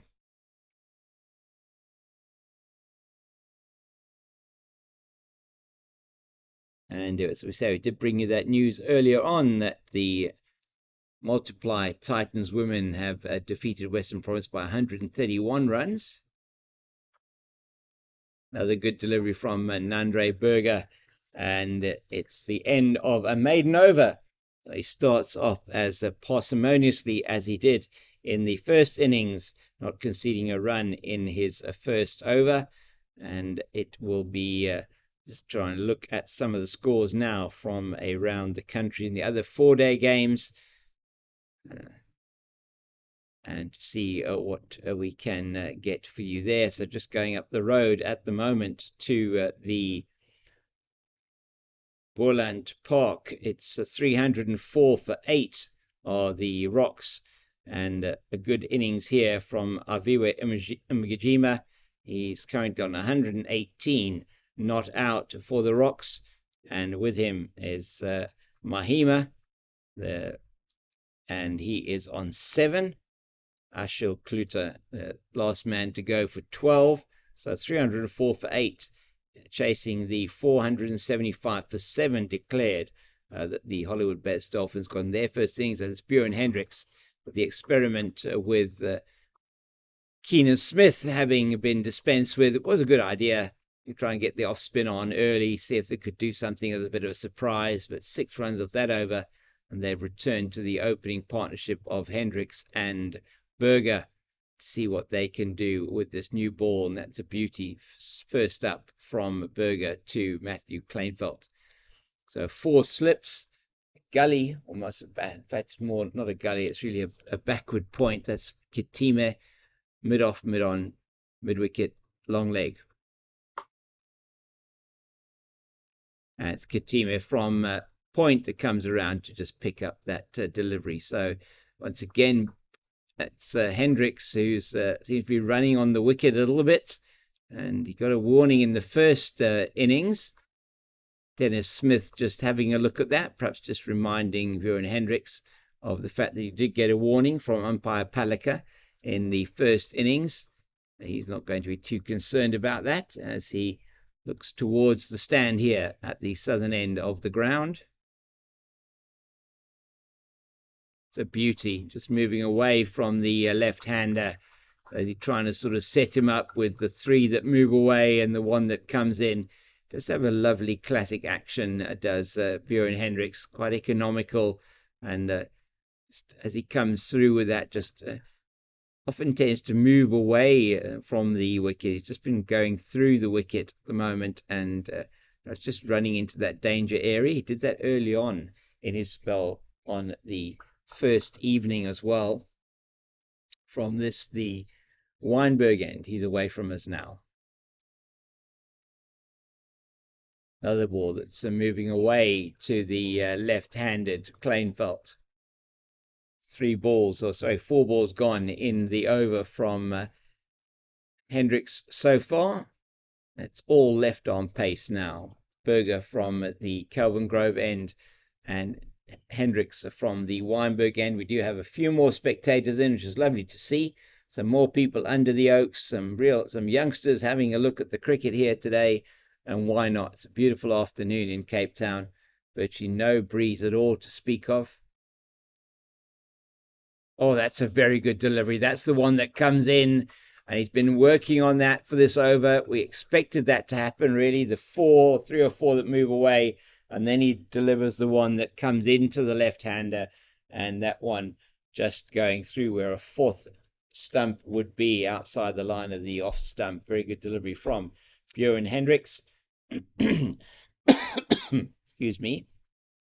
So just 316 for 8. The Rocks there, just still trailing by 159 into the 3rd afternoon at Paul. That one also moving away, but started it too wide, and it's the end of the over. 6 without loss after 3. So we had 6 runs off the first over from Keenan Smith, the off spinner, brought in to try and maybe to upset the apple cart a bit to Dean Elgar. And Matthew Kleinfeldt nearly paid off with the first delivery to Kleinfeldt, but after that has decided to dispense with the experiment, and it's going to be Nandre Berger once again from the Kelvin Grove end. So 2 maidens after the first over, where 6 was conceded. Going to be Berger to Elgar. Very good first over from Berger, a maiden, and gave Elgar some trouble. One that went past the outside edge, very, very close to that edge. Oh, he squares him up beautifully there, does Berger. That is a nasty delivery. That hits him, I think, on the hand. It did. He's looking at his left hand. So he's looking at that lower hand. Must have hit him on that hand as he looked shaped to play that into the leg side in mid-wicket region. Must have straightened on him or gone away from him slightly, and just gets wrapped on the glove. So that is a very good delivery there from Nandre Berger, the Western Province paceman, making the most of whatever conditions are in his favour with the new ball.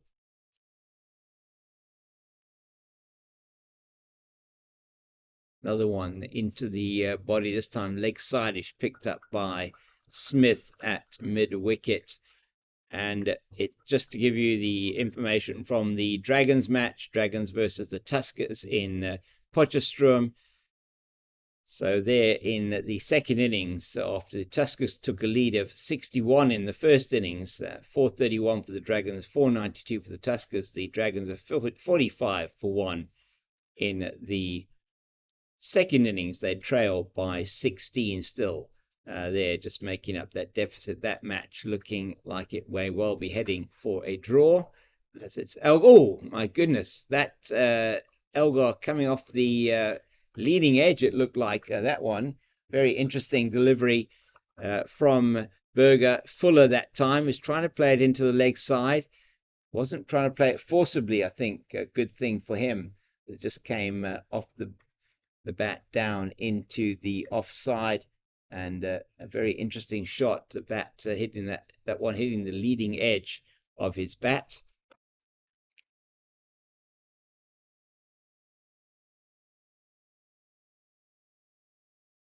Oh, another one into the body. And Andre Berger's giving Dean Elgar a work over here.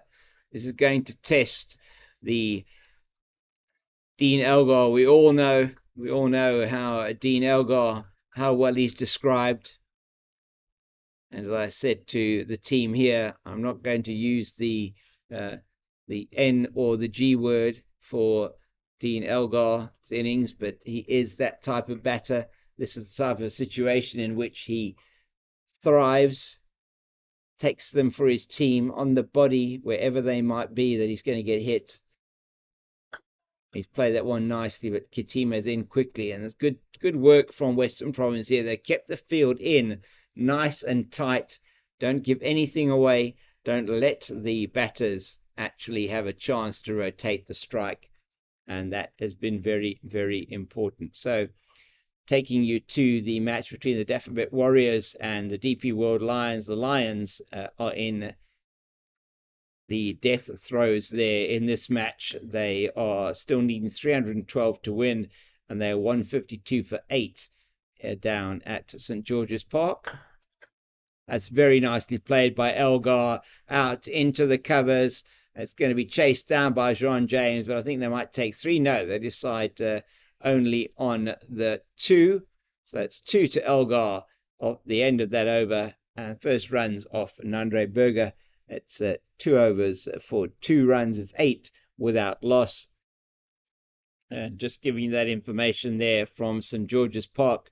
The Lions in their second innings, 152 for 8, still needing another 312 runs to win. And the batters at the crease now, Malusi Saboto and Cody Yusuf. And it looks like with still some time to go in that match this evening, that it will be the Lions that will in fact be losing that match to the Warriors. Warriors looking for a very, very good win in that game. That's well bowled by Hendricks as well, backing up his fast bowling partner.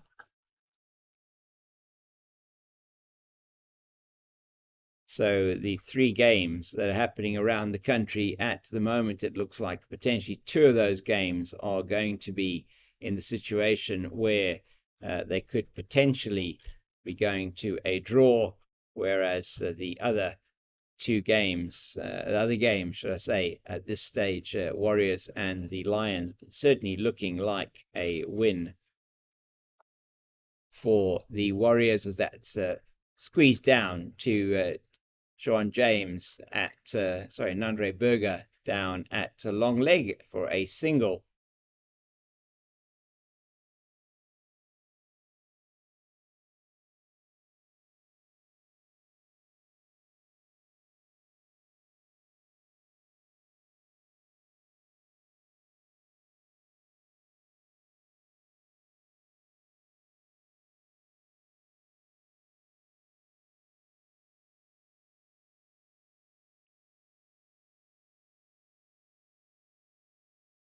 Kieran Hendricks away from us now at the Weinberg end in to Elgar. Left alone outside the off stump, moving away from the left-hander. We're broadcasting to you here from Newlands Cricket Ground in Cape Town. Beautiful place to play cricket, and is looking beautiful, the ground, the field itself looking fantastic after we've had some really, really heavy rain in the winter season. Ground was underwater at one stage in that time, and certainly was a very, very wet period of time. All the dams in the region here 100% full at that time. That's a very good shout, but must have had an edge onto that one. Half an appeal. One feels perhaps it came off the edge onto the pad, sorry, onto the pad, and just went away into the offside. Kitime is at backward point, 4 slips. Point, mid-off, mid-on, mid-wicket, long leg. Field setting. Umpire Dennis Smith standing at the Weinberg end. Alahuddin Palika standing at the Kelvin Grove end. Bjorn Hendricks looking for his wicket. First wicket in the second innings. Dabbed into the offside. Kitime does the fielding, and it looks like a warning potentially here for Bjorn Hendricks. Just looking at that follow through again is the umpire Dennis Smith, following a similar routine to the routine that umpire Palika followed in the first innings. And the wicket certainly has been taking some turn. We saw that with both Divock Brevis and Donovan Ferreira, who were operating in tandem for quite some time today in the Titans bowling attack. Just off the inside hop for the bat. No danger there. Another good over from Hendricks. Only the one off. It's 9 without loss after 6. And still 35 overs to be bowled in the day. That is in the following 2 hours and 8 minutes if we get to that far. It's going to be Berger to continue, unsurprisingly, from the Kelvin Grove end. Just a little bit of cloud coming over the ground once again, and just making it a little bit cooler here. Also perhaps allowing for a little bit of swing or some movement for the bowlers. I think these fast bowlers will be hoping that tomorrow there's going to be a nice southeaster blowing here to give them that assistance from that Kelvin Grove end, the left armers. That is played nicely down to Nabe here in front of us at fine leg, picks it up and tosses it in, and it is through for 1 is Kleinfeldt, as I get a score in from the Hawthorns with Leicester City scoring in the 4th minute of added time in the second half to go 2-1 up against West Bromwich Albion. That's why they call me the Cape Fox. I'm a Leicester Foxes supporter. As in comes Nandre Berger. That's beautifully played by Elgar through the covers. He's going to get 2 for that. Didn't quite perhaps get all of it, but he got in behind it nicely and angled it through into the covers. And Berger concedes another 2 there. You won't be unhappy with that. Won't be unhappy at all that Elgar's playing that ball outside the off stump, and it goes through the gap between point and mid off for a single. 4 slips waiting for the catch. In fact, now 3 slips and a gully. Has just decided to move Daniel Smith a little bit wider from 4th slip. That's a bit of chin music there for Dean Elgar. He manages to get out of the way very easily of that one from Nandre Berger. Berger steaming in from the Kelvin Grove end, his preferred end. In fact, both him and Bjorn Hendricks both preferring to bowl from the Kelvin Grove end, but as we know, if they're bowling in tandem, only one of them can bowl from that end. And Nandre telling us a couple of seasons ago that the reason why the left armers like to bowl from that end is that the wind here at Newlands, if it's a southeaster, we'll tell you about that now. Oh, he just gets something on that, and it goes down the leg side. He gets more the face of the bat on that one going down the leg side. And it's actually well played by Elgar, and it's down to the fine leg boundary for 4. And once again, these strangles down the leg side can happen. Sometimes they can touch a glove rather than go off the bat.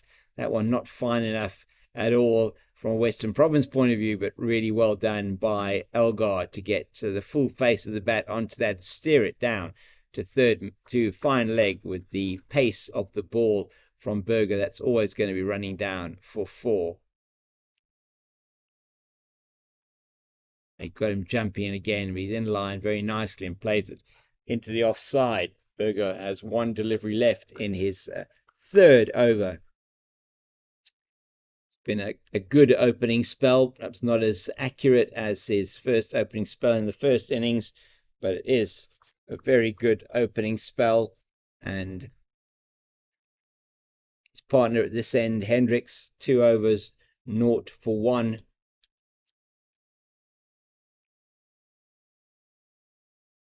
Berger looking for his first wicket in the 2nd innings. Oh, he'd gone straight through him. And that could so easily have been the wicket. It wasn't, didn't get the edge. It was a very, very good delivery from Nandre Berger. Exactly what they needed there. The Western Province player just didn't get the edge. Very good delivery from the paceman as the match at the Hawthorns comes to an end with table-topping Leicester City winning that match against West Bromwich Albion 2 goals to 1, and therefore staying on top of the championship. And, all the other games to be played later at 5 o'clock, and plenty of sport on offer here today around the world. Another very good delivery from Buren Hendricks.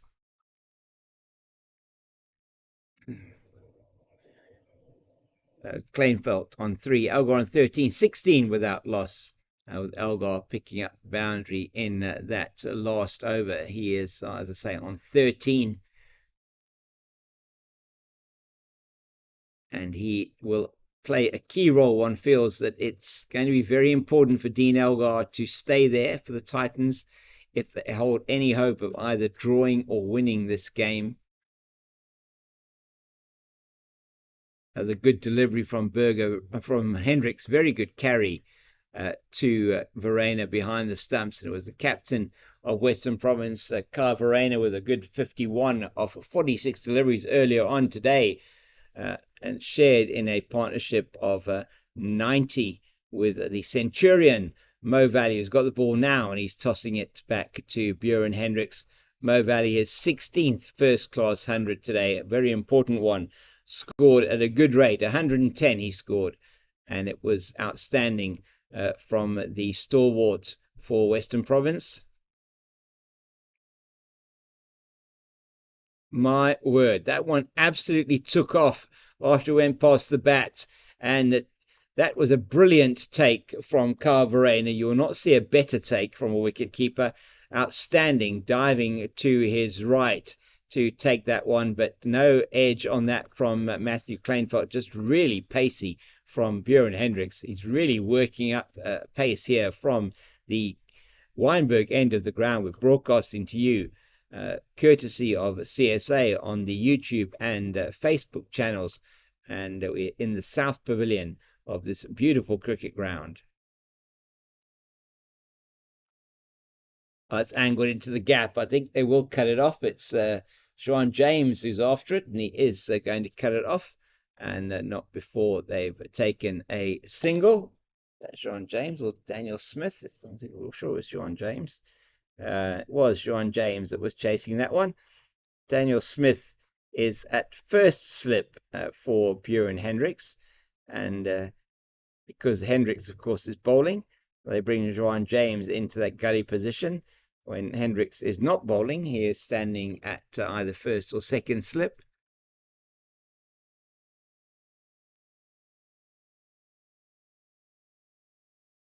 That one again, good delivery on the line of middle and off stump, and maybe a bit of bat and a bit of pad on that one. Kleinfeldt looks unmoved. Elgar looks unmoved for that one. Of course, getting the single off the previous delivery. And both very not very tall in stature. These two, both left-handers. I need to pick up some other distinguishing features, perhaps, other than the names on their backs. And they do have different bats and different coloured gloves, so you're going to have to just work on that. So the green Kookaburra gloves of Dean Elgar facing at the moment. A little bit of late swing after it goes past the bat. So green for Elgar and orange for Kleinfeldt, as Elgar is going to get some new gloves, it looks like, from the team there. In fact, he is a new pair of Kookaburras for Dean Elgar. Matthew Kleinfeldt not too worried about the gloves. He's fine with the pair he's got at the moment. And wearing his BAS gloves, he's got his BAS bat, and the two of them happy that they have managed to so far negotiate 7 overs, 17 without loss, still needing 440 to win this match, and that would be an incredible achievement if they were to get there. 440 off 130 overs, and that is in the region of 3.4 runs per over, which would be incredibly good if they could get there. The wicket has started to take a little bit of turn. We've seen some good pace from Berger and from Hendricks so far, but nothing to suggest yet that the wicket is perhaps imminent. A couple of balls that have gone past the outside edge from Berger. He's been troubling Elgar in particular, but Kleinfeldt hasn't had much of the strike to Berger. Maybe this is the opportunity now, with 5 balls to go in this over, to get him to induce something from Kleinfeldt. Leaves well outside the off stump, more on height than anything else, and it's going to be no run. So 4 slips, backward point, 4 slip point. Mid-off, mid-on, mid-wicket, long leg. 6-4 offside leg side field, and the 4 men in conversation in the slip cordon, standing next to skipper and wicketkeeper Carl Verreynne, Bjorn Hendricks, Carl Simmons, Eddie Moore, and Daniel Smith. It was a privilege to have Eddie Moore in the commentary box with us earlier on, chatting about the season and how he feels so far, having come off centuries in both his last game and this game. Feeling very positive as we see Daniel Smith and Carl Verreynne just having a bit of fun out there on the field, tossing the ball backwards and forwards between them, just keeping the spirits up there, the captain. And Eddie talking a bit earlier on about the spirit within this team and how well they are working together and how good the vibe is in the dressing room. Very good to hear that. Of course, the One Day Cup champions, the first trophy for about 8 seasons coming back to the Western Province. Well, that's a really good delivery from Berger. Well handled by Kleinfeldt as he just plays it down to Nabe at long leg. They go through for the single. And interesting to note, I mean, a couple of really good youngsters also coming through for this team. There are also players that are currently playing were playing for the SAA team in that series against the West Indies, and still will be playing there next week, as that series, which is now currently sitting at 1 apiece, goes to Bloemfontein for the final 4-day match. Oh, very good delivery to Elgar from Berger once again, and Berger really is cranking up the pace here into his 4th over, 0 for 10. 1 ball left in this, the 4th over, and you sense that with Andre Berger something could be happening anytime. He's just that type of cricketer. Probably one of the nicest chaps you'll ever meet off the field. When he gets onto that, when he walks over that white line on the boundary, it's that white line fever that hits, and he's got the pace and the action and the resolve to do well here. Another very good delivery to Elgar. Been a welcome addition to the squad here in the Western Province for now a number of years, and struggled with injuries over the past couple of years. Had a long time out in the 2021-22 seasons. Come back firing on all cylinders and had an outstanding One Day Cup and so far in the 4-day competition has done outstandingly well. So it's going to be his left arm bowling partner, Bjorn Hendricks, to continue from the Weinberg end, and a couple of players that are missing for this team. Dane Patterson, the other fast bowler, who's been such an outstanding player, over 500 first-class wickets. Dane Patterson, outstanding fast bowler, plays and really uses this pitch to very good effect. Once again, you might have heard Eddie Moore talking about that earlier on today. Kleinveld on strike, and Katima does the fielding. It's so Eddie Moore just talking about how they bowl in partnerships. These two are now bowling in partnership, and how Dane Patterson is able to exploit the conditions, or the pitch conditions here at Newlands very effectively. Is a pitch where the moment you don't necessarily get full value for pitching that ball in hard and short. It's really a pitch where you get better benefit from good line and length. And again, good line and length is what we see produced by Bjorn Hendricks here, and getting those balls to perhaps come in at the batter, and then you produce the one that goes away, or just make sure that you're trying to set your batter up during the over, especially as a fast bowler coming in with that new ball, or even if you're coming in first change, which is often the case with Dane Patterson. He really is able to make it difficult for the batters to get him away.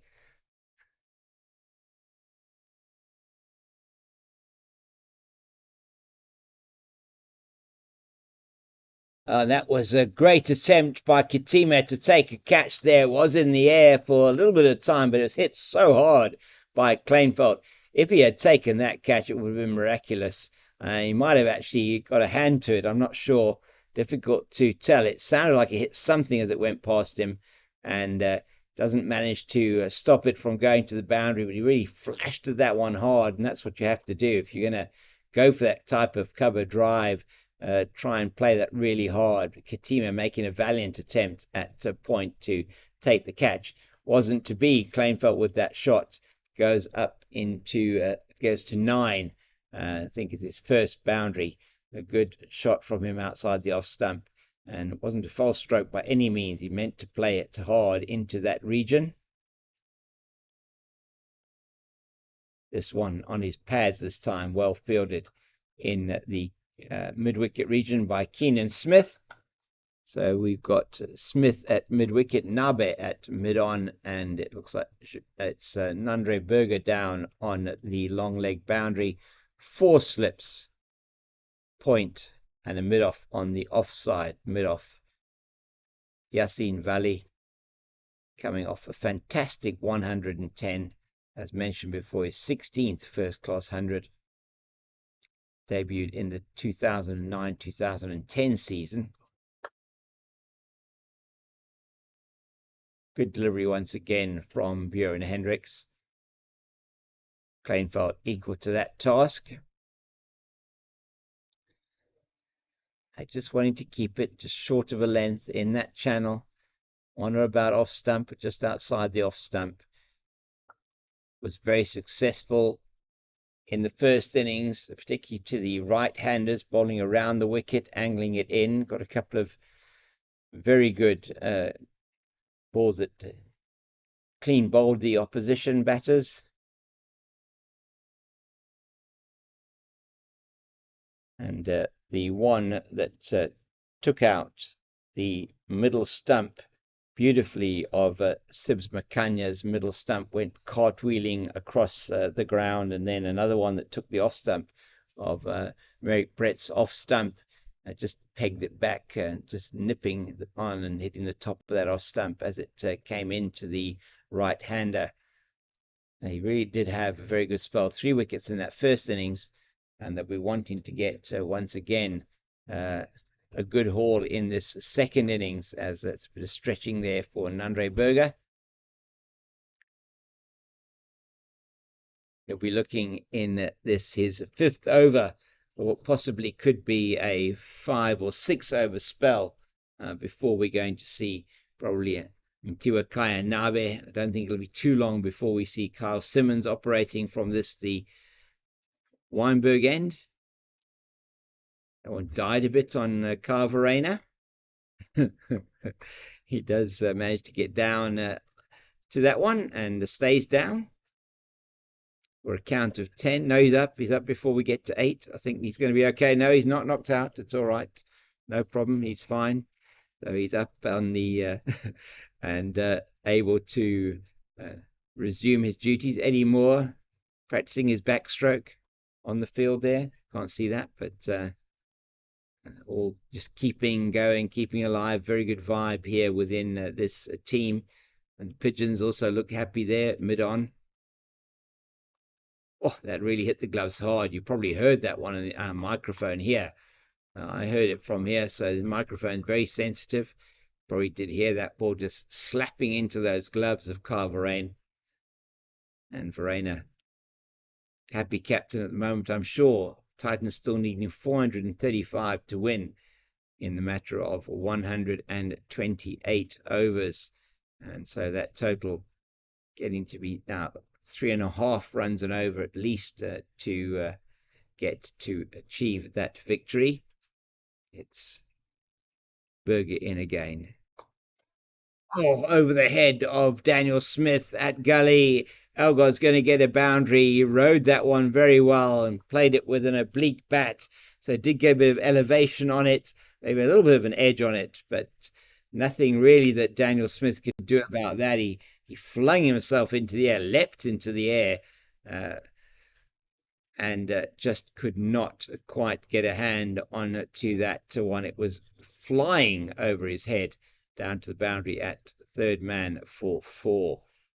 Elgar moves to 17, claim photos 9, 26 in the 10th over.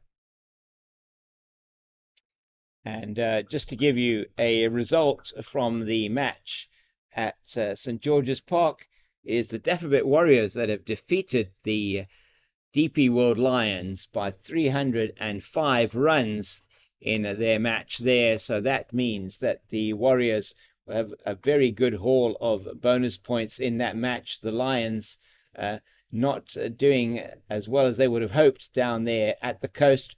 Ronaldo Mayer, it was in the first innings that did incredibly well to score, to get to those 6 wickets as he did in the first innings.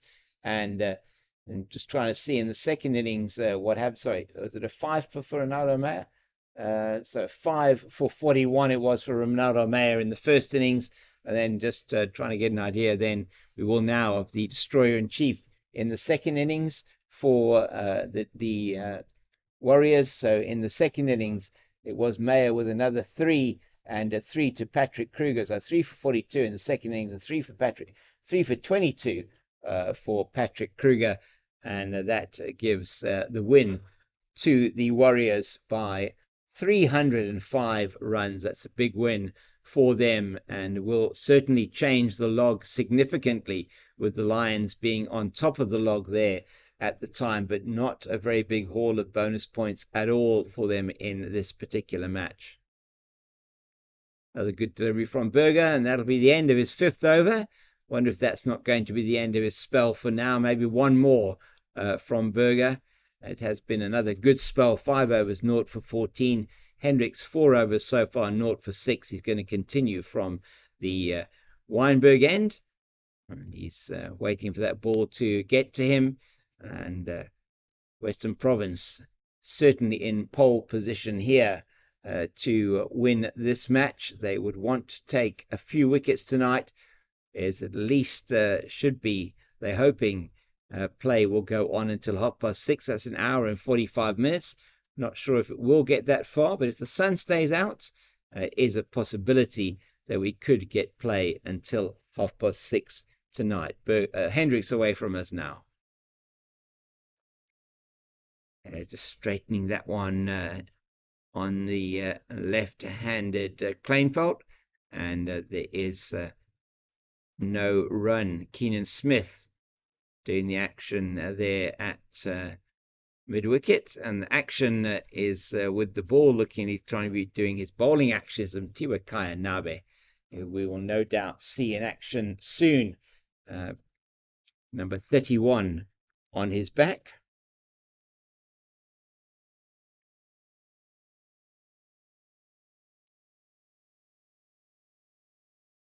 Oh, another one that Kleinfeld goes for it really hard and flies over the slips down to the third man boundary for 4.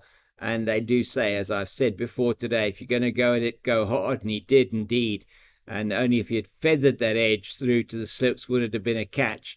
That it is like an uppercut almost over the slip field and gone down to third man for another boundary. And he moves into double figures now, does Kleinfeld. It's his second boundary, and both, I think, over that region. In fact, the first one went through point, also off Björn Hendricks in his previous over, 4.2 overs now, 0 for 10 Hendricks. He's going to be bowling once again to Kleinfeld.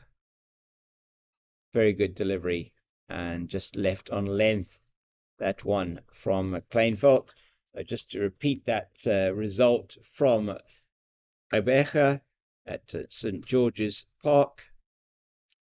It is the Warriors that have won that match by 305 runs.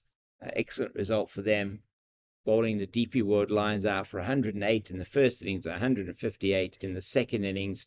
It's been an outstanding result for them. Going to try and move to a couple of the other games then as well and give you some results.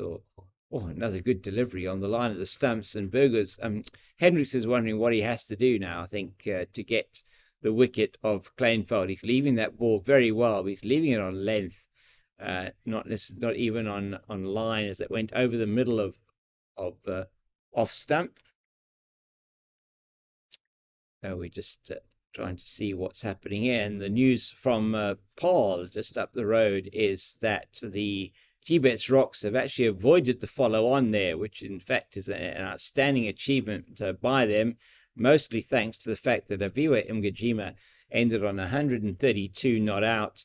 332 all out were the Rocks. And that does mean that they forced the Dolphins to bat again and to let them make a target for them. 143 runs ahead are the Dolphins, and with less than 3 sessions to go in that match, you feel that unless the Dolphins can rack up the runs quickly and give the Rocks a difficult target to chase or to survive, possibly heading towards a draw in that match. So Aviwa Mgajima obviously happy with that move down to up the road to the Boerland from Western Province. 132 not out, keeping his team, holding his team together.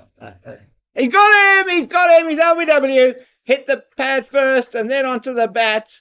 I think maybe it was only pad, and that was very, very straight. And Björn Hendricks, who looked disconsolate earlier in the over, is now exceptionally happy as he gets Matthew Kleinfeld LBW, and that is a great piece of bowling there from the paceman. That one looked as if it was going to be cannoning into middle and off. Hendricks has gone for 13 LBW to Hendricks of 31 balls, 2 fours, and it is the end of end of Kleinfeld, and the score on 30 for the loss of 1, and the breakthrough has come from the left arm paceman from Western Province, and it's going to be Joshua van Heerden is coming out now onto the field. Man who's done some fantastic work in the first innings with Dean Elgar. Kleinfeld has to go. Very unfortunate for him. He went for 13. Unlucky for him in this occasion, and it is now Joshua van Heerden that is going to be coming in to bat. So that is at the end of the 11th over. And Joshua van Heerden, 26 matches, 46 innings, 1,419 runs at an average of 34.6. He's hit 100. It was 163 for Eastern Province versus Southwestern Districts in a first-class match in the old 3-day first-class series in 2019-2020. And he's coming out to join Dean Elgar It will be Elgar that will be facing, and it's going to be Kyle Simmons, I think, that is going to be bowling. Let me just have a look. Or is it going to still be Nandre Berger? Trying to see what's happening down there. He just took his jersey off. Berger's taken his jersey off.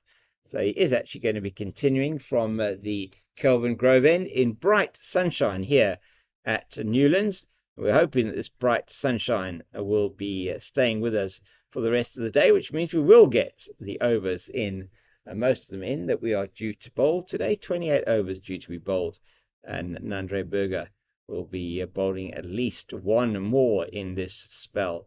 5 overs so far, 0 for 14. Just the 1 over from Keenan Smith at the beginning of the innings with the new ball to see if he could unseat one of the 2 left-handers. That did not prove to be a successful strategy for Western Province. They were replaced after the 1 over as Berger bowls to Elgar, and that, my word, that was as close to a wicket as you are going to come off Dean Elgar, just shaping away from the gloves of Elgar. Was an outstanding piece of bowling by the left arm paceman, and just came in, and Elgar have his bat out there. How that didn't get a touch, very few people will know. Elgar trying to survive out there tonight. Plenty of time left in the game this evening. Going to see a lot of overs still. 28 supposed to be bowled. That's beautifully played, but straight to Kitime at point. 4 slips, point, mid-off, mid-on, mid-wicket, and long leg is the field. Kitime patrolling that point area. He nearly took a brilliant catch earlier on to dismiss Kleinveld. Just screamed past him, tried to get a hand on that. Not too far away from him. Seemed like he got a touch on it, which would have been an incredible catch. We've seen some brilliant catches in this match from the man who's at the non-strikers end, Joshua van Heerden. And the one he took to dismiss Nabe was absolutely outstanding, over his shoulder, running away and keeping an eye on the ball and then diving to take that catch. Was really outstanding fielding. So some of the youngsters coming through have been displaying some fantastic fielding skills. One of those definitely Joshua van Heerden. I'll give you his. I've given you his numbers. Dean Elgar's numbers, incredibly impressive. The Proteas opener, man who's previously captained South Africa, been around for a long time. Dean Elgar. That's a play to Kitime, who comes to his right from point.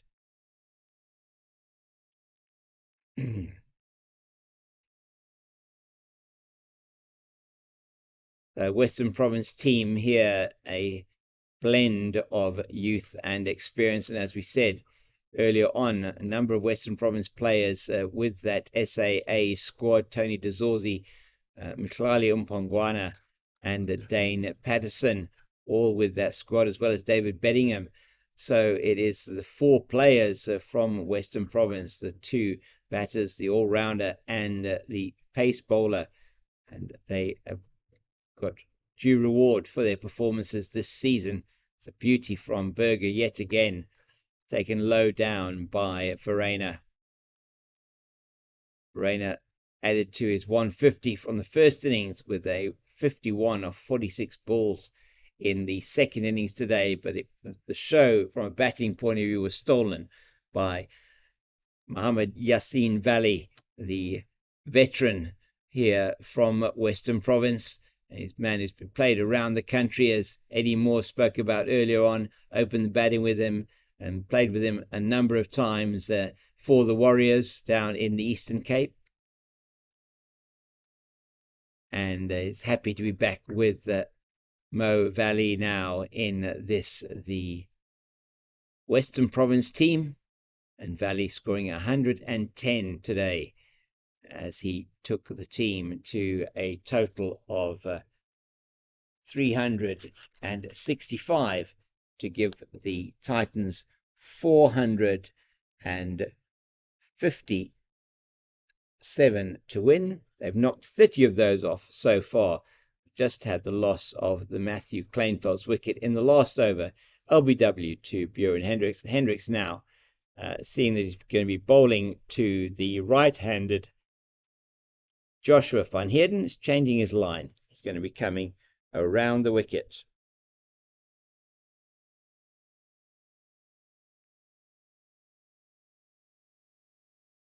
And just to say welcome and thank you to the listeners or viewers on Facebook. Good to have you with us on Facebook as well. And excellent to have you and the YouTube listeners and viewers with us. We hope that you're enjoying this broadcast here from a sunny Newlands. It's been a cloudy day mostly, and now the sun out in all its glory here.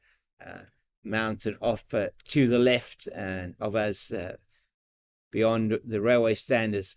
It's Bjorn Hendricks to Joshua van Heerden. That's played nicely into the leg side. It'll be a chase for Nabe from mid on, and he manages to get there, just slides and picks up, and a very good save from him there at mid on.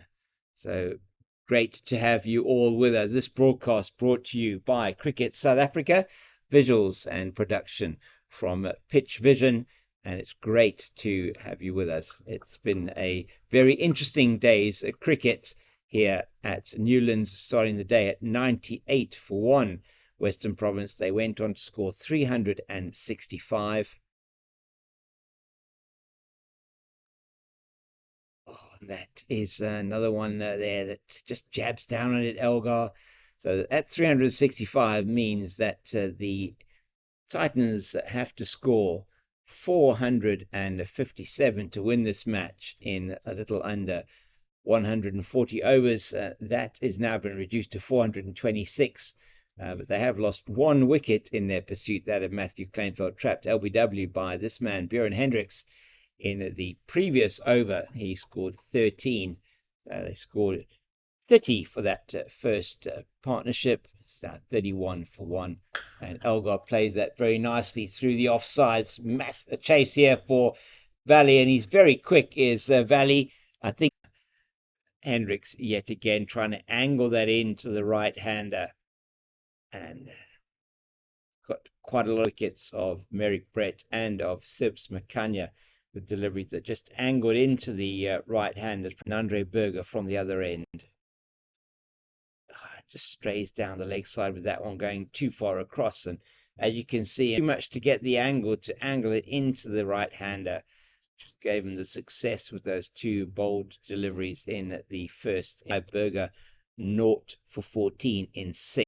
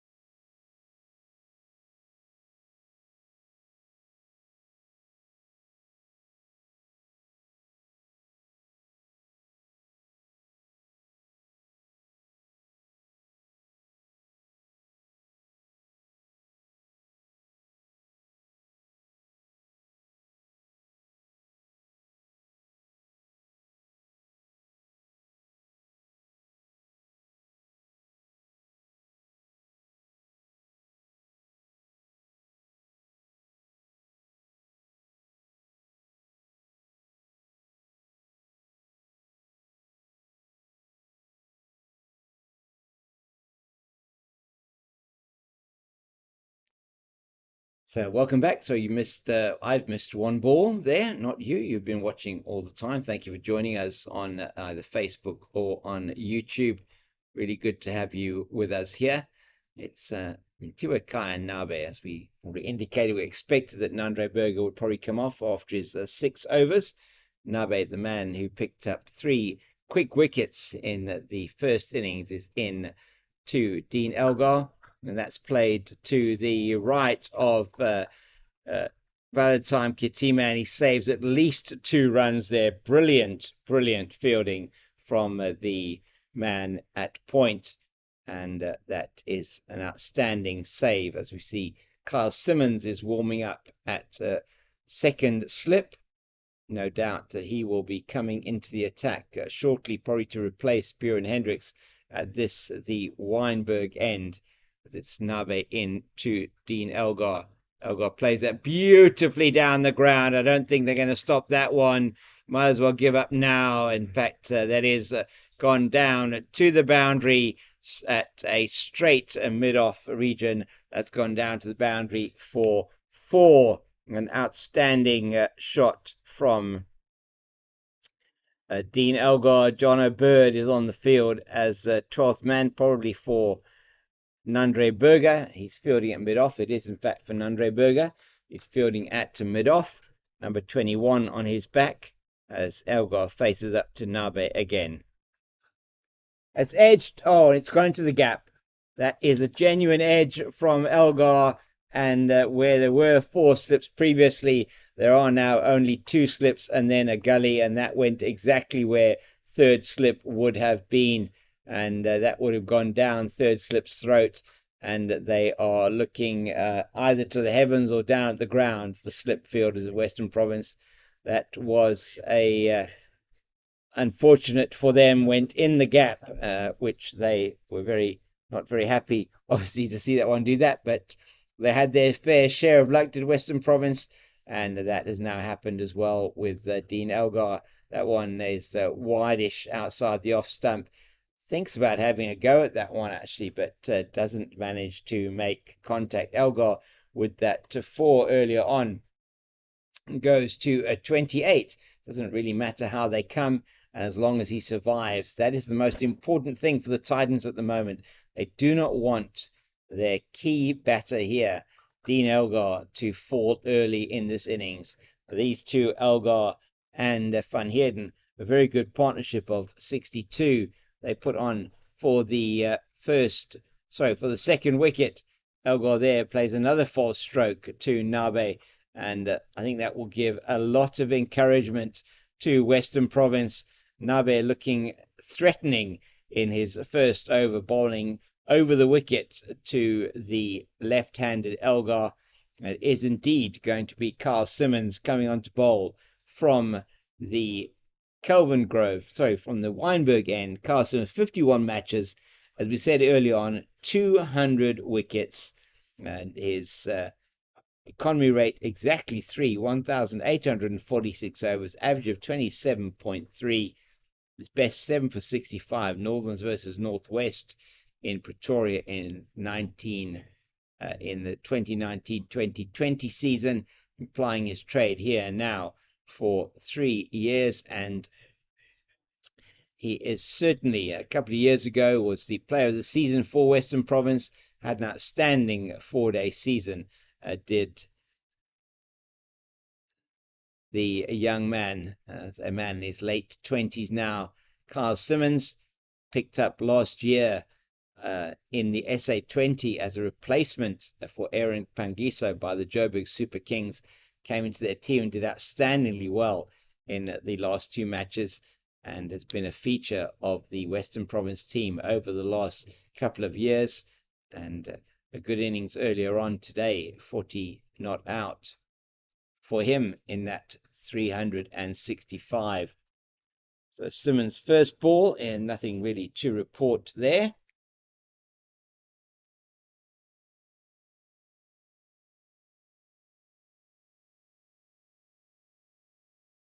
Oh my word, that one went through everything from Simmons. Going to go down to the boundary for 4. It's going to be byes, I think. Is indeed umpire Dennis Smith signals byes. and Joshua van Heerden went for the big shot.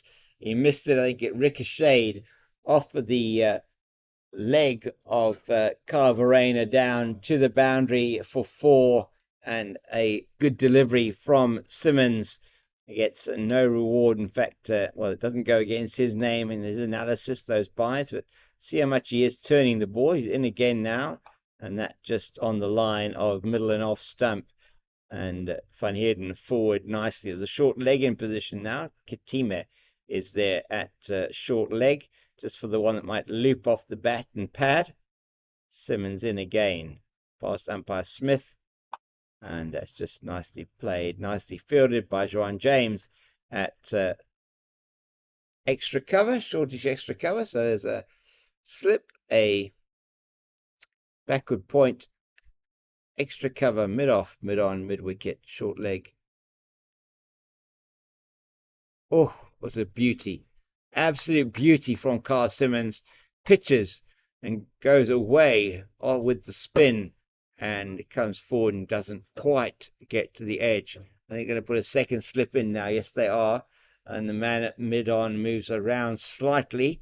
We don't have a mid-on then, essentially, at the moment. Simmons is in again. A little bit short this time, but well picked up at backward point by Keenan Smith, and there is no run. So good over from Carl Simmons to start. Some maiden to Matthew Kleinveld, who'll be wanting to bowl. Sorry, to Matthew Kleinveld, listen to me. To Joshua van Heerden, he'll be wanting to bowl more to Van Heerden. Van Heerden on 1, Elgar on 28. Elgar's got the bulk of the 16 runs in this partnership. It's going to be Nabe, who's going to be bowling again to Dean Elgar. Troubled Elgar in that last over. Elgar with one that went over the slips. In fact, through the slips, should I say, where a third slip would have been positioned and was positioned all the time for Nandre Berger.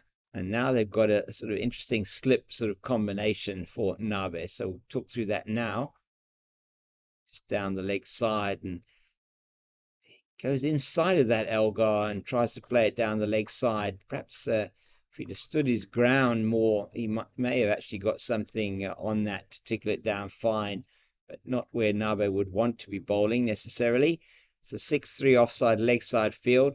2 slips, a gully, point, cover, mid off.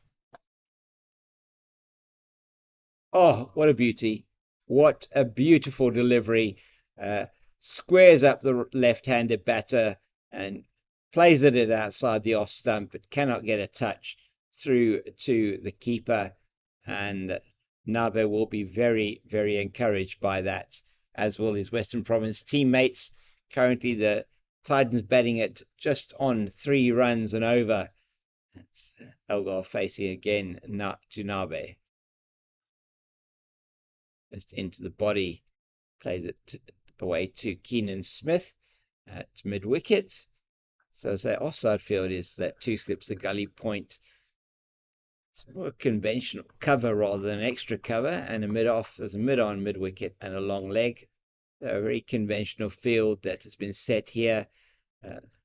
The cover in their traditional, not in a short cover position, but they do run in a lot. And that down the leg side again, and a flick again from Elgar away from his body down the leg side.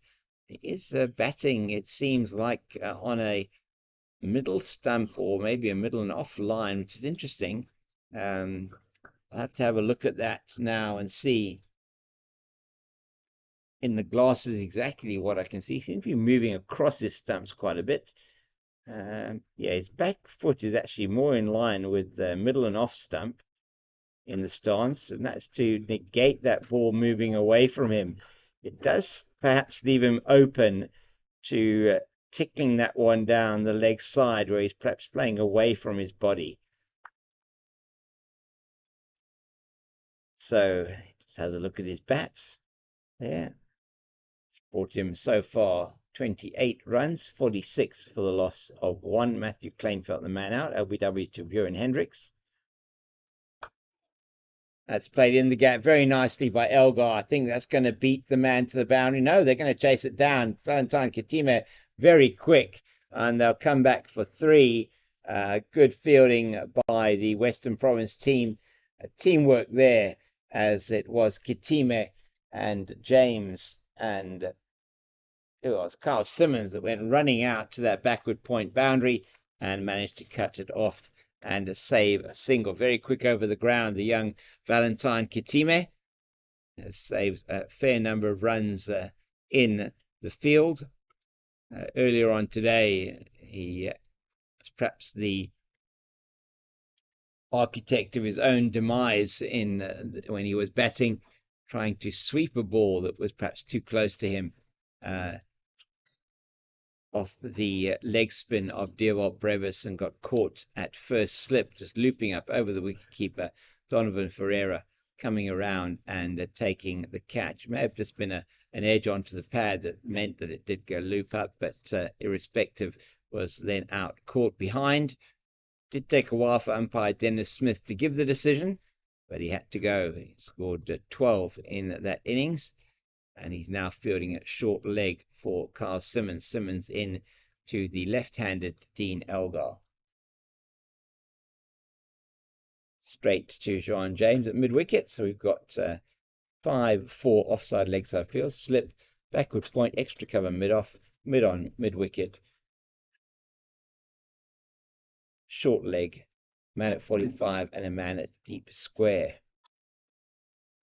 Played down to the man at that 45 position, Keenan Smith, and he's in, and sorry, it's not Keenan Smith, that's Saka, who's on the field, I think, for Nandre Berger. So sharing the 12th man duties for a while there. John O'Bird was on for a while. Now it's Asake Taka that is on there. 50's up for the Titans, 50 for 1. It is now with that single in 16.2 overs. This partnership worth 20. First wicket falling on 30. Still needing 407 to win the match are the Titans in what is now about 121 overs. So is now definitely looking at close to 3.5 runs and over at the moment, achieving 3 runs and over. Going to have to bat the whole day tomorrow to save this match or potentially get to a winning position. Don't think it'll be too long before we see spin at both ends. May well be Keenan Smith coming in, perhaps even Juan James that we're going to be seeing here. Nicely played, but it's not going to be a run as it's straight to Yassine Valley out in that deepish point position, and it is the end of the over. Nandre Berger coming back onto the field. Asake Taka is going to make way, and the fast bowler back onto the field after just taking a short break there, perhaps for a bit of a rub down or treatment after his 6-over spell. 6 overs, 0 for 14. For him, 6 overs, 1 for 14 to Bjorn Hendricks. Hendricks getting the wicket of Matthew Kleinfeld, trapped him LBW. It looked very adjacent from here, it must be said, bowling here from the Weinberg end. At Newlands, a beautiful day here, and to those of you on both Facebook and YouTube, thank you for joining us. Really great to have you with us. And yeah, some comments there I see on YouTube about potentially another hour's play until bad light, and we don't know. Hopefully today bad light will not be a factor in this match. There's a few stretches happening there on the field. Eddie Moore just going through a few stretches, just keeping himself supple in the field. Nabe has been bowling very well to the left-handed Elgar. It's a good lead from Elgar this time. Elgar getting away with one that went through the slips, as had a number of the Western Province batters earlier on today. So it's quite difficult. You can't keep 4 slips in there all the time. Although now they do have 3 slips in the gully, on account of the fact that Elgar is not necessarily attacking that much. They're leaving that gap open between point and mid-off to tempt him into going for the drive. This time he just plays it straight to Berger. No, it's not Berger. Who's that over there? That's actually Smith fielding at mid-on. He's come out of the slip cordon. That's interesting. Sean James is at gully. Daniel Smith at mid-on. So throws it in right-handed. Andre Berger, I'm just trying to see where Berger is. He was back on the field. I think he's down here actually yes, he's down here at fine leg. Keenan Smith at mid-wicket. Daniel Smith at mid-on. So we have Smith's fielding on the leg side.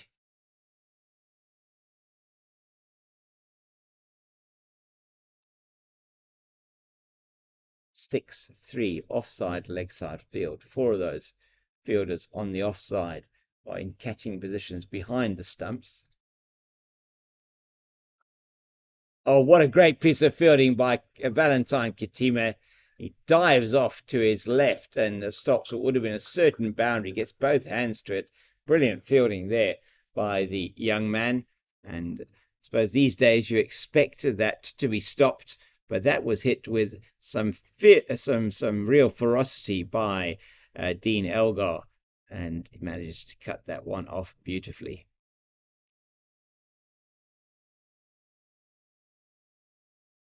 Nicely played by Elgar, only as far as Smith at mid-on, and there is no run. 50 for 1 then in after 18 overs.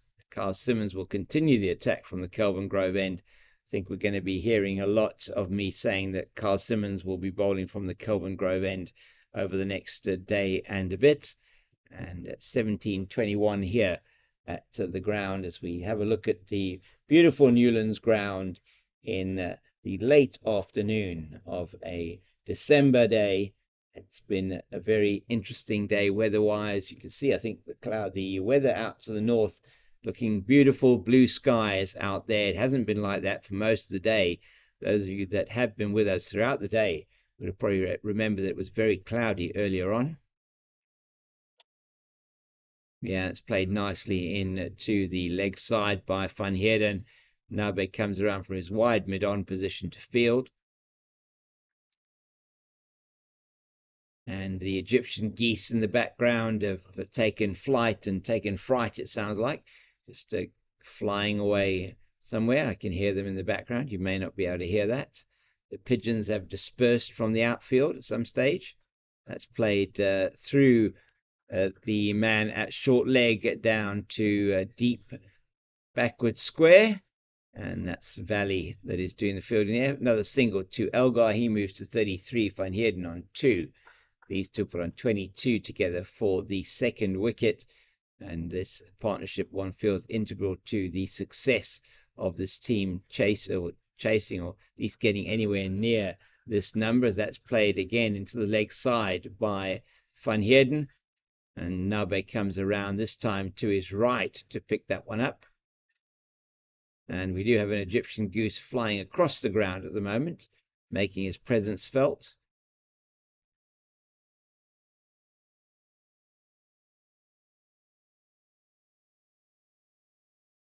Straight into and past the man at short leg, Sean James at mid-wicket tidies up.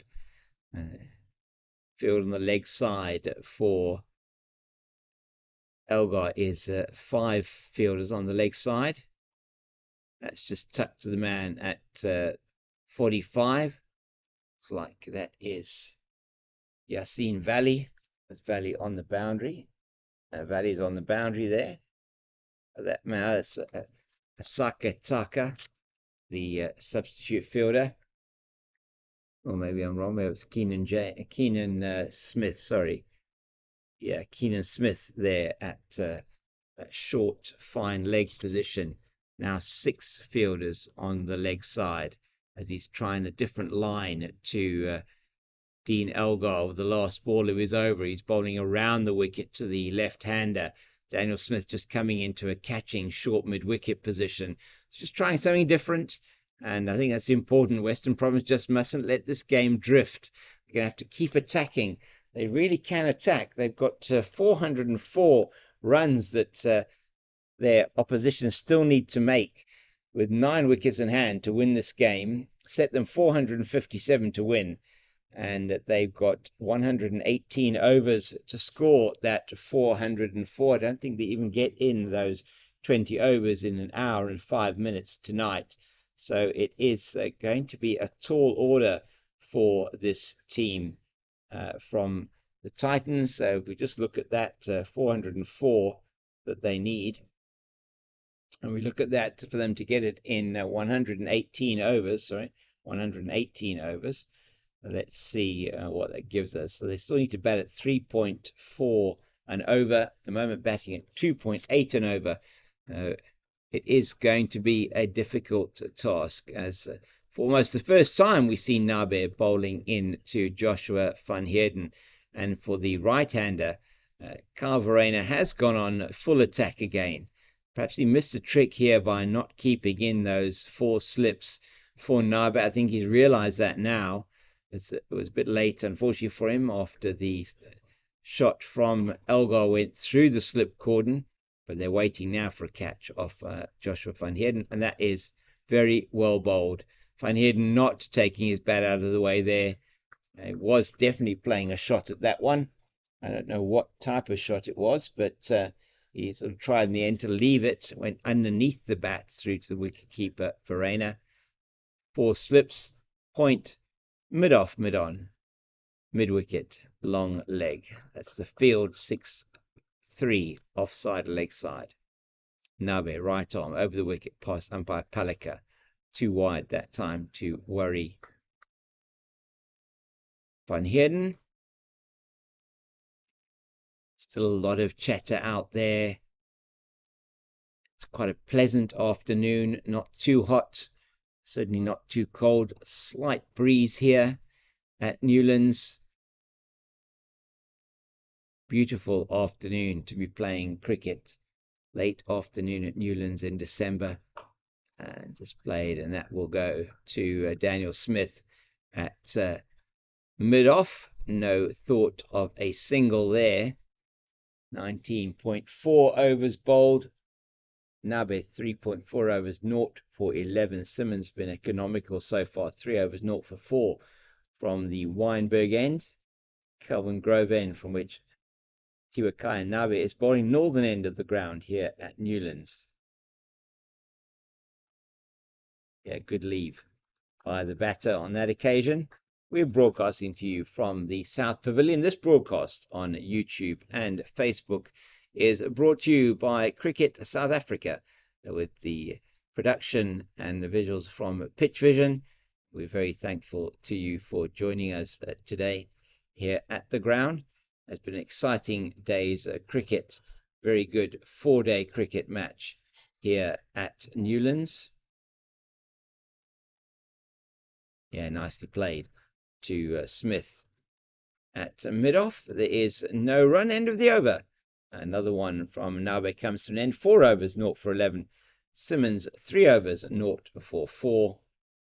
And if you have just joined us for, maybe you've been out for the day and you're just coming to look on YouTube as to what's happening here at Newlands, there are some people in the ground having a look at the game, a few people sitting under the oaks, and they're getting a bit of sun in their eyes now. Railway stand is pretty empty to our left-hand side, and we're looking there at that's Matthew Kleinfeld's family, with the little ones just walking around the ground, and very lovely to see the families here as well. The players, the little ones, just going to be careful there if the ball comes flying in that direction, as it's once again is Elgar just plays it out in to James, who's around from mid-wicket, picking up as that one goes past Kitime for his position at short leg. He's around now to go to the other side, short leg, where he will be fielding to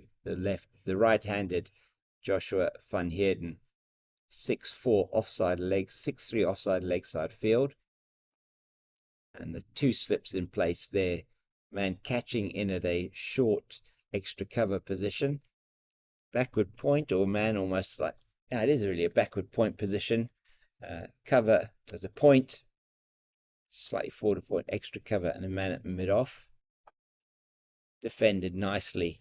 Get the glasses on here and have a look at Kyle Simmons. Simmons getting a bit of rip and a bit of turn. Expect to turn a bit more tomorrow. The pitch drying a little bit. It's a good delivery. Back it across nicely though. Van Heerden to that one. Smith and Hendricks waiting for that catch. Need to be ready and waiting, which they are for that. And that's just played straight to Joan James at that extra cover position. Short extra cover, no run. But short and wide by Simmons on that occasion. Won't be happy with that. The left armour.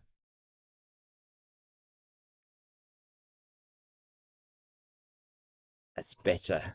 Met with the full face of the bat by Joshua Van Heerden. A very good defensive shot. He really was very watchful in that one. Played it under his eyes and practices the sweep shot. I think that's not something that they're going to want to pull out of the bag quite yet.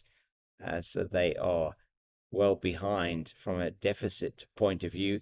The run rate required for them to win the match, let alone not lose the wickets that they could potentially lose in getting there. 3.5 runs and over to Akaya. Nabe about to continue his attack to Dean Elgar from the Kelvin Grove end, the northern end of the ground.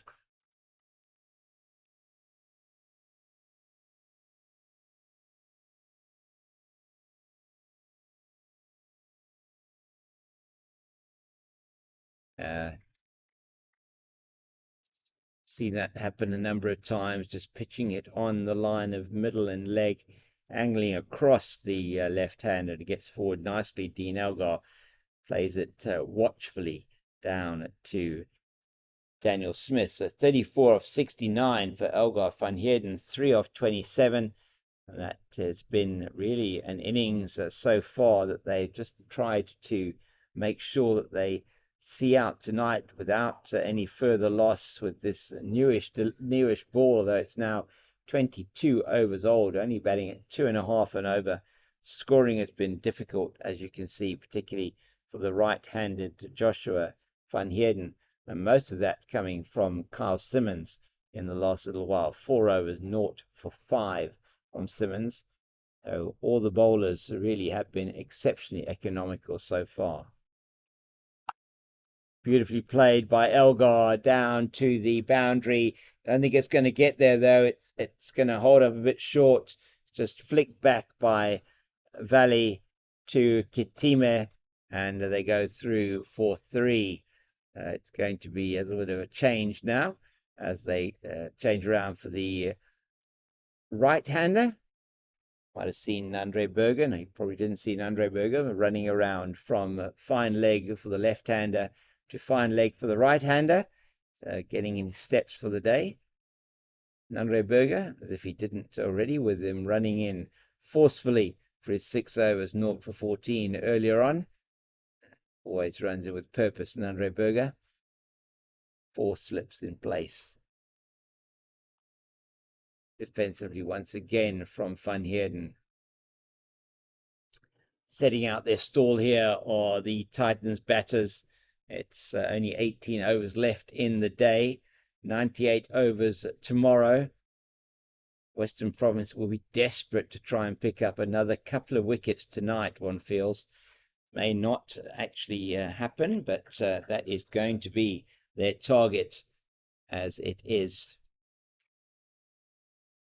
Oh, that has to be very close. Aluhaddin Palika has a look at that one. Oof. Maybe going down the leg side. That's all I can think of. Maybe hit him outside the line of the off stump. We're trying to see. Maybe can't have a look at that one again, unfortunately for you. But that is a very, very good shout.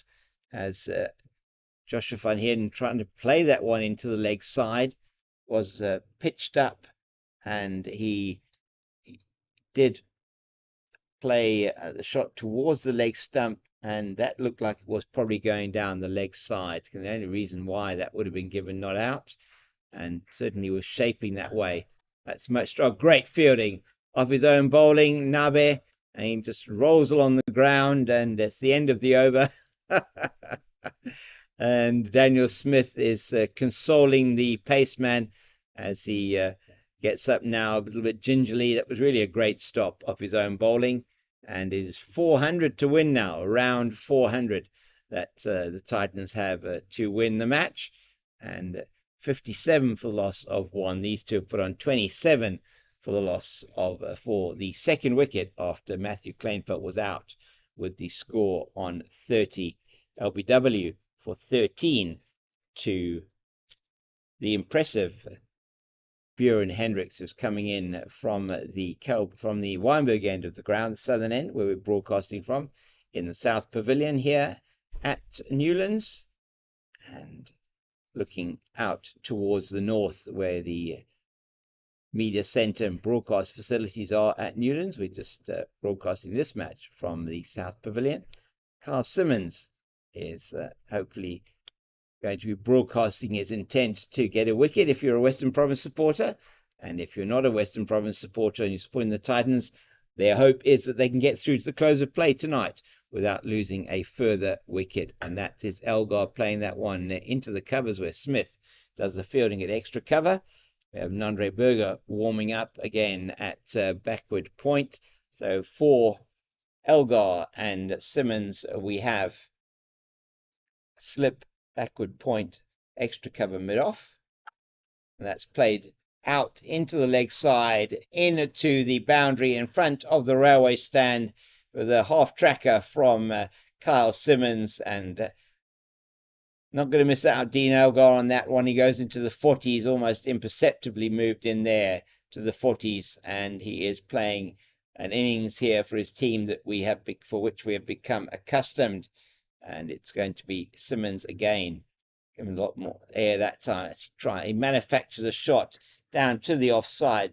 Berger picks up and tosses it in, and he, from his position at sort of a backward point, they take the single. Joshua van Heerden, 3 off 30. He's got Elgar 42 off 74. Van Heerden, who has got 2 slips and a short leg waiting for a catch. Got a man at shortish extra cover, backward point, cover, and a mid-off on the offside, wideish mid-on, and a long leg on the leg side in addition to that short leg.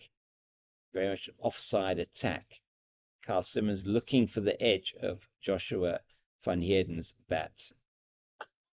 Not going to get it with that delivery as 2 Egyptian geese swoop across the ground and land in front of the media centre to the north of the ground, in front of the Be Part of It signs from Cricket South Africa. Hashtag Be Part of It. If you're on Twitter or one of the social media channels, beautifully played by Van Heerden. That's his first boundary down to the railway stand. That's a very long boundary on that side.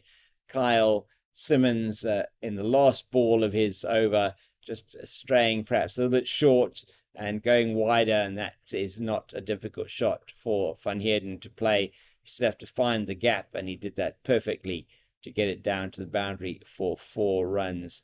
So perhaps some thought of changes, but not perhaps yet. We'll see what's going to happen now. In fact, maybe there is a change of bowling. It looks like it's going to be Nandre Berger coming in to the attack. It is indeed. So Berger taking off his sunglasses. He's coming on to bowl. He's bowled 6 overs, 2 maidens, 0 for 14 so far in this innings. He's going to be coming on from the Kelvin Grove end, the fast bowler for Western Province. He's given umpire Palika his sunglasses, given him his jersey, his cap. I think has he got any other accessories that he wants to hand to the umpire. So it's there now, bowling a couple of practice deliveries to Daniel Smith, just getting that arm to come over. He gave Dean Elgar quite a workout earlier on in the innings with a new ball. Let's see what he can do with this ball, which is 23 overs old now. 66 for the loss of 1. are the Titans.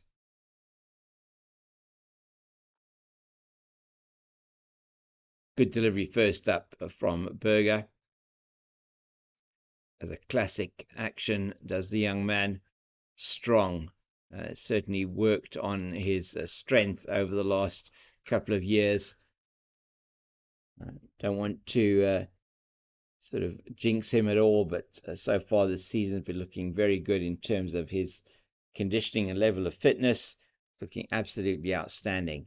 And at the moment, so is Dean Elgar on 42. Really been resolute in both defense and very good on attack. When anything has been there to hit, he's been able to do that. That one, though, he manages not to only to find the fielder Valley at a wideish mid-off. Still the 4 slips, so 3 slips in a gully, point, mid-off, mid-on, mid-wicket, and a long leg. So on the attack in Western Province, only time they weren't perhaps fully on the attack was with the first over from Tiwakai and Nabe, when the ball was actually edged through the 3rd slip region of Elgar. He got away with that one.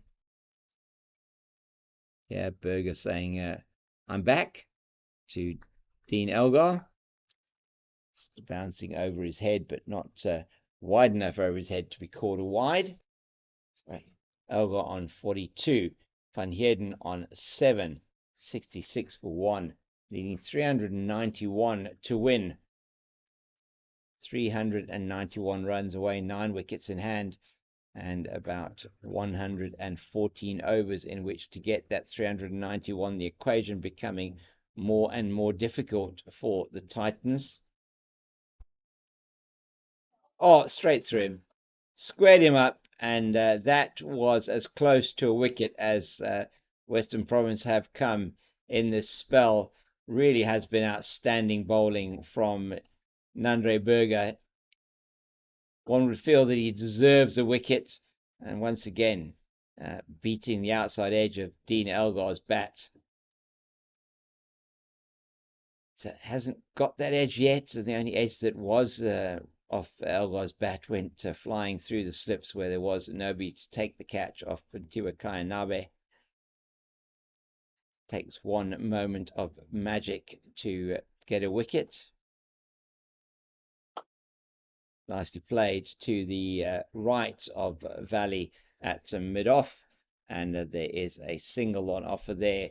So 1 ball left for Nandre Berger to steam in at Joshua van Heerden, and he'll be trying his utmost to get the wicket of the right-hander.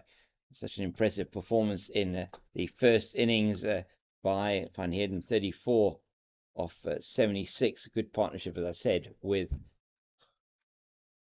of 62 there with Dean Elgar. Their partnership at the moment, 37.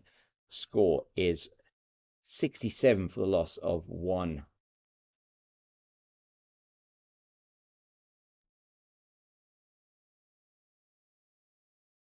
It was Van Heerden that survived with Elgar on the first evening. And that's well played by the young man out into Valley at mid-on, sorry, and there is no run.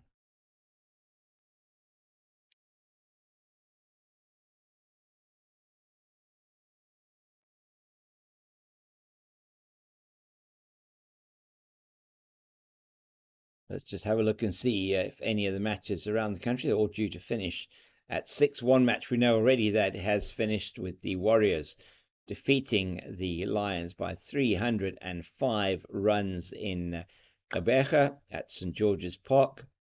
That is now officially known as, I believe, Dafabet St George's Park. The Dafabet Warriors winning that match against the DP World Lions. Elsewhere in the country, it was the Northwest Dragons that had started to, in their second innings, were struggling a little bit against the Tuskers. Tuskers took a lead of 61 into that second innings. That's played down to Asake Taka, who is the substitute fielder. He's on the field there. I'm not sure who he's on the field for. If it's Nandre Berger that might have gone off again. Looks like it could be. No, Berger's on the field. Oh, that went straight through him.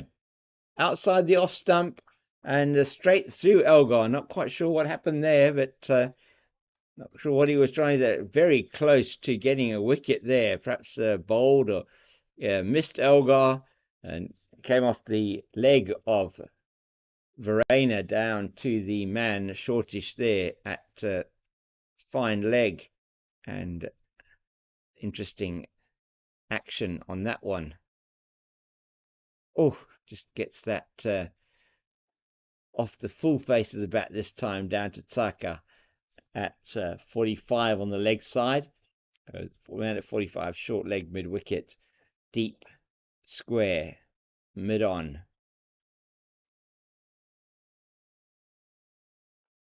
Elgar down the wicket this time, just trying to break the stranglehold at the moment. Carl Simmons 5.4 overs, 0 for 14. He's bowled exceptionally well.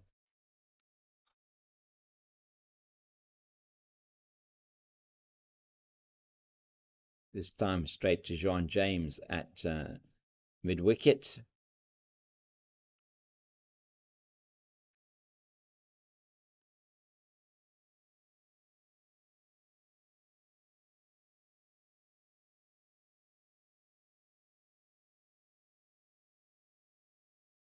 Forward nicely, Elgar, and that's the end of the over. Just to let you know that the Dragons are now, they were 60 odd for 3.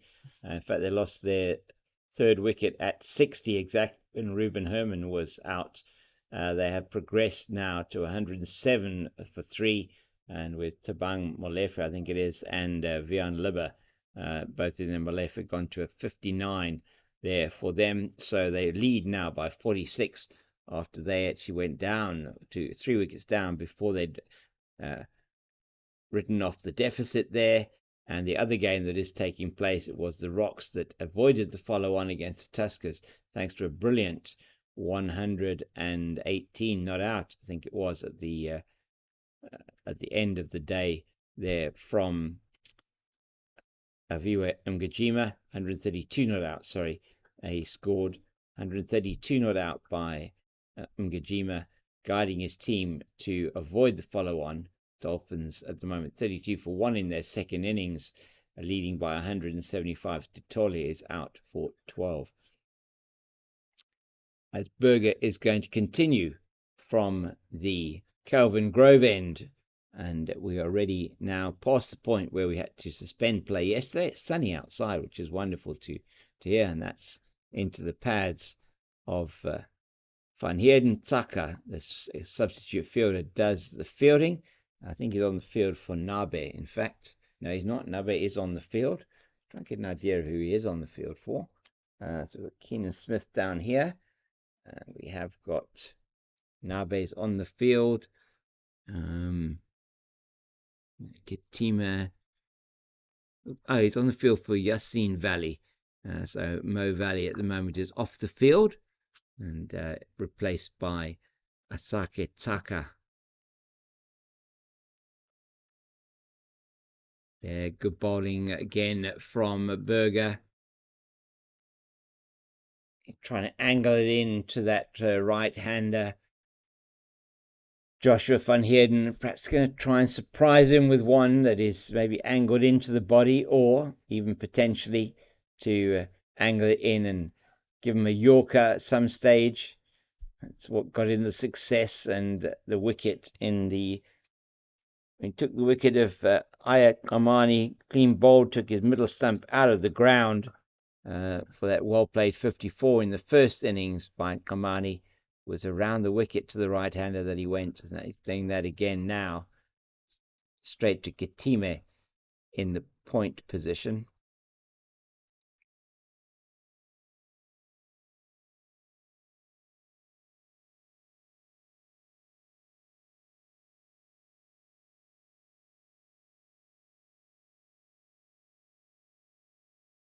So just some questions here coming through on the YouTube feed, just in terms of what happens in the match if the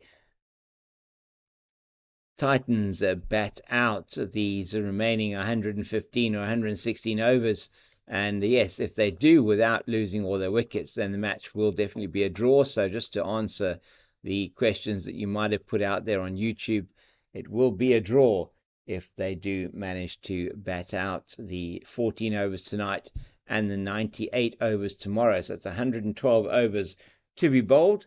They need 390 runs to ensure that they can win the match, but that does look a long way away at the moment. 2.6 runs per over that they are batting at, and that is not going to be enough from a run rate point of view to get them there. That's in the air, but he gets away with it, does Van Heerden, down to fine leg, and Keenan Smith does the fielding, and there is a single to Van Heerden. Field is going to change now for the left-handed Elgar. So that one nearly went to Kyle Verreynne. So nearly went to Kyle Verreynne. Was in the air for some time. Verreynne started going to his left-hand side to see if he could take the catch, but nothing for him there. Just avoided him and evaded him, should I say, down to the to his left-hand side. That's a good delivery once again to Elgar. It's the end of his over. Very good over by Nandre Berge. He's now bowled 8 overs, 0 for 16, coming back after he bowled 6 overs, 0 for 14 in his first spell. Only gone for 2 singles in his following 2 overs. And Yasin Valley back on the field now. And Asake Taka goes off. And 68 off 26 overs, so 13 overs tonight. And 98 tomorrow. That's 111 overs. That's Nelson. And Nelson always has some interest for us in cricketing parlance. So one eye, one arm, one leg. Horatio Nelson lost those 3 at the Battle of Trafalgar, which ended up being what the British regard as a great naval victory. So that is where they believe the 111, what the 111 refers to, and therefore called Nelson.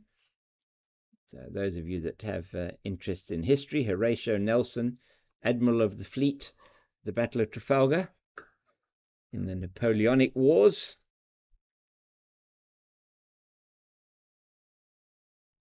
And the score, 111 overs, now less than 111 overs to go.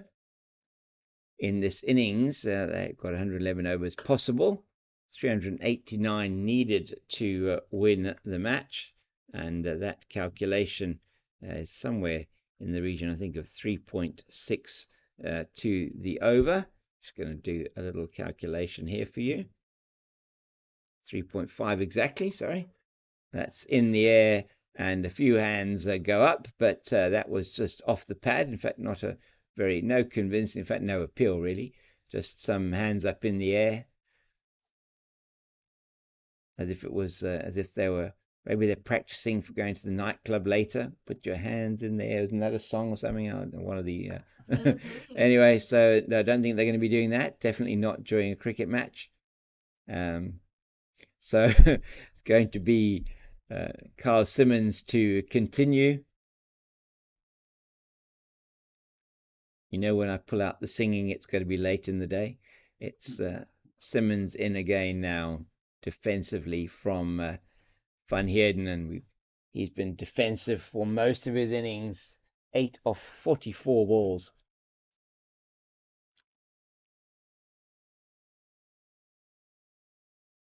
Last ball of Simmons' 7th over, 0 for 14 so far.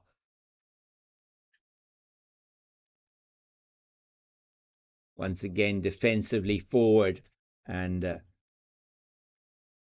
the umpires will at some stage, I'm sure, be asking for a light meter to come out so they can keep an eye on the light. Still looks pretty good to me. I think, in fact, that is what they've just called for. And the 3rd umpire now coming out with the light meter and some drinks. So, yeah, 4th umpire's coming out with a light meter. That you may be able to just see that. They've asked for the light meter because the light here has started to fade a little bit. I think they're going to be taking a reading at some stage. Not yet. It's just going to clip that onto his belt. I'll put it into his pocket. Is Dennis Smith. And what I can tell you is if he's putting it into his pocket, the light in his pocket is going to be very dark because it's a pocket. So not going to look very good in there. But the light meter, if he takes it out, he will be able to see whether it's light enough to play. No cloud overhead at the moment. So we're hoping that we are going to be able to get a fullish day's play in. That's another good delivery to the left-handed Elgar from the left armour, Nandre Berger, and 8 overs, 1 ball, 0 for 16 so far. You're with us on YouTube and Facebook. It's really great to have you with us. And some of you commenting, I see on YouTube, in terms of the run rate that's required. So at the moment, about 3.5 and over that's required for the Titans to win this match, should they get it. And that is really quite a brute of a delivery. And that goes over the bat of Elgar, flashing outside the off stump. And that is a serious jump in the air there from Carl Verena to take that one, which he did in both hands. Outstanding wicket keeping once again, using that inbuilt pogo stick in his legs to jump up high and take that particular delivery. Fantastic keeping and good bowling here from Nandre Berger, still putting his back into this right from the word go today. That's played beautifully by Elgar into the gap to the left of Joan James at Gully, and they're through for a single. For 2. Elgar to 45. Van Heerden has 8. These two have now put on 40 for the second wicket. Most of those runs coming, as you can see, to Dean Elgar. It was a bit of a flurry when Tiwa Kayanabe came on initially, but he then bowled 5 overs, 0 for 14. All the bowlers from Western Province have been very economical, and all in the region of 2 to 2.5 and over, except for that first over from Keenan Smith, which was an experiment tried by the captain. Carl Verena bowling the right arm off spinner to the 2 left-handed opening batters with the new ball. An experiment dispensed with quite early by the captain.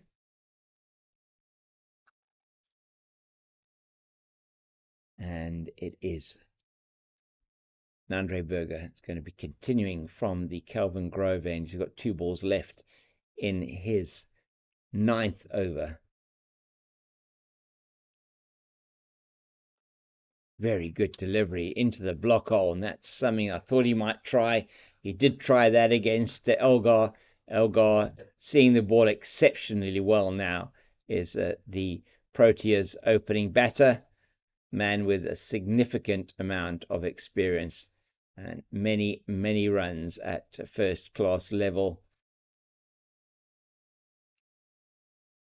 He knows himself that the success of the Titans potentially to play out for a draw in this match, or even potentially win the match, which would be an absolutely phenomenal achievement, is that he has to stay there.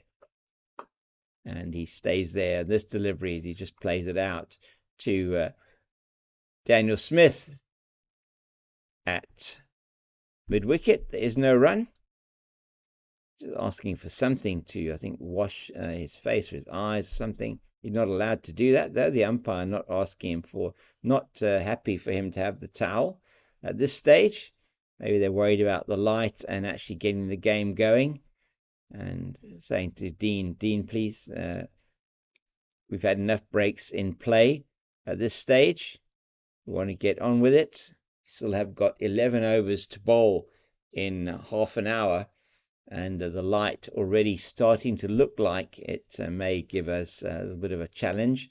Maybe that Western Province will have to bowl now 2 spinners from either end. And Nandre Berger maybe will be dispensed with. He's come down here to mid-on for the right-handed Joshua Van Heerden. Another nice delivery from Simmons, thinking perhaps that he needs to give that ball a lot more air. Joshua van Heerden not going to potentially be taking him on at this time of day, and give himself as much chance as possible to get it above the eye line. That's flattish, but played nicely down to the man at backwards, down at sort of a shortish third man, and very quickly in is Mo Valley, but he can't prevent the sharp single, well run by Dean Elgar, it must be said, using all his experience, knowing that rotating the strike absolutely crucial, so that the bowler cannot have the opportunity to bowl an entire over at the one particular batter. He's facing Simmons now. That is played forcibly down to Keenan Smith at deep backward square through Valentine Katimo, who's in that position at short leg, and Katimo will just walk around for Joshua van Heerden now to his position at short leg the other side. Probably more of a chance, one feels, of getting that catch off the left of the right-hander. Simmons in once again. That's nicely floated this time, but met equally well by Joshua van Heerden. Getting through his overs very quickly. The left arm bowler from Western Province, and just back on his stumps. Very watchful. Still in single figures, Van Heerden has faced a lot of deliveries for that 9 that he's got.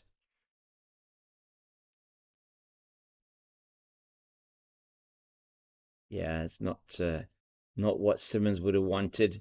Down the leg side, tries to just paddle it around. Does Van Heerden, doesn't get a touch or anything on it. Well taken by Verena behind. No run. The end of the over. 29 gone. 72 for the loss of 111 overs left in the day potentially, and that is going to be drinks, gentlemen. Say the umpires. So coming out with the drinks, I think the umpires may well take a light reading soon here at Newlands, although I do think it's brighter than it was yesterday. Even at 5:45 when we did break, have the finalised play yesterday. 12th and 13th man coming on the field for Western Province. It's bringing out the drinks for them.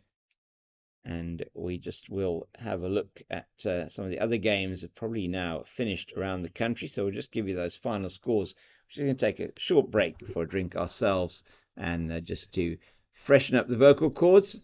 We'll be back with you shortly.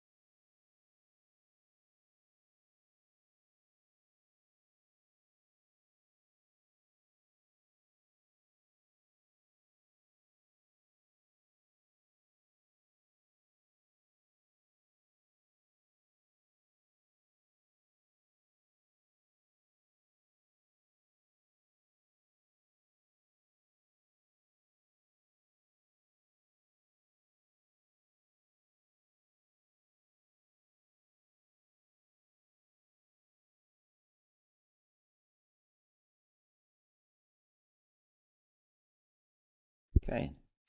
Welcome back to Newlands, and we have just under half an hour to play in the third day of the 4-day match between the Momentum Multiply Titans and Western Province. And we're going to see for the first time in this match an over from Juan James, who is replacing Nandre Berger at the Kelvin Grove end. Juan James coming in to bowl, and his off spinners to Dean Elgar. Elgar just playing that into the offside nicely, where it's fielded by Keenan Smith on the boundary. Smith very energetic, doing very well in the field over the last number of days, and we have some end of play scores coming in as well. The Dragons 118 for 3 at the close of play against the Tuskers. Tuskers taking a lead of 61 in the first innings. That means that the Dragons are 57 ahead in the second innings with a day to play there. That game looking like it is moving towards a draw unless something exceptional happens in that Northwest second innings, and that's played very nicely through the covers by Joshua van Heerden, and that has gone through to the boundary for 4. So just a little bit short from Juan James. First delivery played out for a single by Elgar, and this one on the offside played nicely through the covers by Van Heerden. He eventually now moves into double figures, 13 of 51 deliveries, and it's going to be James again bowling to a 4-5 offside leg side field. That's the off spinner going, this one coming into the right hander again, and it's got a predominantly leg side field. He's got a slip, he's got a point extra cover mid off, mid on, short leg, mid wicket, deep backward square, and a man at 45 on the leg side, and that is into the pads. Nothing doing with that one. James again going to be bowling from the northern end of the ground, the Kelvin Grove end. Kelvin Grove Club just beyond the building at the end, at the northern end there, and that's forward nicely. It's going to go through to the man at mid-wicket. That is Daniel James, my goodness, Daniel Smith, and it's Juan James that is bowling. Daniel James, footballer. Yes. He plays for one of the for Wales. Daniel James, and that is just a single to Van Heerden, and these two put on 48 now for this second wicket. Juan James just coming in with those off spinners, and it is going to be interesting to see now what the umpires are going to do. There's a discussion between umpire Dennis Smith and Captain Carl Verena. Verena just walking to his mark. Guys are all just having a discussion there. Bjorn Hendricks chatting to Juan James. Verena now talking to Bjorn Hendricks. Senior players in discussion with the captain. Carl Simmons going to be continuing the bowling. Still looks light enough out there to be playing with the spinners. I don't think it is quite bright enough to be playing with the fast bowlers at this stage. I expect probably within the next few minutes we may have a call around the light. But he's got him! He has got him! He's got him! That's a brilliant breakthrough for Western Province. What a great catch by the wicket keeper, Carl Verena. And that one there, Joshua van Heerden, who has been so defensive. He's played a very good shot in the previous over, his first boundary, and now he goes for the shot off the left arm spin of Kyle Simmons, and he just manages to get an edge, and a brilliant take, it must be said, behind by Carl Verena. Really took that incredibly well. So the second wicket falls. That's Van Heerden out for 14 off 55 balls. 78 for 2 it is, as that wicket goes down. Just rode that incredibly well, did Verena. My goodness, that was a good catch. Very good technique from the wicket keeper, and they are now taking the light reading. I'm not sure what the decision might be, as we have Dewald Brevis coming out to bat for the Titans, and I think the light is still fine at the moment. And Not sure what the umpires are deciding. I think it's still light enough to carry out on out there. Looks like it's bright enough, brighter than it was then yesterday. 7 matches, 13 innings, 313 runs, highest score 58 in this season. Dewald Brevis, average of 28.5, 350s that he's got. Kyle Simmons makes the breakthrough. It is Joshua van Heerden that has to go. Caught by Verena off the bowling of Simmons, and it was a ball pitched up outside the line of the off stump that took the edge, and that is now the second batter out in the teens. First, Matthew Kleinfeld out for 13. Now, Joshua van Heerden out for 14, and Dewald Brevis coming to the crease with the team now at 78 for the loss of 2. Very similar position to when he came in at on yesterday morning, in fact, that it was that he came in for the Titans, and just defends down the pitch. And they're thinking now, why didn't we have a silly mid-off in there? That one just in off the front of the bat from well, they now have brought a silly mid-off in, and in fact incredibly close. Katime there, they changed their minds though. Goes back to that position at short leg. Simmons in again, and that's into Brevis. He just defends nicely off the back foot. It's going to be a fascinating contest for however long it lasts, we must say, here between these two. 3 balls left in the over. Can Simmons make another breakthrough before the close of play tonight? Brevis on a pair at the moment.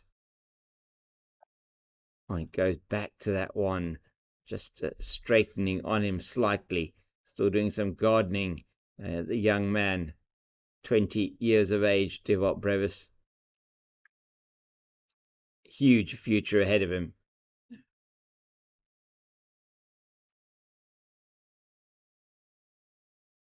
That's very nicely played, but only as far as the man at extra cover. That is deepish, in fact, more a cover deep in on the edge of the square. That's Keenan Smith does well to cut that one off and stop any thought of a run. 1 ball left in the Kyle Simmons over, which he took the wicket so far of Joshua van Heerden, driving one outside the off stump, getting the edge, and brilliantly taken behind by Kyle Verena. Oh, that is Brevis there, just coming forward and defending to Simmons. It's the end of the over, and we are going to see, I'm sure, another over of spin from Joan James. It is indeed going to be another over of spin. So great work done there by Kyle Simmons and the captain, Kyle Verena. 78 for 2. Western Province in the ascendancy here, it must be said. Still needing 379 to win are the Fidelity Momentum sorry the Momentum Multiply Titans against Western Province.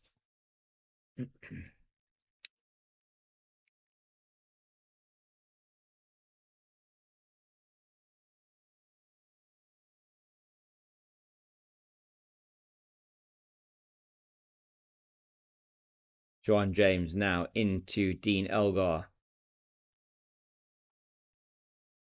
Oh, that's beautiful fielding from Daniel James there. Outstanding fielding. It was Dewald Brevis who'd come down the wicket quite a long way. Daniel Smith making a brilliant effort there and stopping that ball in the covers. Dean Elgar looking very tentative here at the crease. No doubt he is concerned about the light, perhaps. Light has faded a little bit. We are only 16 minutes away from the scheduled close of play at 6:30.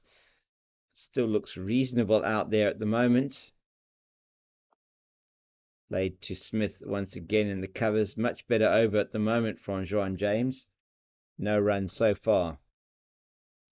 Elgar, Brevis at the crease. Van Heerden out in the previous over.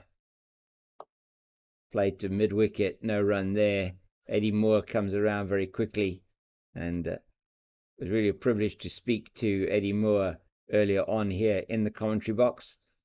Hope you can listen to that if you go back on the recording on YouTube. That's in the air! It's got him! Oh my word!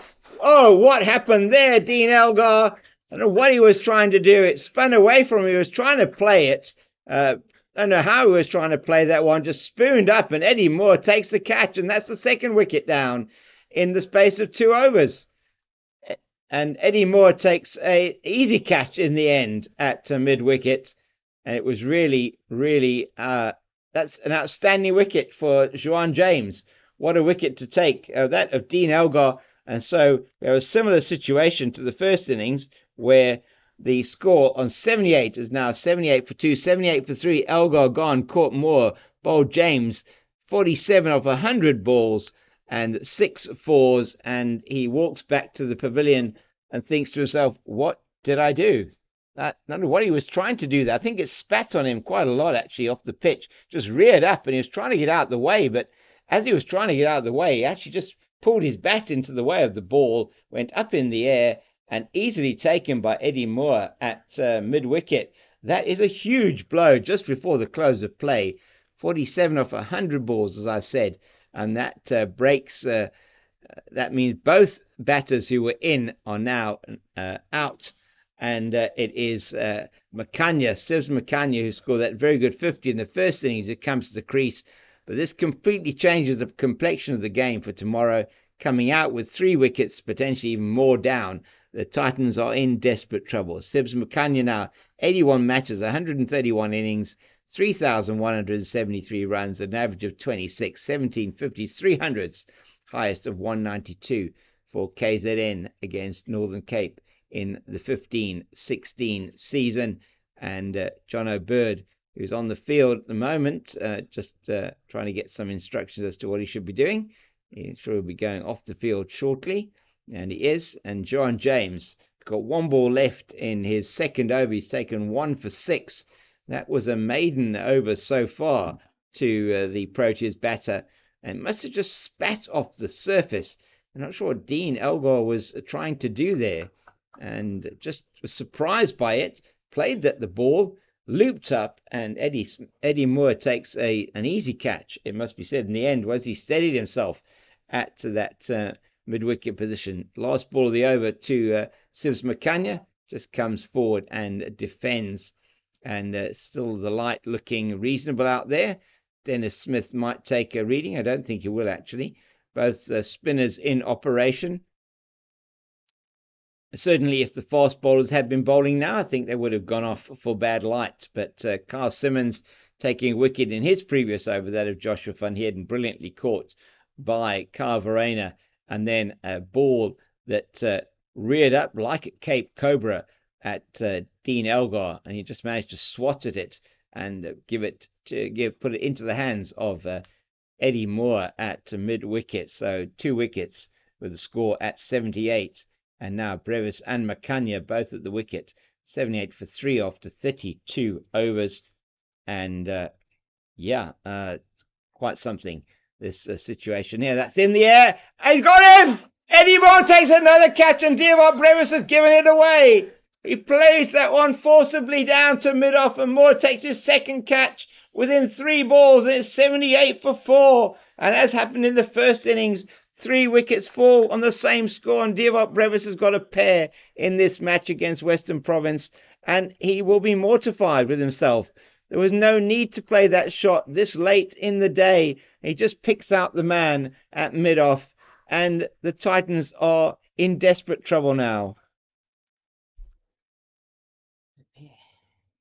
Yeah, Divock Brevis gets a pair here and in Cape Town, and it is Donovan Ferreira, who is also on a pair, who comes out to the wicket.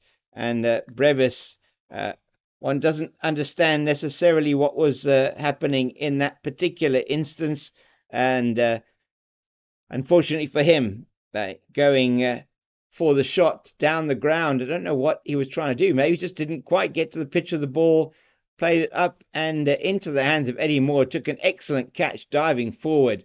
And so Titans go 78 now for the loss of 4. And it's Donovan Ferreira, 8 matches, 14 innings, 483 runs at an average of 48.3, highest score of 127 for Easterns versus KZN 2021 season.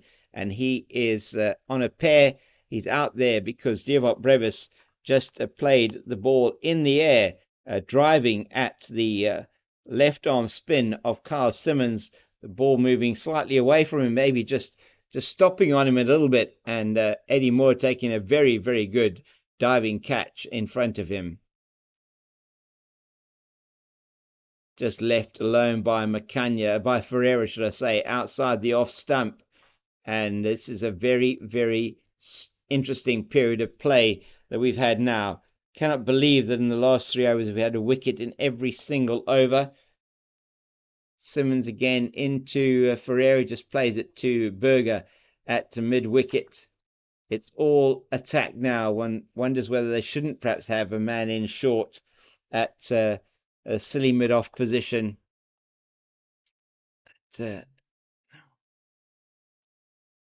Divock Brevis, not quite sure what the young man was thinking, but he'll be very upset with himself. I know these things do happen in first-class cricket.